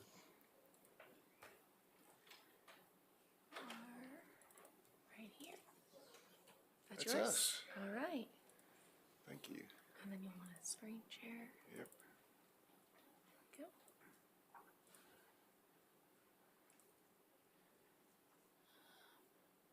Let's see. Playing from beginning.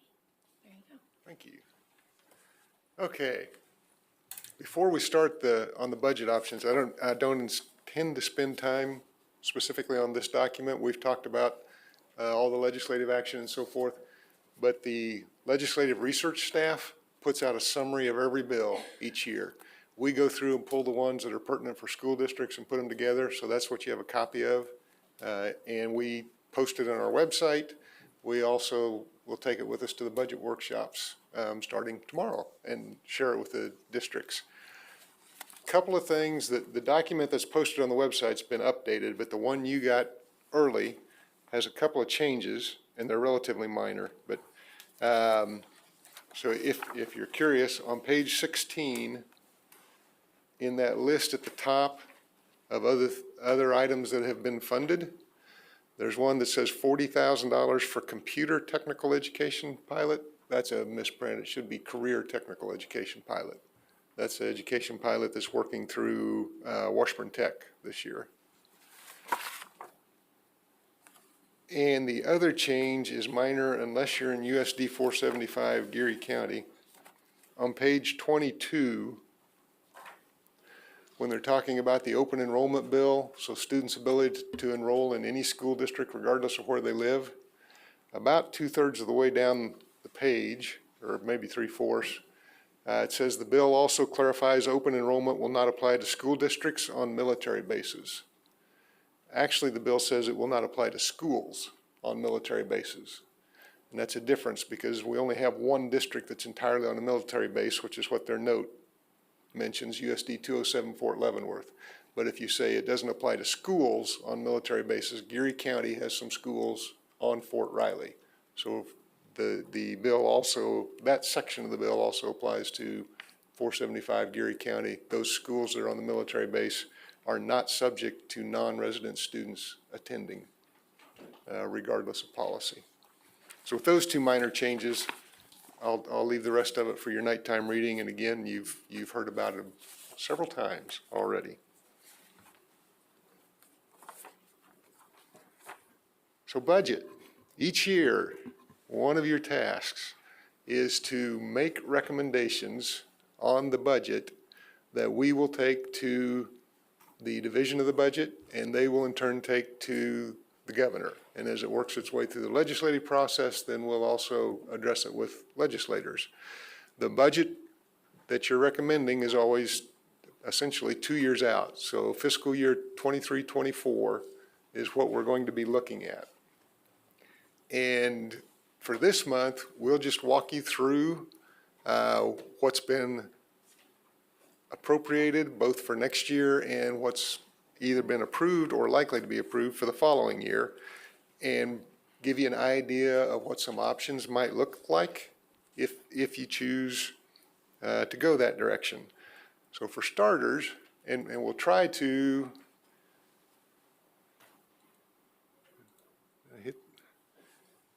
okay, let me try it this way.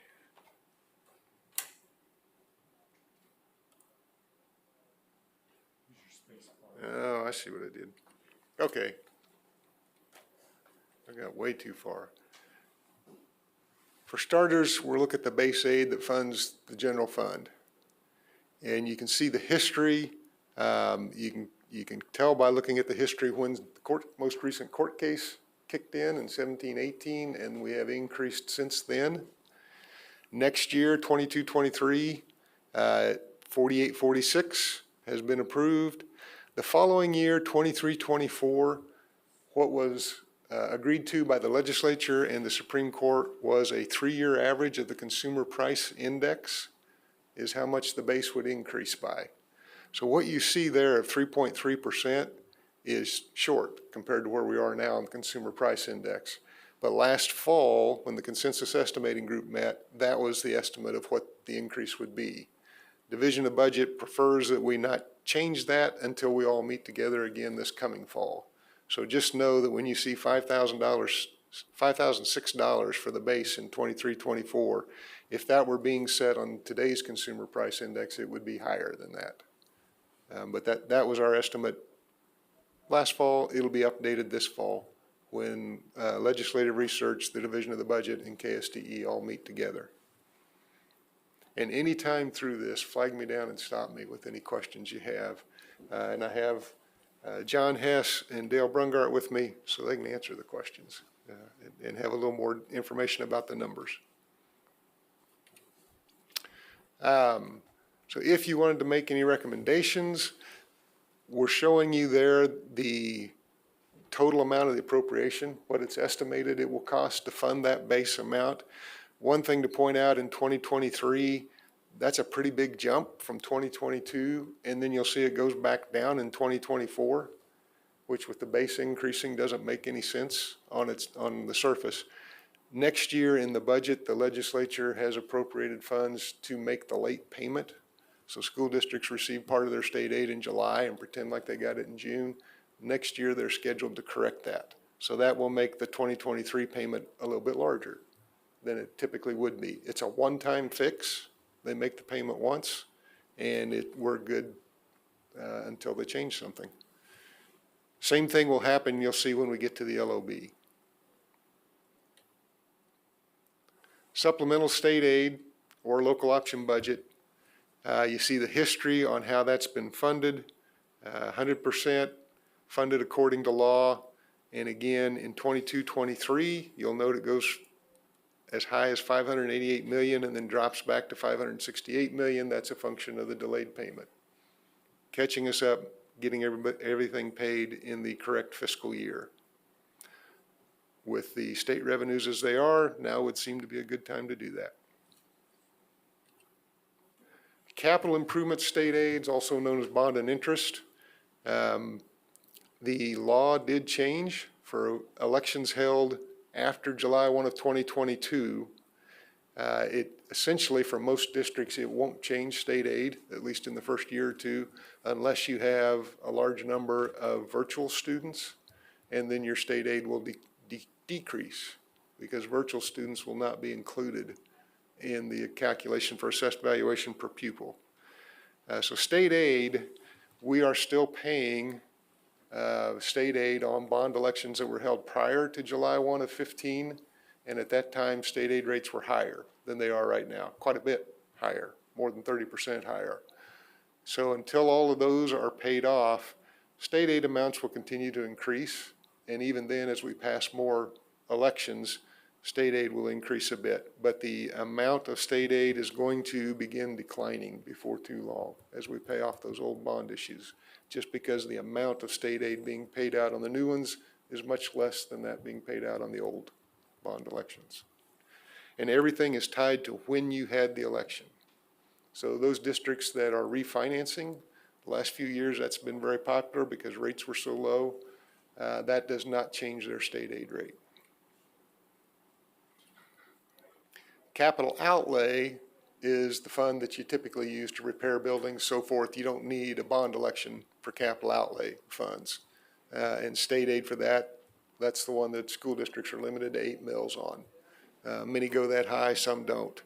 So that increase, because most are at 8 mills and they stay at 8 mills, that increase in funding is tied primarily to the increase in assessed valuation in the district. As the value of the property gets higher, the amount that 8 mills raises gets higher.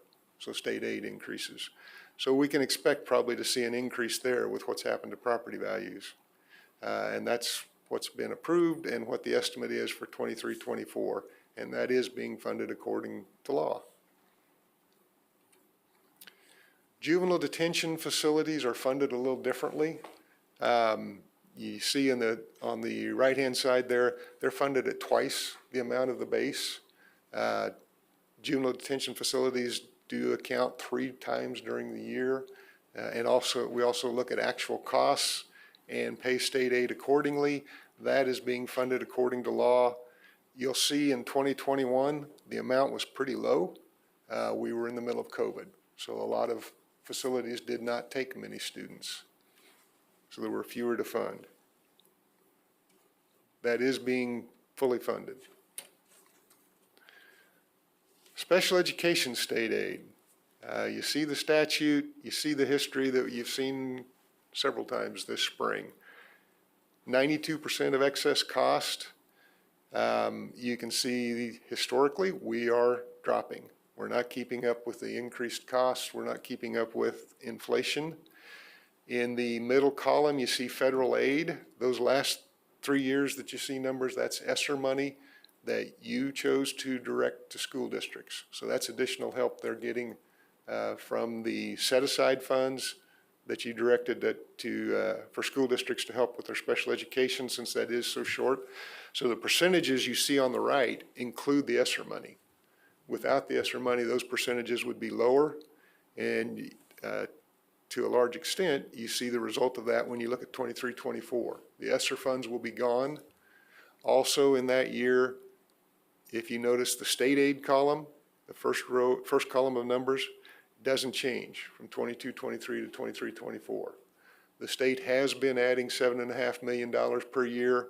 They are not scheduled to do that after this coming year. So in 23-24, there's no increase in state aid, and there is no longer ESSER funding available. We're going to drop considerably on our percent of excess cost. And as you well know, for school districts, they cannot choose to lower the services in special education, so they make up those costs from other programs out of their general fund and their LOB. The services are mandated both federally and state laws.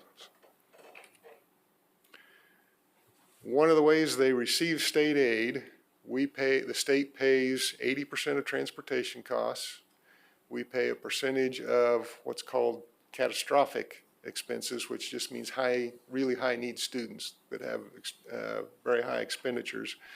And then and a little bit of Medicaid replacement aid. What's left then is divided by the number of teachers and paras, and that gives us an amount per teacher that we reimburse them. So you can see over the years that amount has gone up and down a little bit. In 2021, $31,465 was a pretty good increase from the prior year. But that's because we had a set amount of dollars and fewer staff members. School districts just couldn't find enough people to be paras and teachers. So that made the amount per teacher more, but the total dollars were not any more, did not increase any more than the $7.5 million. This year, 21-22, it increased just a little bit because we added $7.5 million. The number of paras and teachers grew a little bit, but not much. The number of paras actually declined from what was already a low number.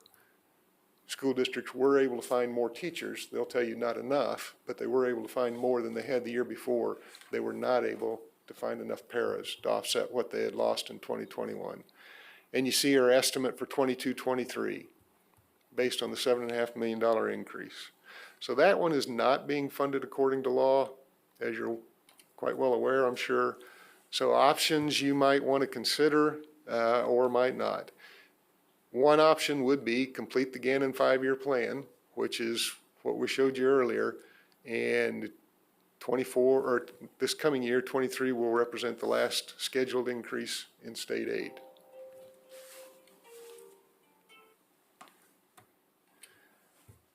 Another option, pick a percentage that you think would be reasonable to fund in 23-24.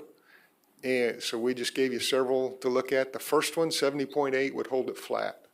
70.8 is what we estimated it'll be in 22-23. So if you tried to hold the funding flat, it'll take an extra $52.3 million. And you can see each percentage and how the dollars increase up to the 92% that's required in law. To do that in 1 year would now require $223.7 million. Now you may recall this last spring you talked about what would it take to get there next year, $150 million at that time for next year.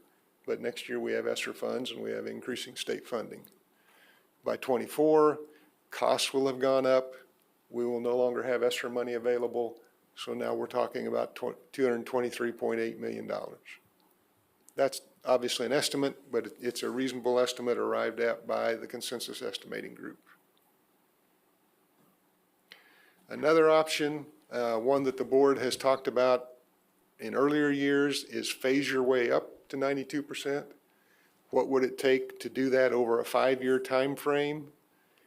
About $76.8 million each year, an additional 76.8. So first year you add 76.8, second year to that amount you add another 76.8, and so forth each year until you get to 2028, and you would be at 92%, assuming our estimates on inflation and other costs are accurate. Any questions about that? Okay. Transportation, usually have questions about transportation state aid. And you've heard it said for years, we have a pretty good transportation formula with the exception of the distance traveled. It only pays for students 2.5 miles or more from school. So to shorten that distance will obviously cost some money. And of all the estimates we're giving you, I'll just tell you this one's probably the shakiest. We're not real clear on how many kids live between 2 and 2.5 miles, how many kids live between 1.5 and 2.5. But it's a reasonable estimate of what it might cost to change that distance if you wanted to make that recommendation. Are there exceptions for hazards? There are no exceptions in statute for hazards. Now, school districts, I should have added, can choose to transport kids less than 2.5 miles. They're just, and many do, they're just not funded for those kids. But and part of the reason they choose to do that is just that reason, hazards. They've got to cross a railroad track. There are no sidewalks where they are. They cross a 4-lane street to get to school. Any of those kinds of issues, school districts will sometimes choose to provide funding. To provide transportation. It's not funded by the state. If it's not funded by the state, then school districts do have the option to charge a fee to parents for transportation. Some do that, some do not.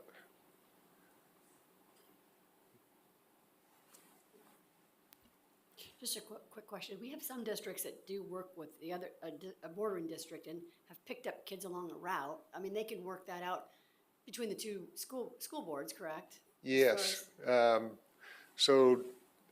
Let me make sure I'm answering the question you're asking. A student from a neighboring district comes to your school, can we transport that student? Is that what you're asking about? Well, I think I'm thinking DeSoto, there's some areas where there's a street there, just go by and pick up a handful of kids and then just transport them, even though it's a different, but they're taking them to their school, but they're using they're using that bus because it's so close to the other district. So it's like, they're like right on that line. So it's that fine line. They're still going to their own school district, but they may be picked up by the same bus that's maybe picking up kids to go the other, and they're basically going in the same direction. That's happened, correct? So if I live in District A, can District B's bus pick me up and take me to District A? No, they're taking them to their. Okay, they're taking them to District correct. B. Yeah. Yeah, yes, they can do that as long as the student lives more than 2.5 miles from the school they would be assigned to in the district they live in. So, Right now, that law is going to change too, but that's so if you another have- issue. But the children that are just transferring all over or wherever they want to go with this new bill, Right. This does not affect that whatsoever, correct? Actually, it does. The new bill, they changed. So I'm going to have to back up to explain this. Current law, if a non-resident student attends your school district, so I live in District B, I'm going to go to District A. District A can pick me up as long as I'm at least 2.5 miles from my home school in the other school district. I can drive into their school, pick you up, and transport you to the district you don't live in. I have to notify the neighboring district, but I don't need their permission. I can just do it. There's an exception for any district that has territory in Shawnee, Johnson, Wyandotte, or Sedgwick counties. They cannot do that. without permission from the neighboring district. When they changed the law for the open enrollment, and so now you have to take non-resident students, they struck out those provisions. So starting in 2023, 24, not this coming year, but the following year, I can now go into my neighboring district and pick up any child. If they live next door to the school they would have gone to there, I can park my bus next door to that school and pick the kid up and bring them back to my district. And there is no exemption for Shawnee, Johnson, Wyandotte, or Sedgwick County. So anybody can go pick up any student if they choose to. They're not required to for the non-resident students. But there is no funding for those, which I know is way more information than you wanted to know. But it is a little bit of a complicated situation. So zero funding on that? Correct. If they are a non-resident student, they are not funded for that transportation, but the district can choose to do it. Can a district decide a policy that we aren't going to take any children? Yes. So that because they have to be mandated a policy, and then can they say, we're still growing, we can't take any children? In a roundabout way, they can do it, but they have to first specify, this is how many students we can have in third grade at Lincoln Elementary, this is how many we can have in third grade at Johnson Elementary. And then if they're full, then they can say, no, we can't take any students. But if they say we can take 20 and they've only got 19, then they've got to take one non-resident student if they apply.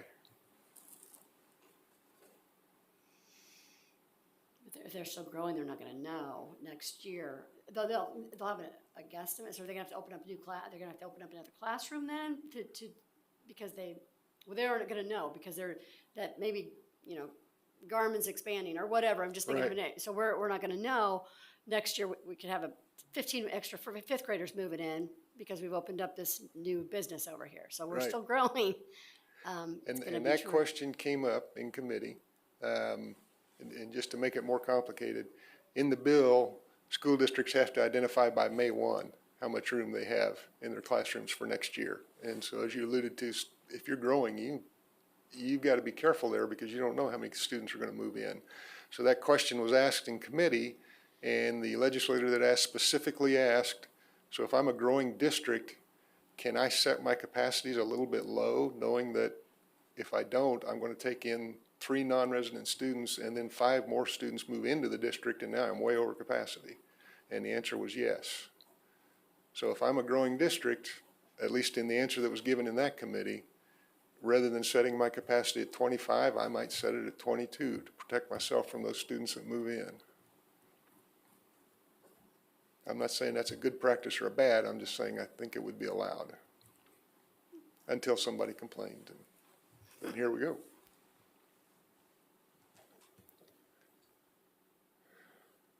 Other questions on that? Okay. Career and technical education transportation was not funded for a couple of years, and now it is again. This provides funding for those districts that transport high school students to career and tech ed programs at a technical college, for instance, or community college. Has to be school-provided transportation. It's not a reimbursement for students that drive on their own. And it's a certain amount per mile per district. It doesn't cover all their costs, but it covers a fair amount of them. And to be clear, this is not specifically spelled out in statute. When at that time it was Senate Bill 155, when that bill was passed, this was kind of an agreement that we would make this payment. The state would provide this state aid, and we would make the payment to school districts. And as you can see, since then, it's been made some years, others not. When we had $1,482,338 in 1920, that covered all costs. We had some money that was reappropriated so that we could cover that full cost. So that's where the recommendation from $1,482,338 came from. That's been approved for 22-23, and that's the estimate that would be provided again in 23-24. Very successful program, as I'm sure you're aware. The credentials for career tech ed. The mentor teacher program is intended to fund mentors for new teachers in the first 3 years of their career. And the funding is intended to be $1,000 per mentor each of those 3 years. To date, I think I'm accurate in saying funding has never covered all 3 years. This year, for instance, we were able to pay for first-year mentors at $1,000, and then a portion of that for second-year mentors and a smaller portion for third-year mentors to provide funding. So $1,300,000 is not likely to fully fund the program. Our estimate is it would take about $1 million more to fully fund the program, if that's a recommendation you want to consider. And obviously, any amount in between there would get us closer to fully funding. Professional development, again, has been funded some years, not others. Professional development is intended to be funded at 50% of the actual cost for providing professional development, or 0.5% of the general fund, whichever is smaller. The amount there does not fully fund that. We would have to prorate it. I might point out, it may look odd to you. You see several years in a row, $1,700,000, then it wasn't funded. And then for some reason, we got $1,770,000. Where'd that extra $70,000 come from? You may remember in past years, sometimes, but not always, you've recommended $30,000 for environmental education and $30,000 for ag in the classroom. Rather than funding those two programs, the money was added to this amount. So that's where the extra $70,000 came from. The other thing I would say in professional development, fully funding it would be about $1,900,000, but at least for this year, next year, and part of the following year, school districts are using ESSER funds to help pay for professional development. So the costs in the professional development fund that they're paying with their general fund and LOB won't be quite as high as they typically are because of the ESSER funding. National Board Certification is the program that pays teachers who've been nationally board certified $1,000 additional each year that they maintain that certification. Districts are required to make that payment, whether the state reimburses it or not. Most years the state has reimbursed it, and it is scheduled to be fully funded. $360,000 will fully fund that program. It also provides a little bit of money for scholarships for some teachers who are participating in the training for National Board Certification.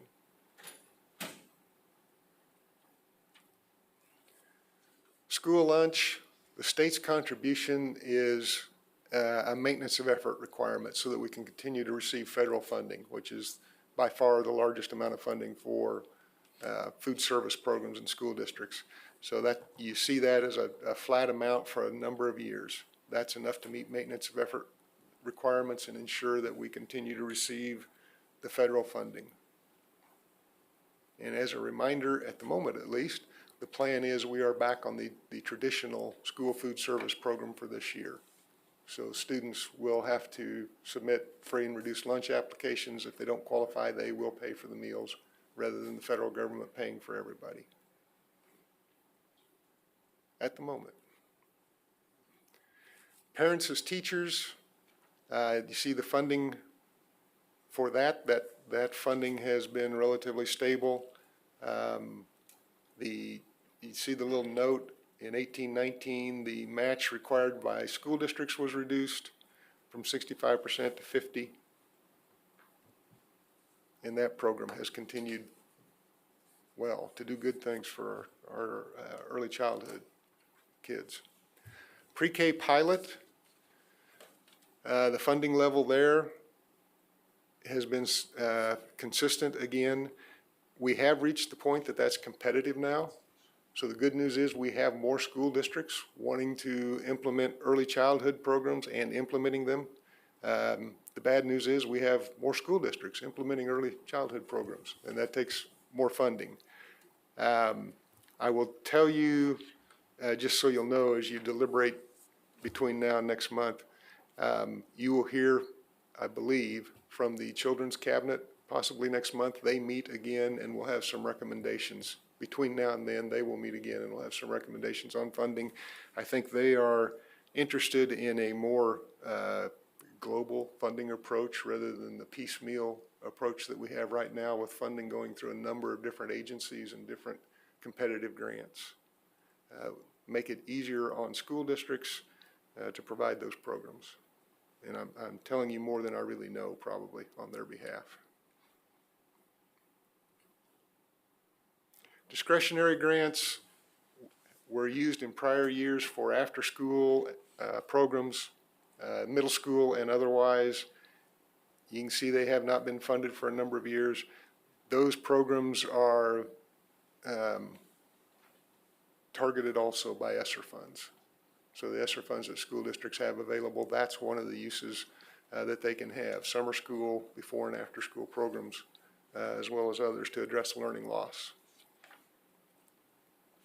The Juvenile Transitional Crisis Pilot for Beloit, that program is specific to Beloit. As it mentions, it's a pilot. It's a little bit like our mental health intervention team pilot. It's been in place for several years, but it's still called a pilot. Provides services to at-risk students, social and emotional services primarily, to keep them on track and graduating. And that's just appropriated directly by the legislature. Money comes through us to Beloit. Safe and secure schools, you just heard about that from John and Jim. The history of that beginning in 2019. I will tell you, as he mentioned, the funding in the bill is always targeted towards securing entrances in one form or another. Better locking mechanisms, cameras on the entrances, controlling access to the building. You heard him talk about communication. We get applications, we get calls every year from school districts.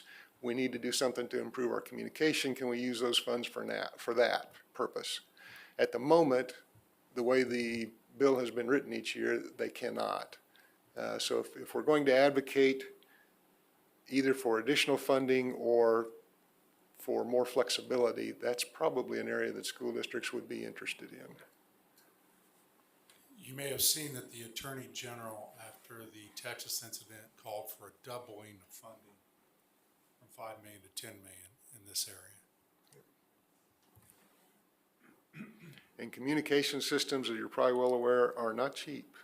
If you're going to be able to seamlessly communicate between a school, first responders, law enforcement,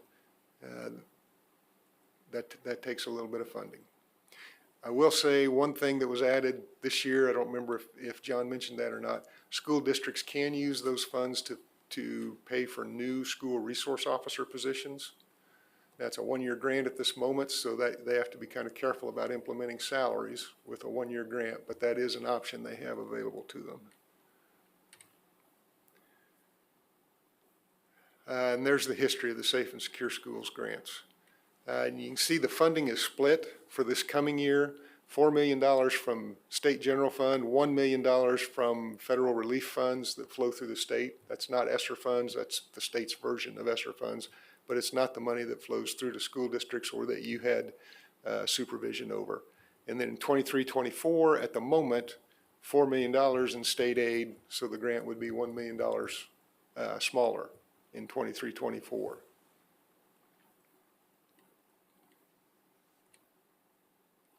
Mental health intervention team pilot program, again, you heard from John about that earlier today.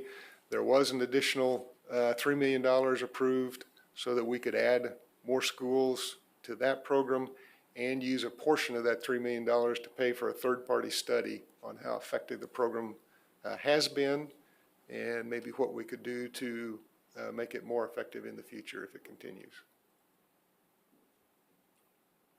And that's what we have for you today. If you have any questions, we'd be happy to answer them. Questions?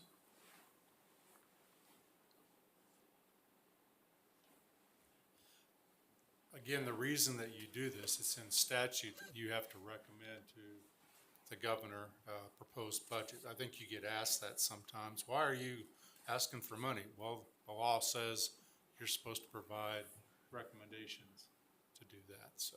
And when will we see this again and have to actually make the recommendations? You'll see it again in July, and typically that's when you make recommendations. And part of the reason for that is we have a timeline for turning those recommendations into the division of the budget. So we cannot be much later than that. Okay. Anything else? Seeing none, I guess you get off the hook. Thank you. We'll be, are you gonna let John and Dale speak at some point? If I can twist their arm, I'm sure they would. Well, they looked to me like they were really ready to do that. Craig and Dale are gonna make the short trip to Dodge City right now. So they're looking forward to getting on the road, I think.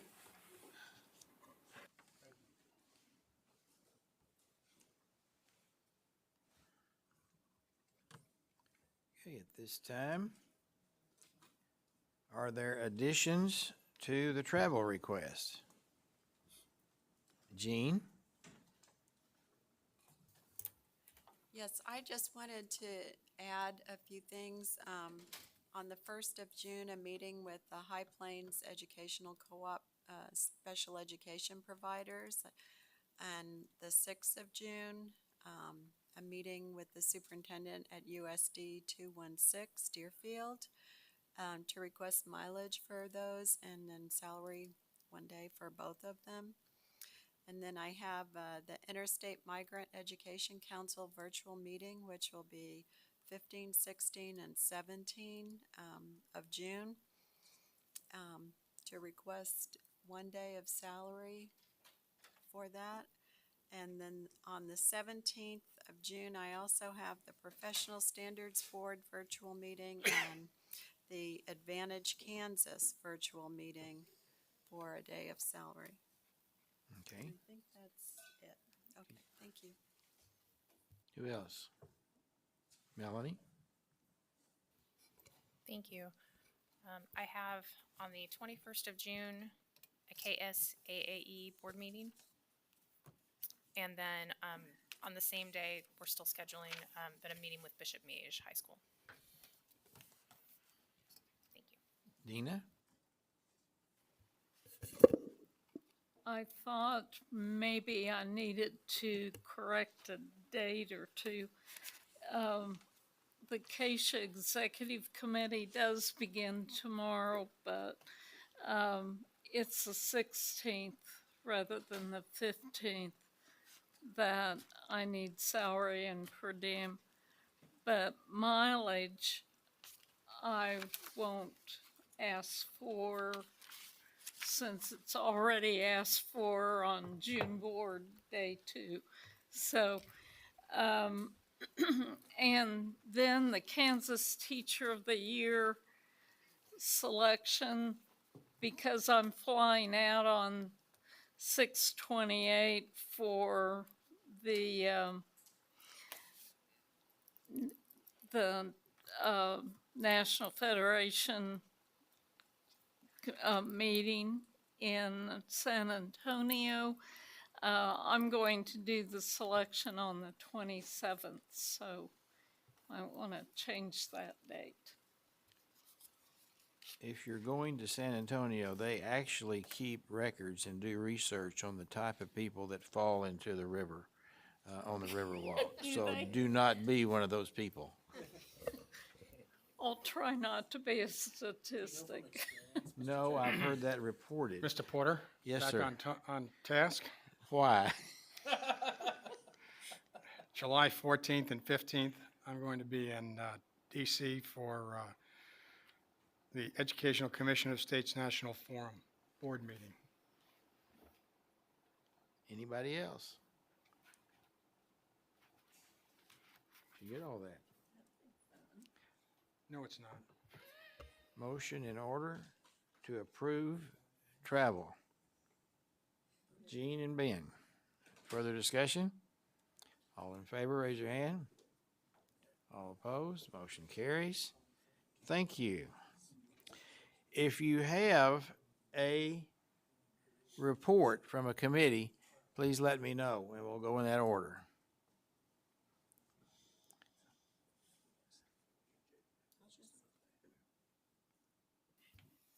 I just wanted to let you know that the policy committee met at lunch today, and we went over the portion of the policy from pages 10 to 20 and confirmed the changes that we had looked at the prior meeting. And we looked at the next portion, which I believe is 21 through 24, no, 27.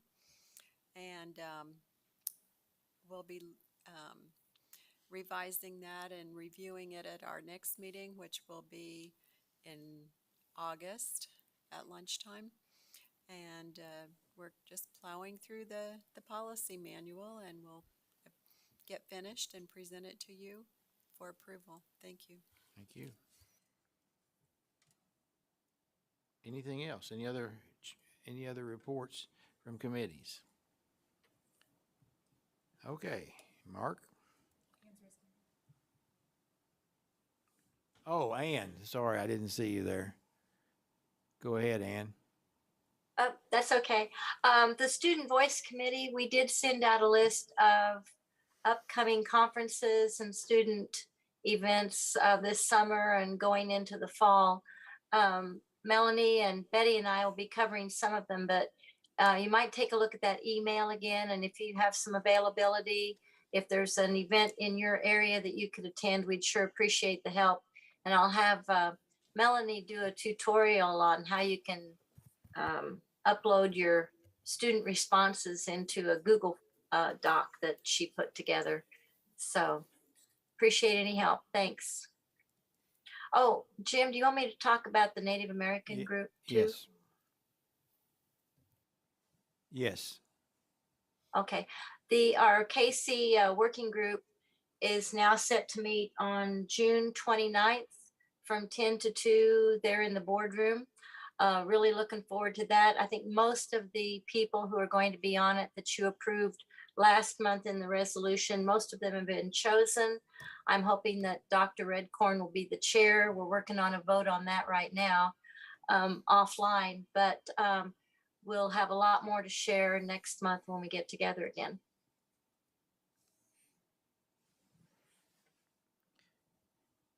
And I'll have a brief statement about the Governor's Council, but I will probably say that during requests for future agenda items. Anything else? Mark?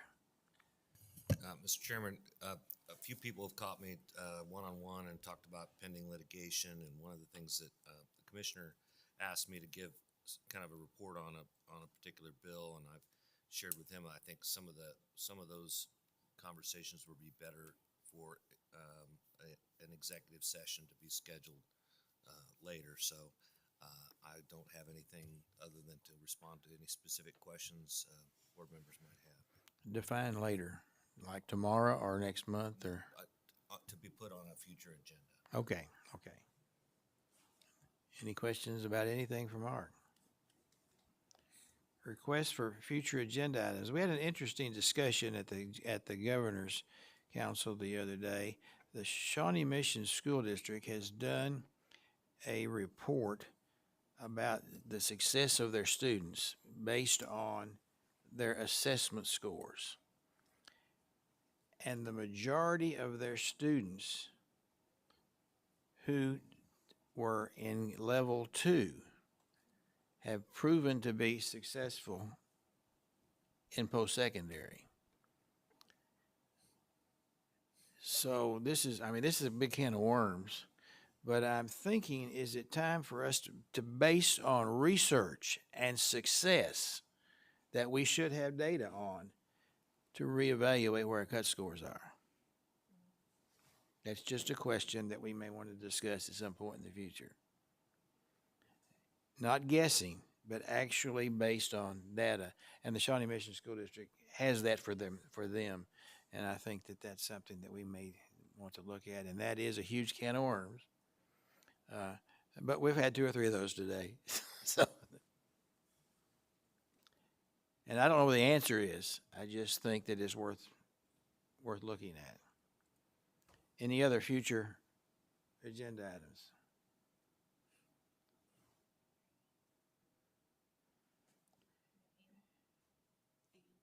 Ann, you're gonna have to shout at me, I guess, Ann, because I don't look up, so go ahead.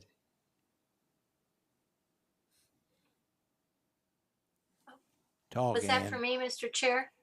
Yes, my name's Jim. My chair is what I'm sitting in. There you go. I think we should have a small group of people who are interested in this topic of what's in the legislation that passed this year. We got a nice document from Craig outlining all the bills. And maybe a few of us from the board could get together before the July meeting and go through that and make some recommendations to the board about what we will comply with and what we might not comply with. Okay.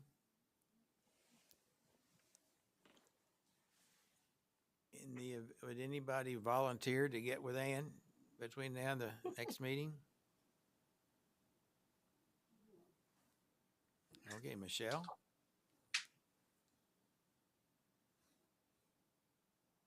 One of us should be on there. Well, I'm thinking maybe both of you should be. Both? I don't know how much time Okay. Well, let's let the, okay, Michelle is volunteered, and I'll ask the legislative liaisons to get together and choose who should be there. Is that acceptable to everybody? Yeah. Okay.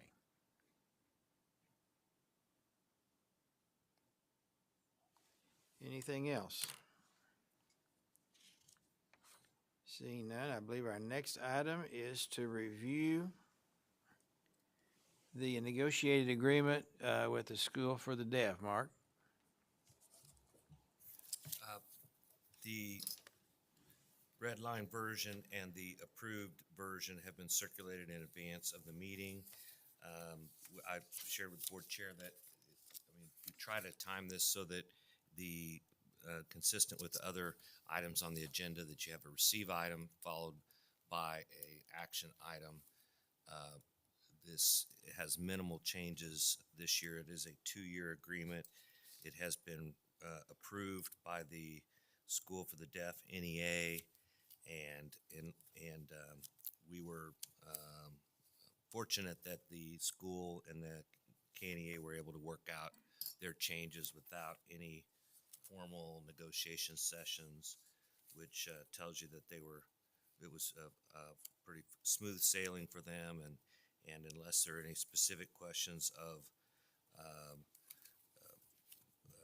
board member Michelle, who's on the group, I would ask that the board consider approving or ratifying the negotiated agreement as presented.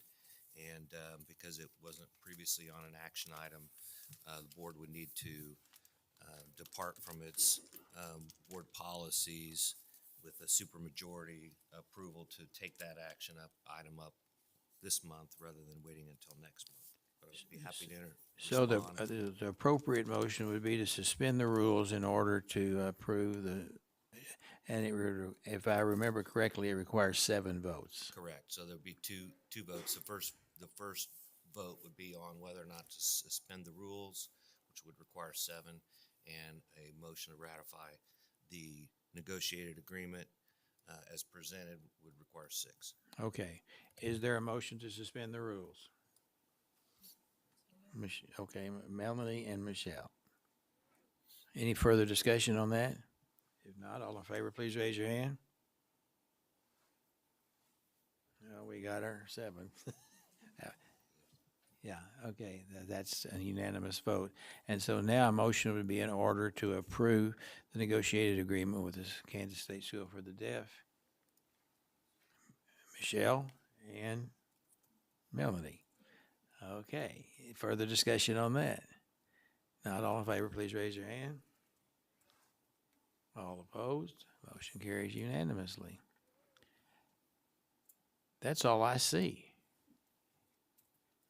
So I guess we're in recess until 9 o'clock in the morning.